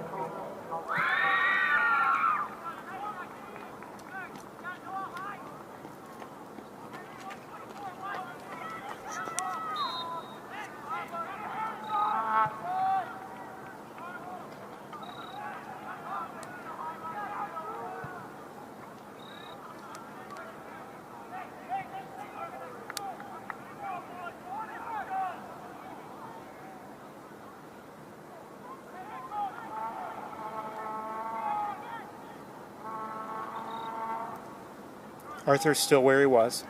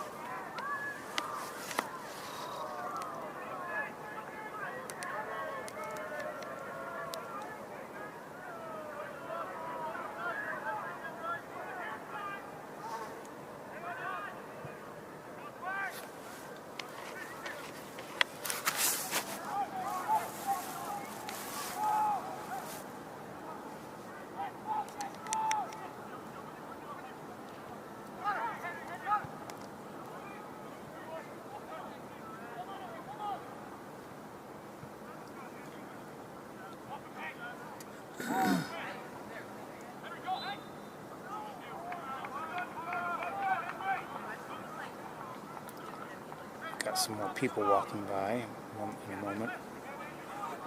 There were only like 900 of us. That is my neighborhood. Sorry. Hello. No problem.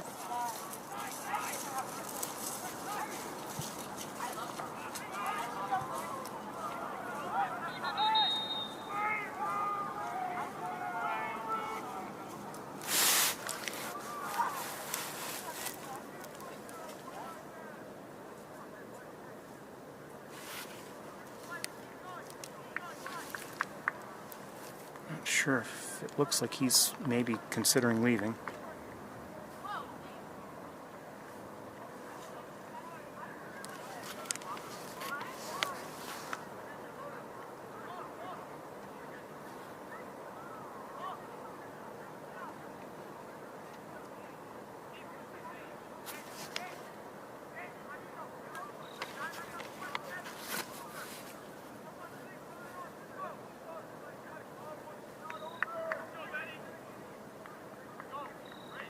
Dartmouth substitution, number 26, Eric Sopowicz.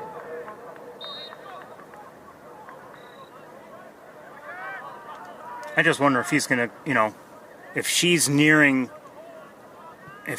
full, maybe he's going to come down and finish. I don't know.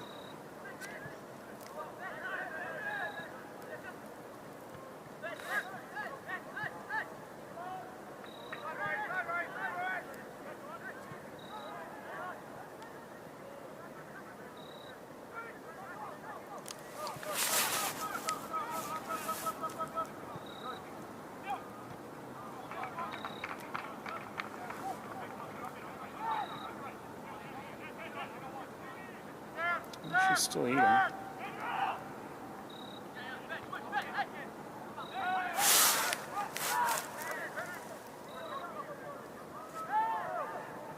We're just going to be here another minute or so, I think, a couple minutes, and then we've got to get to Sapsucker. I just wonder if something is going to happen.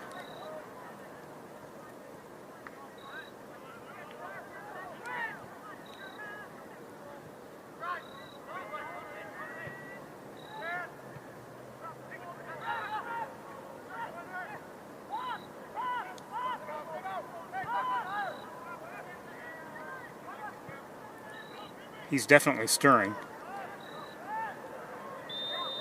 Don't know what he's going to do, but he's definitely stirring.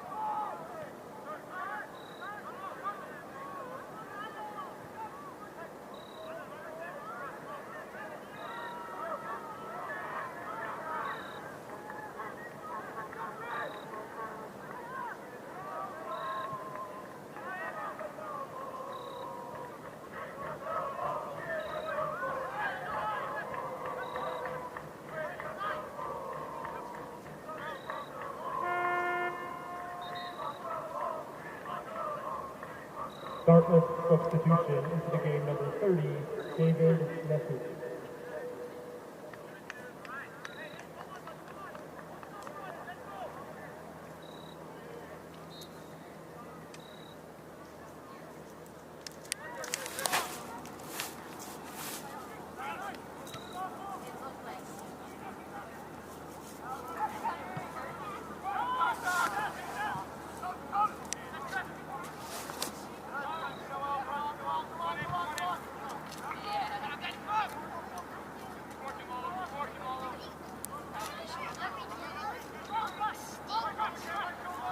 Oh, Arthur took off. I don't know where he is. Sorry. That's okay. But We'll pass through real quick. I don't know where Arthur went.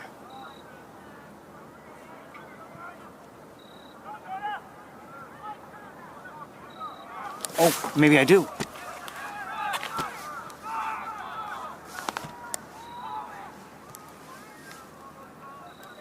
Wait, I don't know. Hold on, I've got to use my binoculars. Oh, that's a squirrel, and I just heard somebody. I've got crowd noise, but I think I just heard a red-tailed hawk call.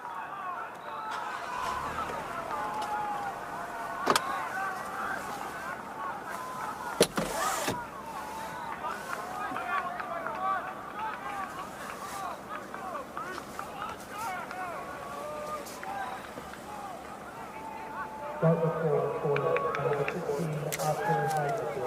Assistant number 28, Oren May.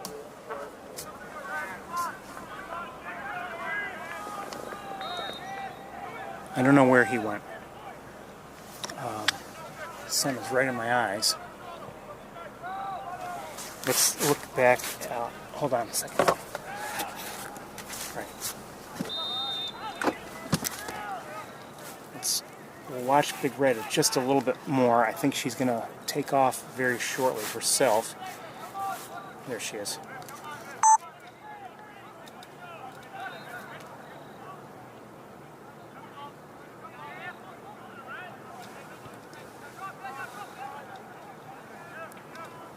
There she goes, and she's taking it. She took the prey with her.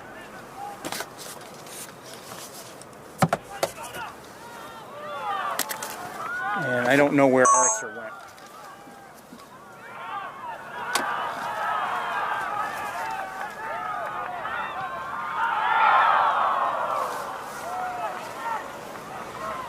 And I do know where she is. She's on the batting cage.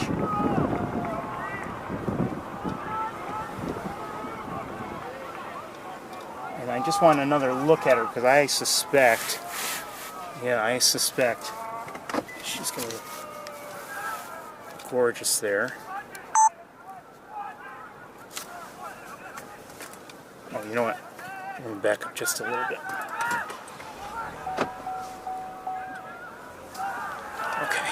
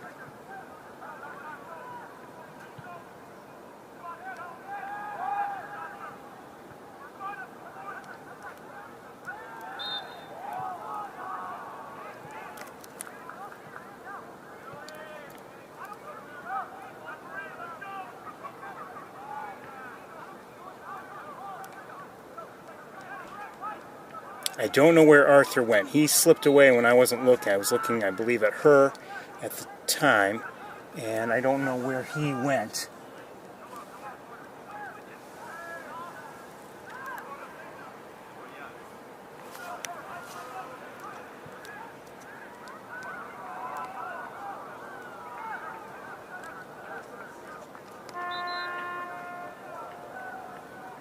Cornell substitution.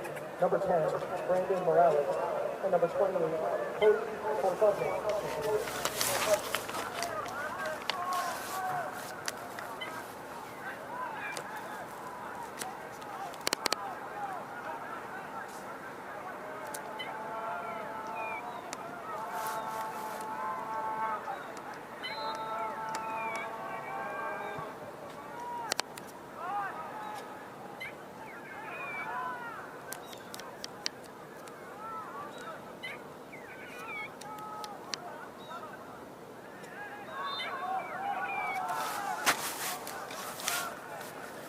A few more moments, and then we've got to get to the campus.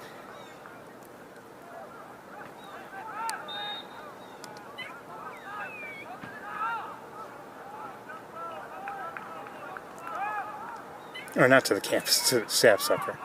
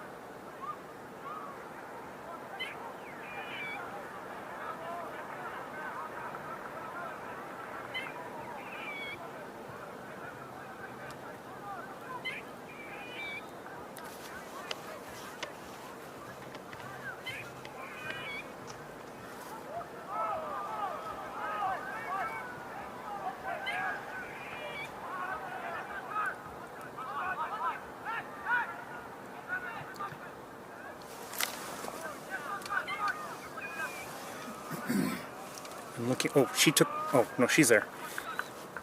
I'm just looking around a little bit, if I can, as best I can from here in the car. And I don't see Arthur.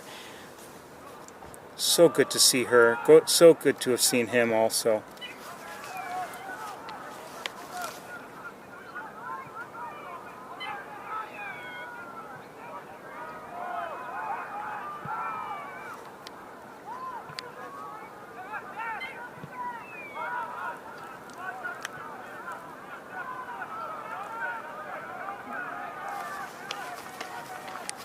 Okay, we're gonna move.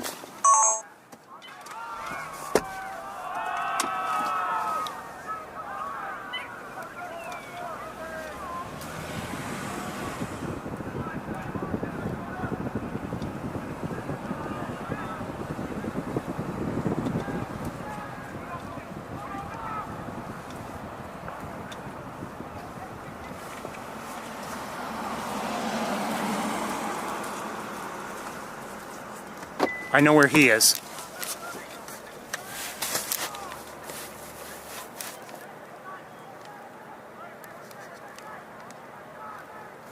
I know where he is. She's here. This is Big Red, and I believe, is that him up there?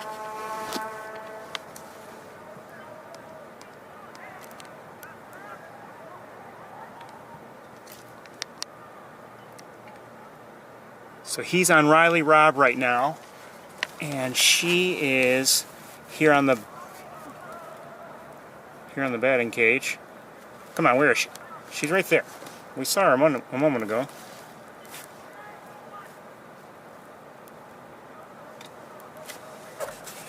I'm going to blame the sun being in my eyes, but it has nothing to do with it, really.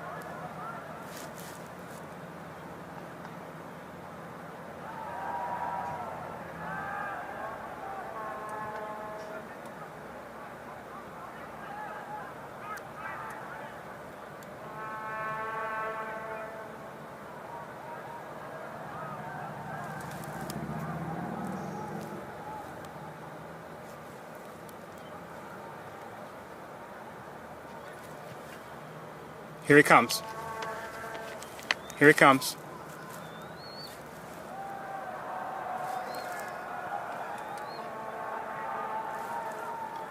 She went right back to it.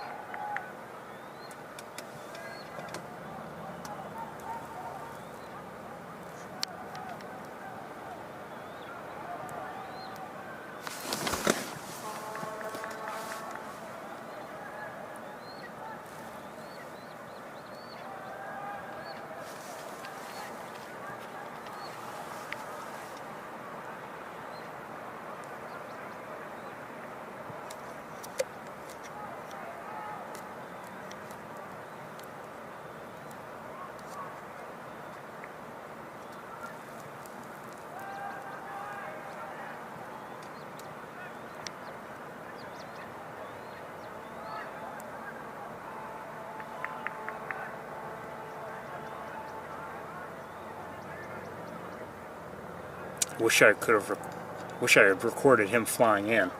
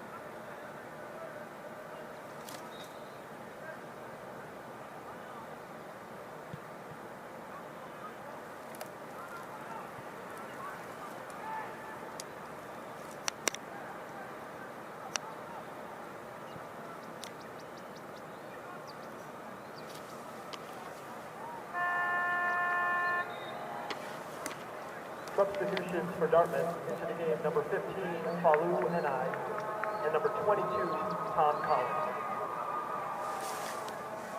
You know, she seems like she's eaten her fill, but she's not letting him. She's not letting him have it.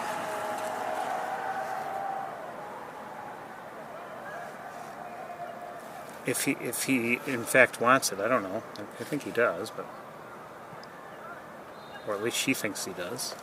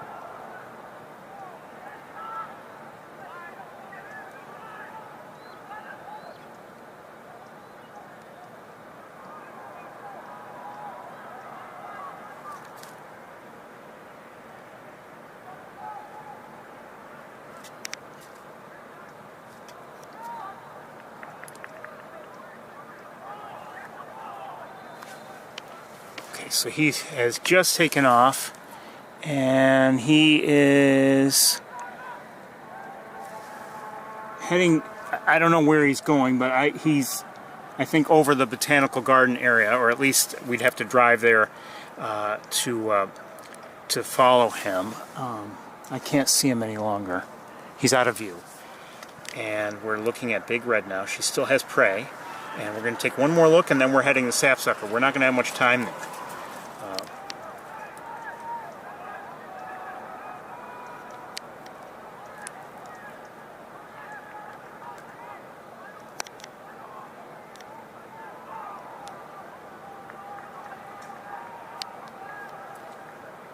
Camera's playing tricks on me here.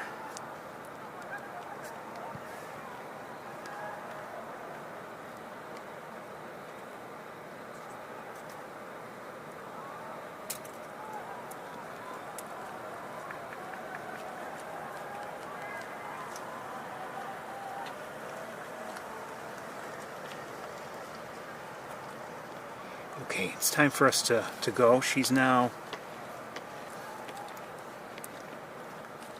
going to be in shadow.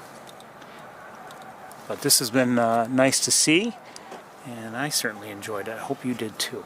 But we've got to head to Sapsucker Woods. Good night, Arthur, wherever you are. And good night, Big Red. We'll see you next time, hopefully. Let's head, we're going to head to Sapsucker. It's going to be late, but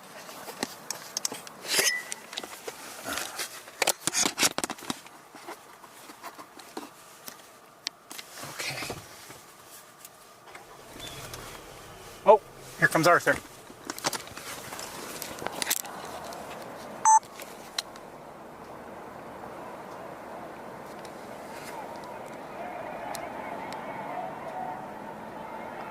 So he flew up there. I suspect that it was Big Red who vocalized as he did. She's still there.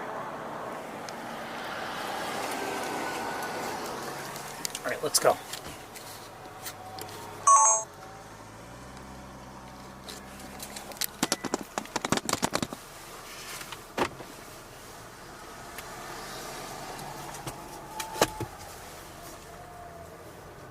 Good night, Big Red. Good night, Arthur. Bless you both.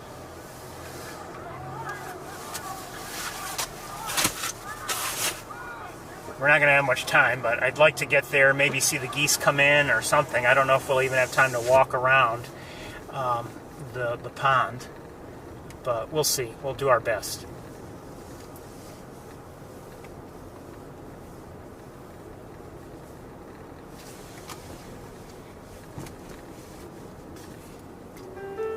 Yeah, we don't want to hear that.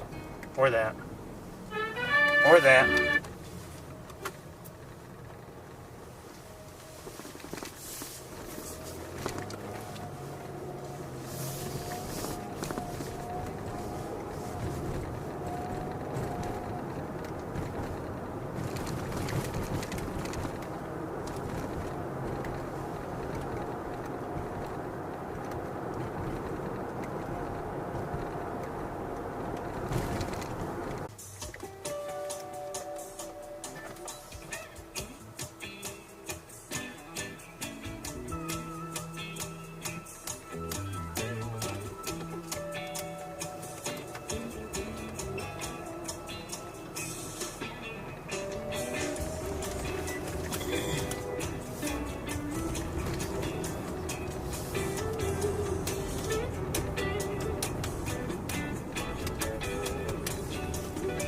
Need a little bit of time once we get to Sapsucker for me to, get ready for a walk, or at least to get out of the car.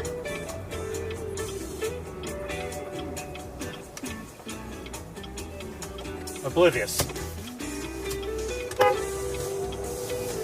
Totally oblivious.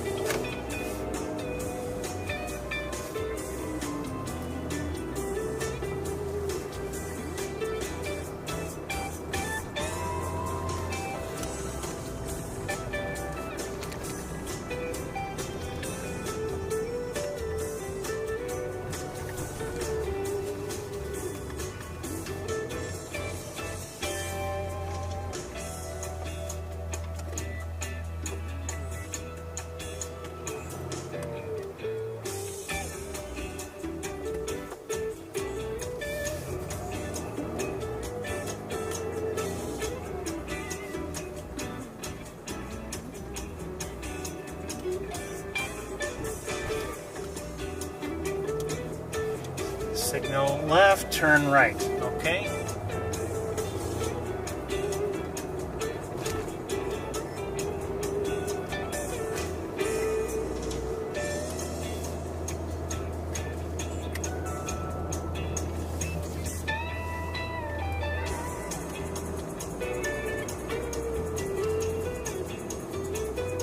Maybe we should have waited there and just waited to see if maybe Arthur would come and get the prey eventually. I don't know.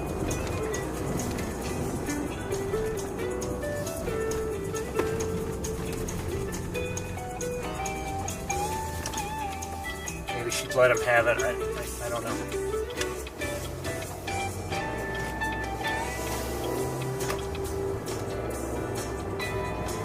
Anyway, it was great to see them both.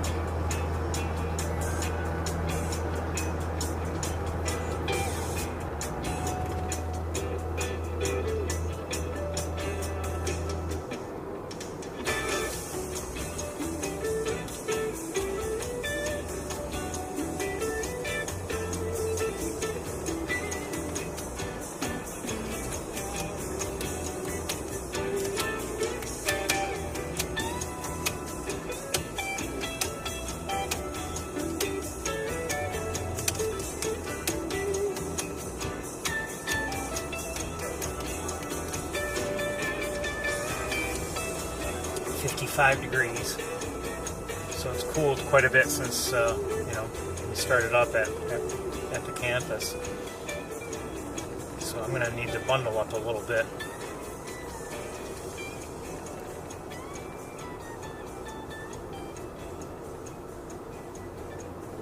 We're not going to have much time, obviously. It's getting dark already.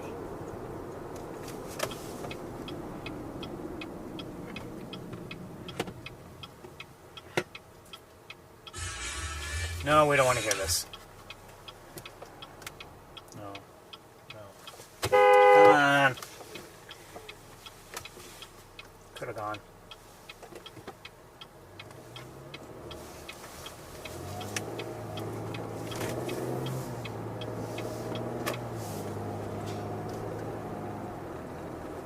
Why not?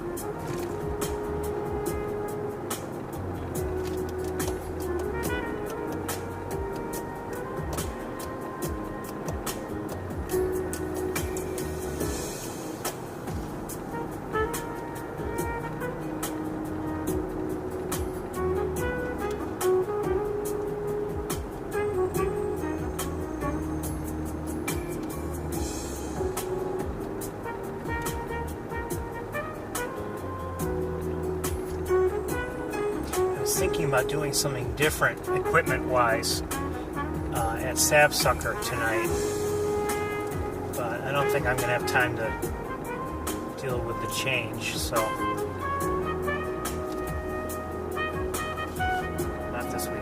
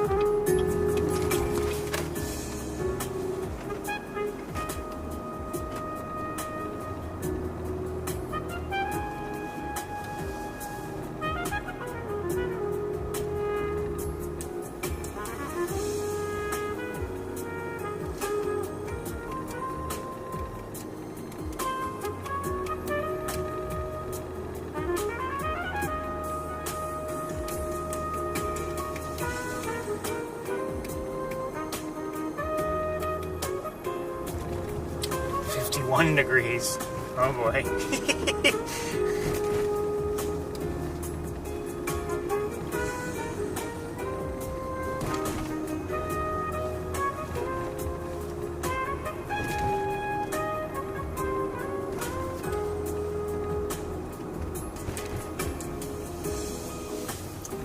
bundle up a little more than I anticipated.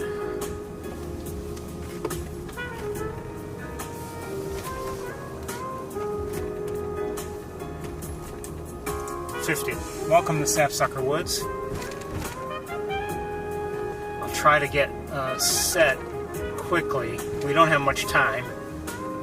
Number of cars here, surprisingly.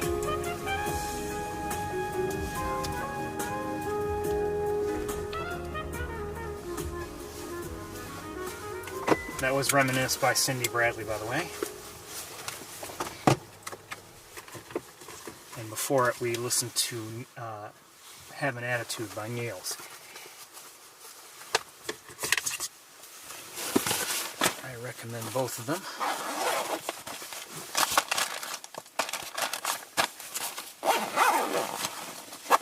Those are good.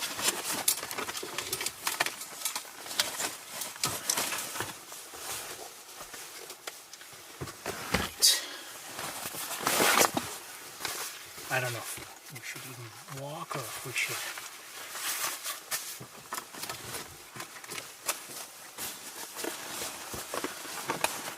Oh, great. Something just broke. I need that like a whole. Well, it's not the worst problem I could have. Something just broke on my backpack.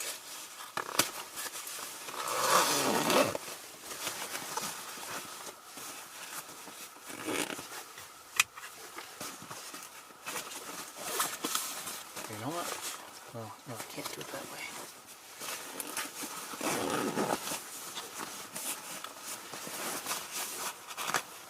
Essentially, the zipper just broke. And you know whose fault it is? The backpacks.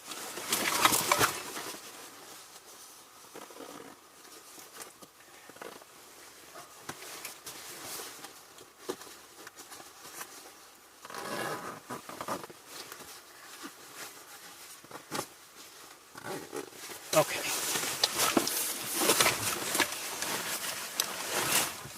That's that.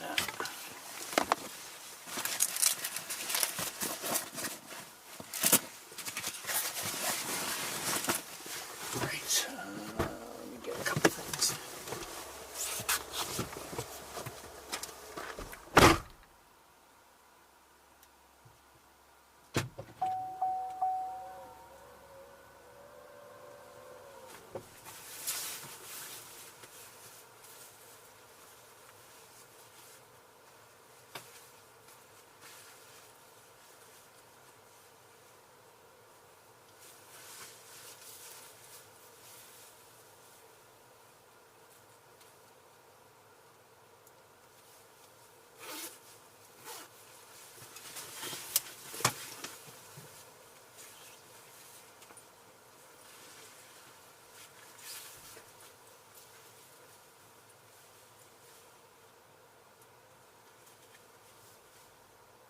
Didn't bring a heavy coat, but with layers, I believe will be plenty warm.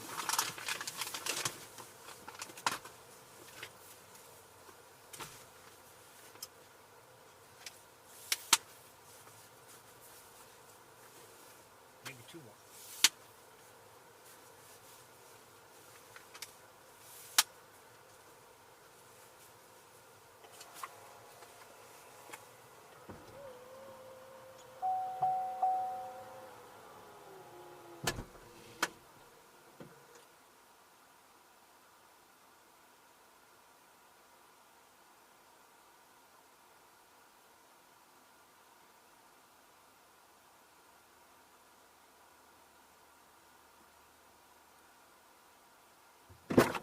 I just heard a Canada goose.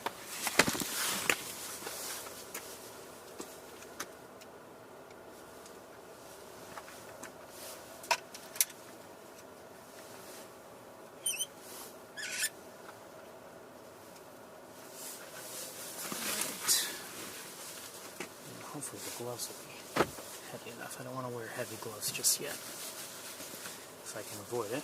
I have them, but I don't want to use them. Just,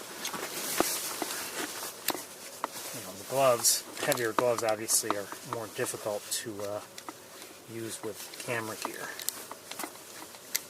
I have to disconnect you for a moment. One second.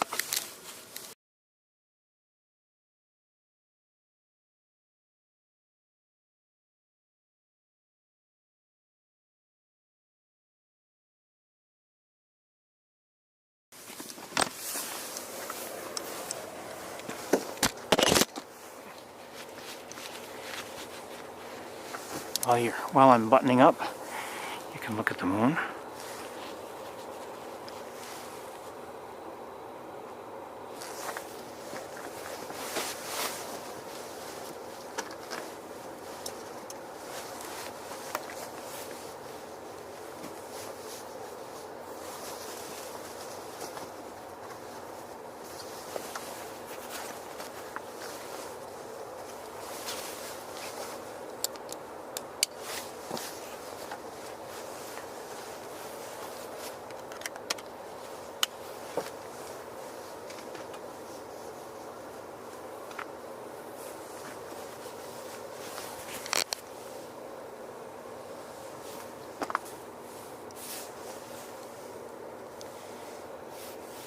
Okay, off we go.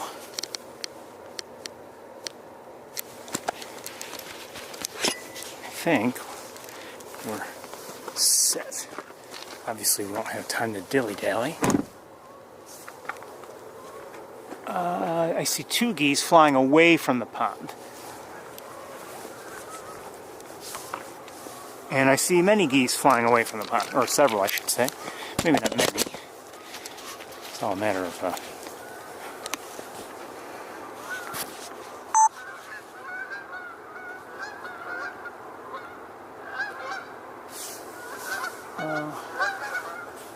and we saw the...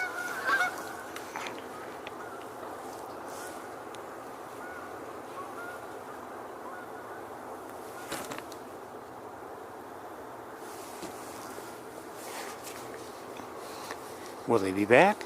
Are they just flying by? Who knows? Oh, wait a minute.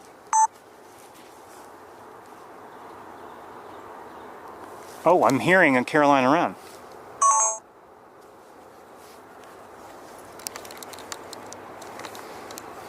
Okay, 1 second here. At least I thought I did.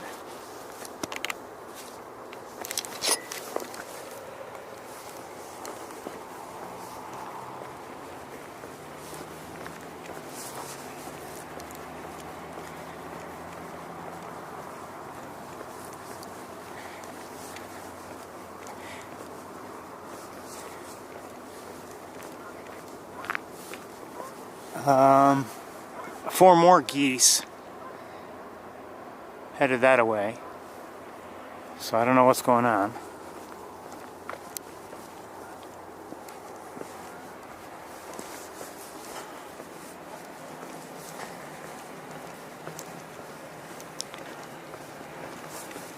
I don't know if I should try to walk or not.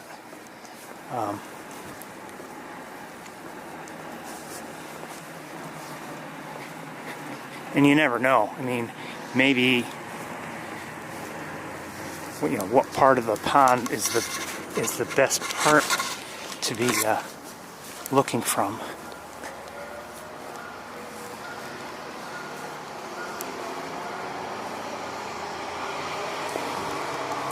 You know, we may just do things differently. Maybe we should do things differently. I've got an idea.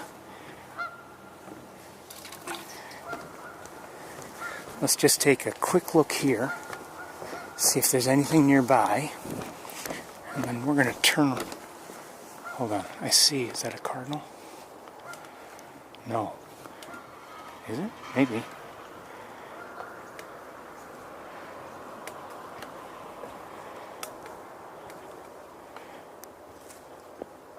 I think it may have been a robin, but I'm not sure. Watch those branches. Let's just take a quick look here, and we're going to do something a little different.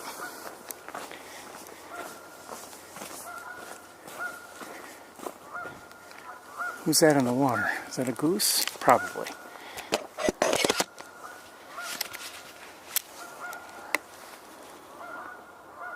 Yes, it is. And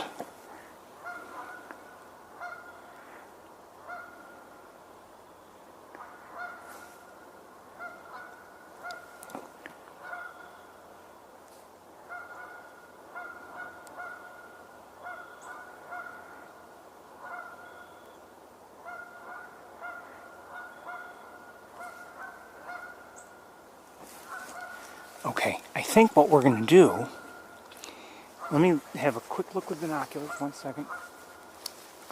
Pat, get out of the way. Actually, there's several geese still here.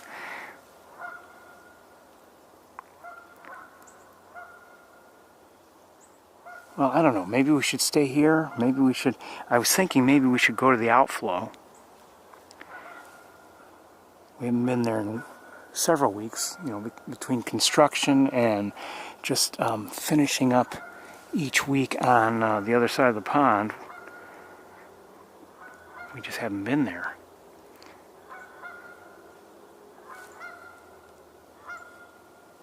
But, you know, it'll be there next time, so maybe we should just wait here.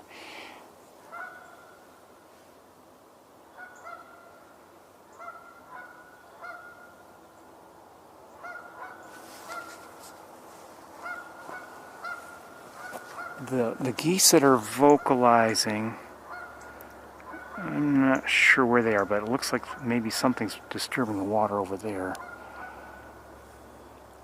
Roughly in the direction of the sound.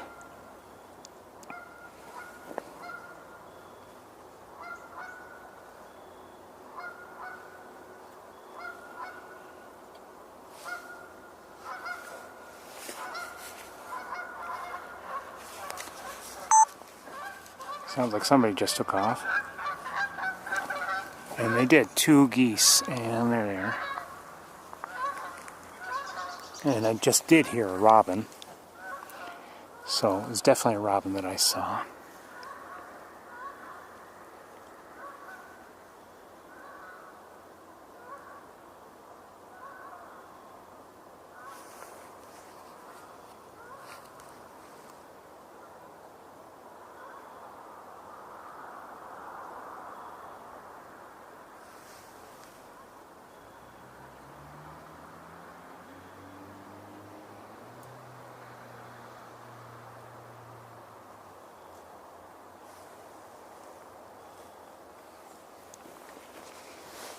You know, we could take a walk, but it's getting dark, so, and chances are we wouldn't see many, if any, birds along the way, although you never know, maybe an owl or something, it's always possible.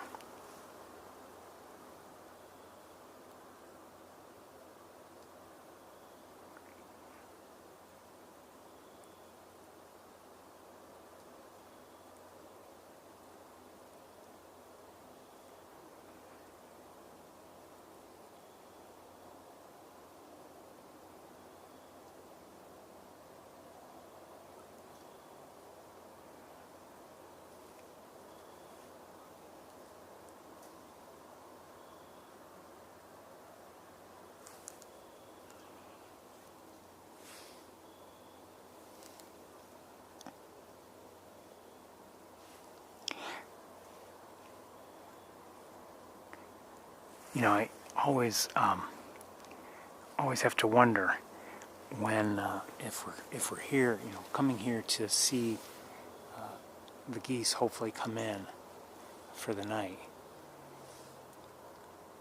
where's the best place to be?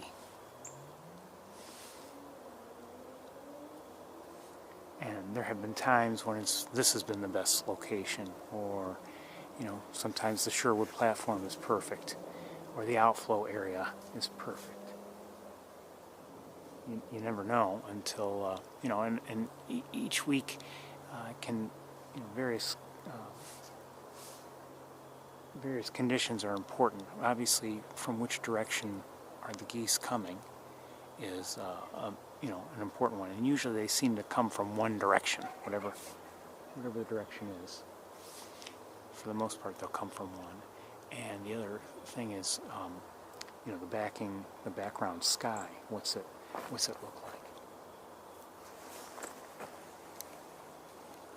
You know, it's always possible that one direction will have a lighter sky and a, you know, better, cleaner background than another direction.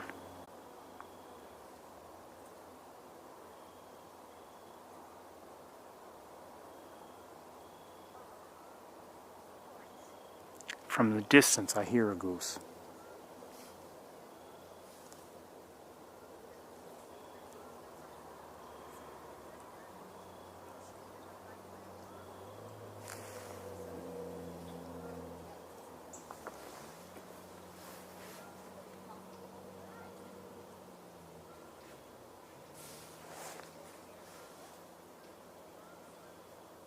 Just so you know, the trails close at sunset. What's that? The trails close at sunset. Oh, I live right over on the trail, so. Okay. Of course, I've been on the trails beyond sunset a few times lately. Okay, I'm hearing, it sounds like several geese coming in. They're behind me. I can't see them. At least... Oh, some ducks just left. They were in flight and they just flew away. The geese just flew by. They didn't seem to be interested in coming here. But it sounded like ducks that were flying by the sound of their wings. I don't know if they just took off from somewhere nearby or not.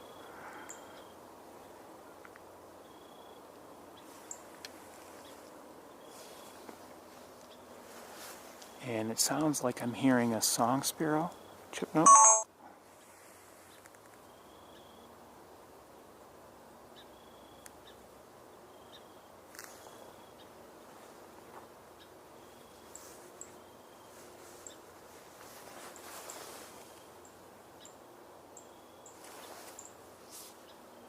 I am hearing some other high-pitched sound. It sounds, maybe that might be a cardinal. I'm not sure. Oh.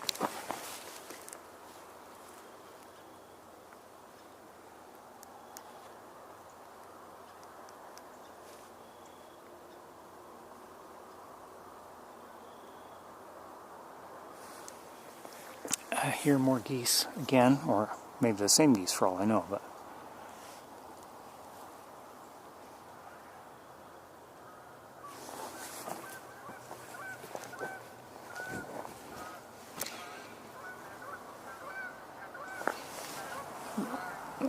looks like two geese moving fast.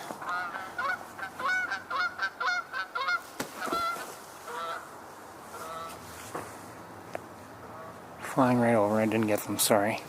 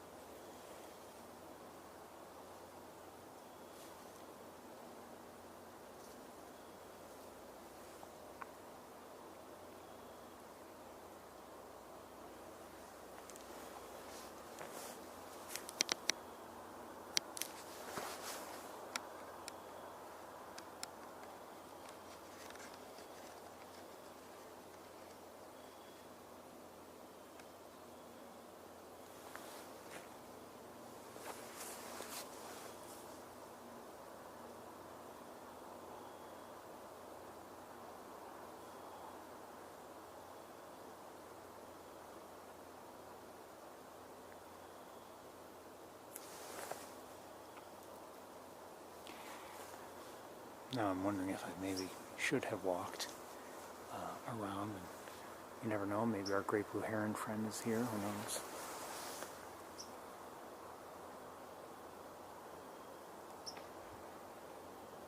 I hear a chip note from somebody.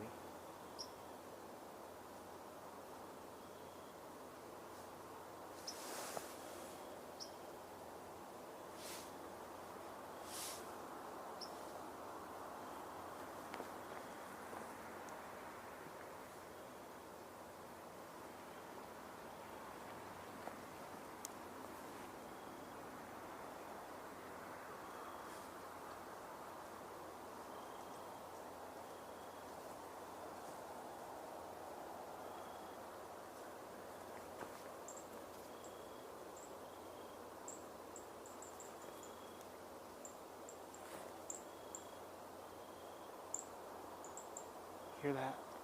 Same sounds that we were hearing last week and the week before, near the Sherwood platform, as I recall. I don't know what the...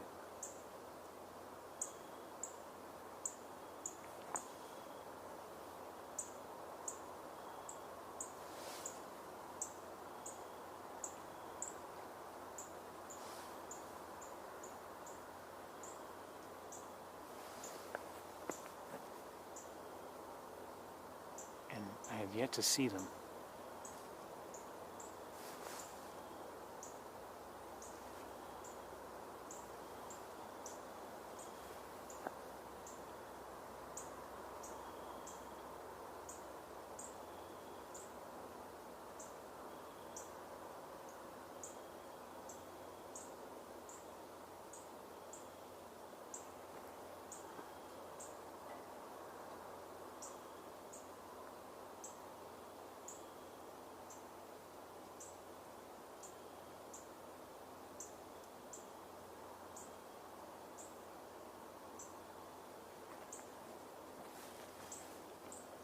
Now, there's no guarantee that geese will be coming in, of course.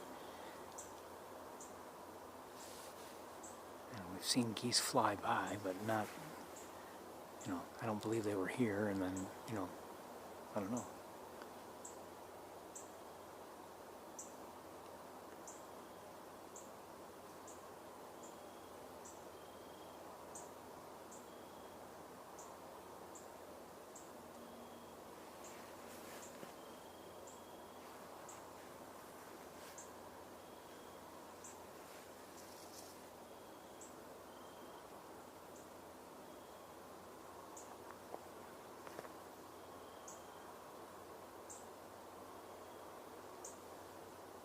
Sorry we arrived here so late. Really didn't get a chance for a walk. A real walk.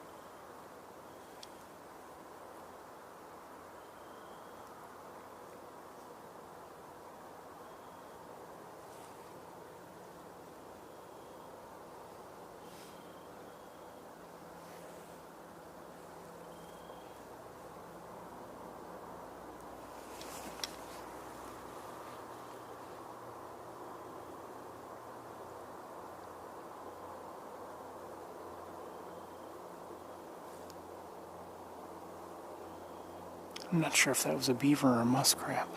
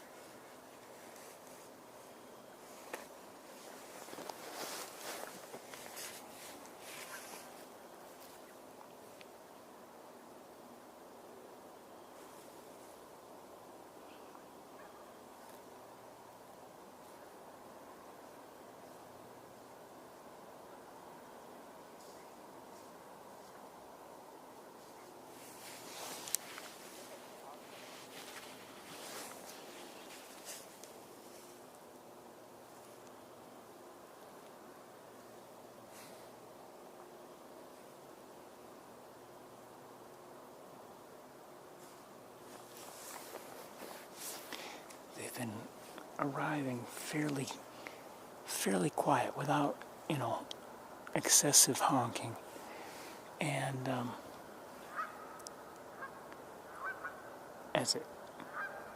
so far anyway, it seems like we've lucked out in terms of being on this side of the pond. I think it's been better than it would have been on the other side. We've had more time to watch them in the air than we would have on the other side. So just dumb luck, I guess. That sound we're hearing is a baby. Just crying a little bit.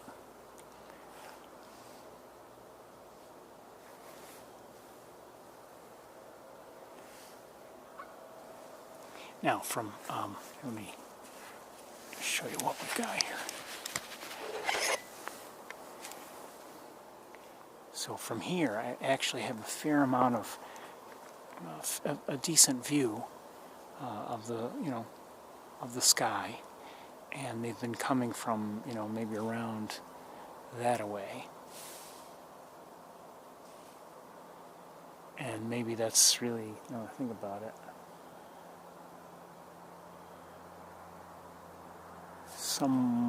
Somewhat understandable given where we saw them as we were arriving and the direction they seem to be going. So who knows? It could be some of these geese that have arrived are the same geese that we saw, flying by earlier. And maybe they've just decided to come back here because, they've decided to roost here. Maybe it's a good location.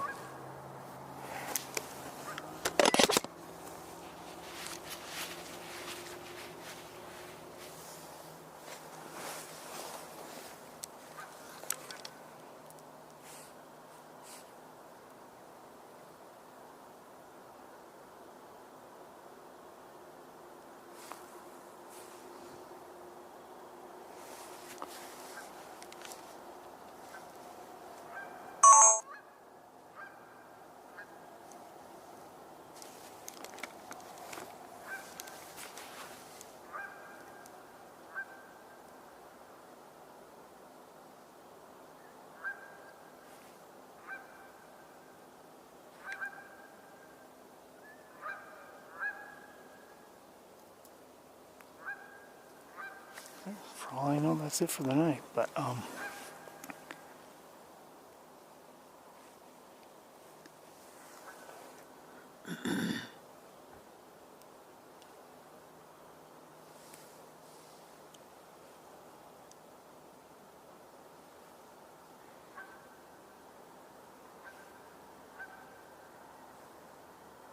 it's been an enjoyable day, I would have to say. At least I think so.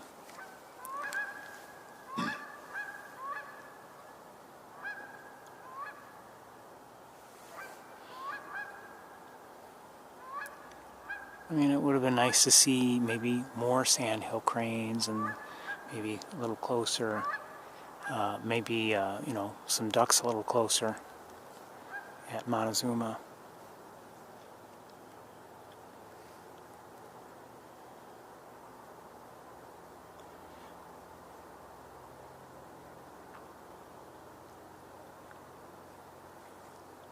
But even just some of the we had some nice looks at the swans today,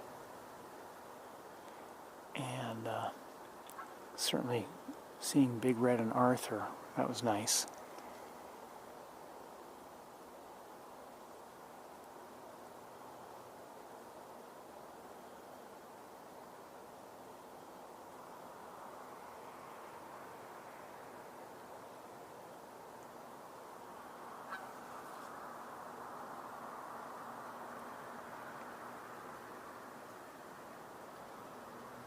Oh, looks like I can't get any brighter than this. We're at maximum right now. Now, down there it's dark. Up here, it's plenty bright.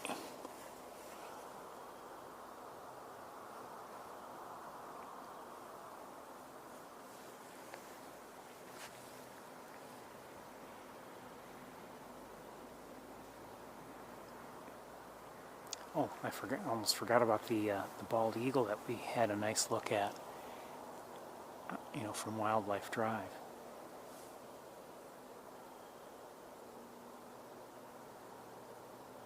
I have to say that was nice to see too.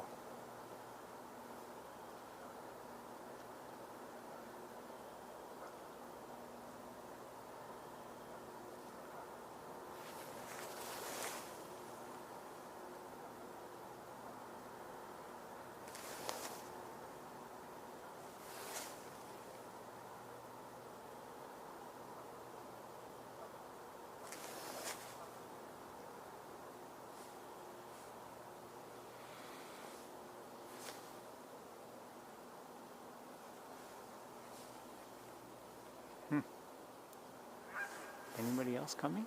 I don't know.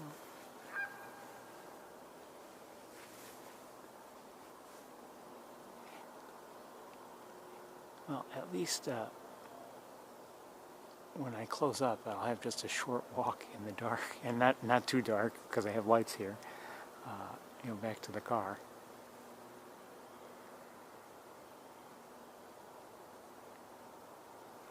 I chuckled at myself last week. I was thinking about it.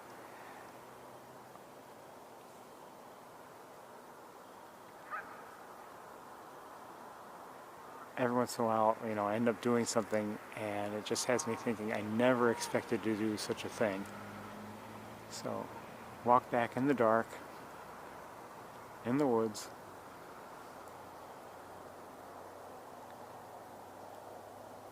Deliberately.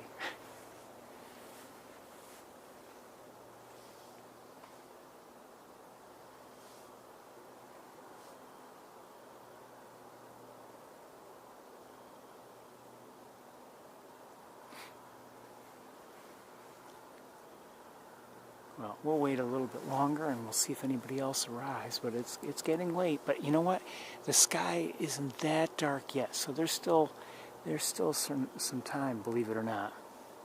As dark as things are here, I mean, the geese will often take off from wherever they're grazing fairly late in the day. So there's still a chance that more geese will arrive.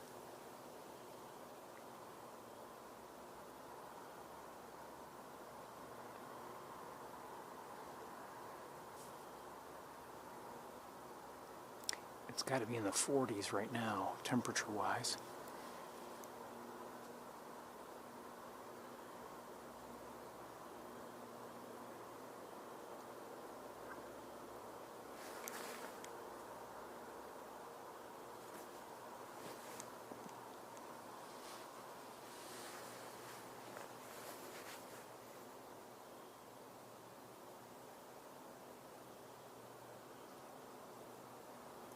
What's curious to me is, the geese, okay, Canada geese come in here to roost.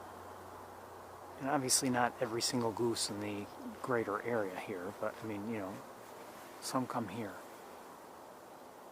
And we often see ducks leaving. And you just wonder, where are they going? Is it that they're just finding another place? Are they leaving like the main pond and then they just find a secondary pond or something? Where do they go?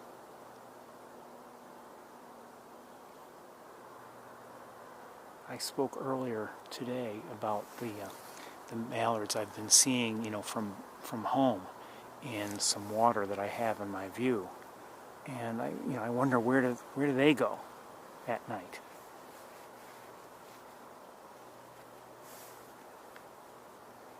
I guess I would say that small amount of water really isn't the safest place. Canada geese don't roost there either. But I wonder where they go to roost.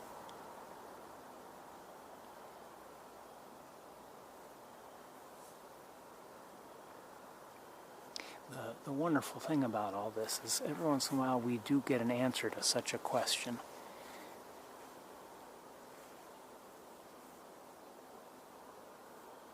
Like on the campus, for instance, where does where does Arthur roost, or where does Big Red roost? And sometimes we get to, we find a spot where it looks like, okay, they're going to be roosting there that night.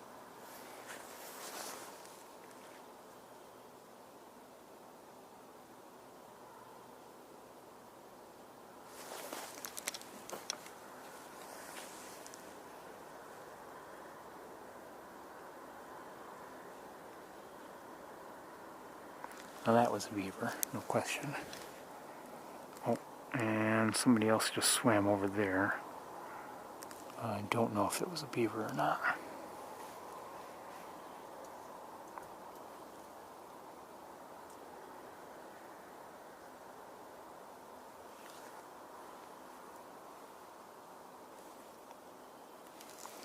Well, it's getting pretty dark.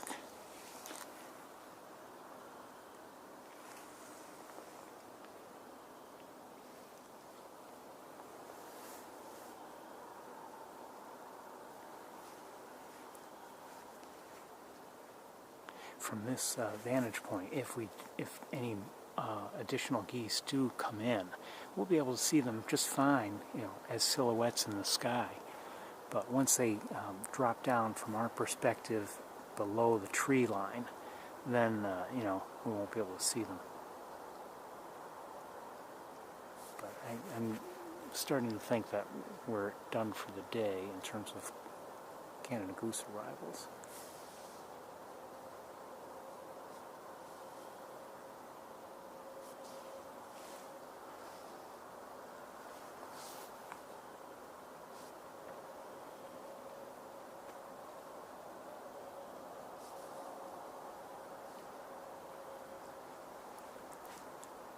Now, unfortunately,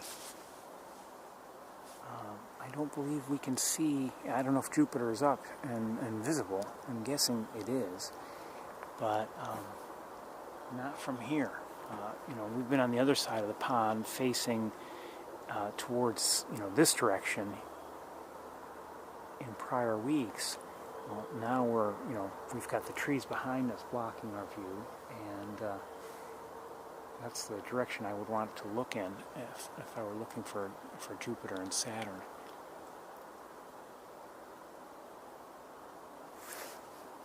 I guess we could walk out to the parking lot and maybe see, if you'd want.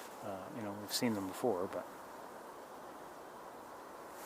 there is one star I can see relatively easily, and there's one, I believe, above me.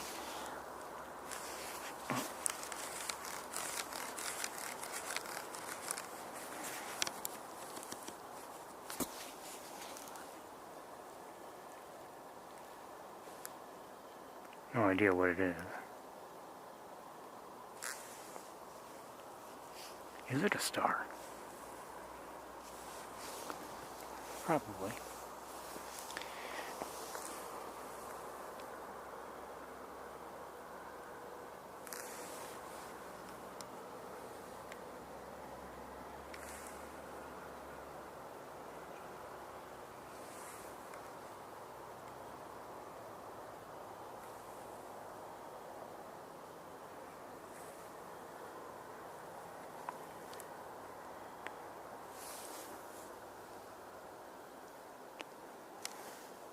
Okay, well, everybody, I don't believe we're going to be seeing any more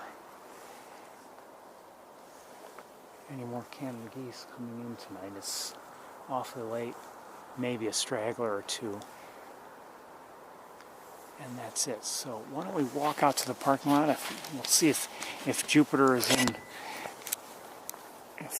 So quick look. I know, again, we've seen them before, but, I like seeing them. I can also see the moon, but it's behind some trees right now.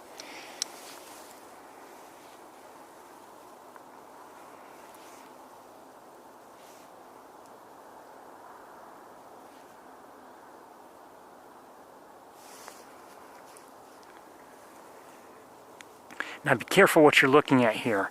We've got Jupiter and 4 moons. There's also a star or 2 that, are more, farther away from the planet. And they're not moons, but Now, as I zoom in, you can see that there are two moons that appear to be very close to each other.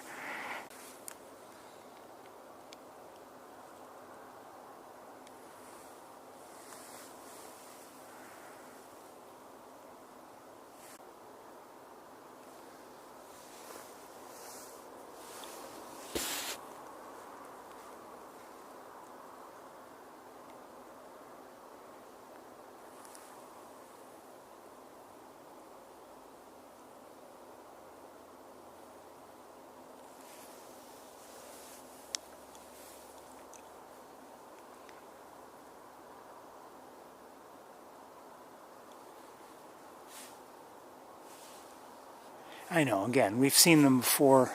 Maybe you've tired of seeing them. It's very possible and very understandable. But I like seeing them. And one more look at Jupiter, and then I think we're going to close up for the night.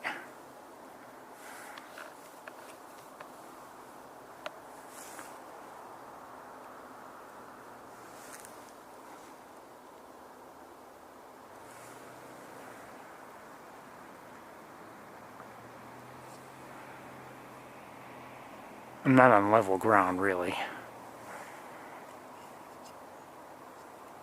Hold on.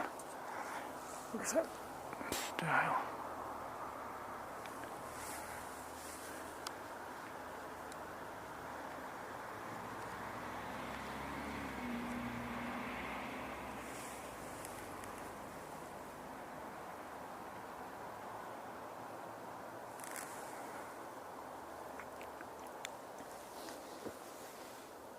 If you look, you can just see some of the color.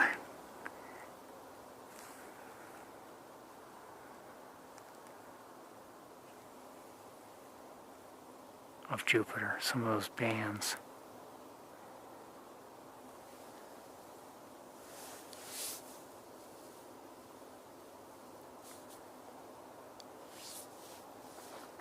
The moon is not a super thin crescent, but it's a crescent tonight. Looking bright, but I've got so many trees in the way. I think we're going to call it a day. Hope you've enjoyed the day as much as I have.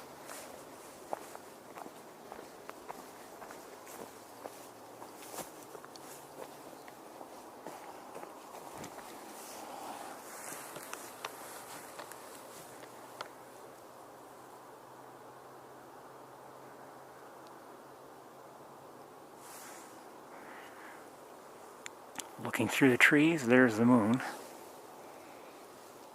I don't believe I could get a clear line of sight. Anyway, I want to wish you all a very, very good night. It's time for me to pack up and head home. Now, listen.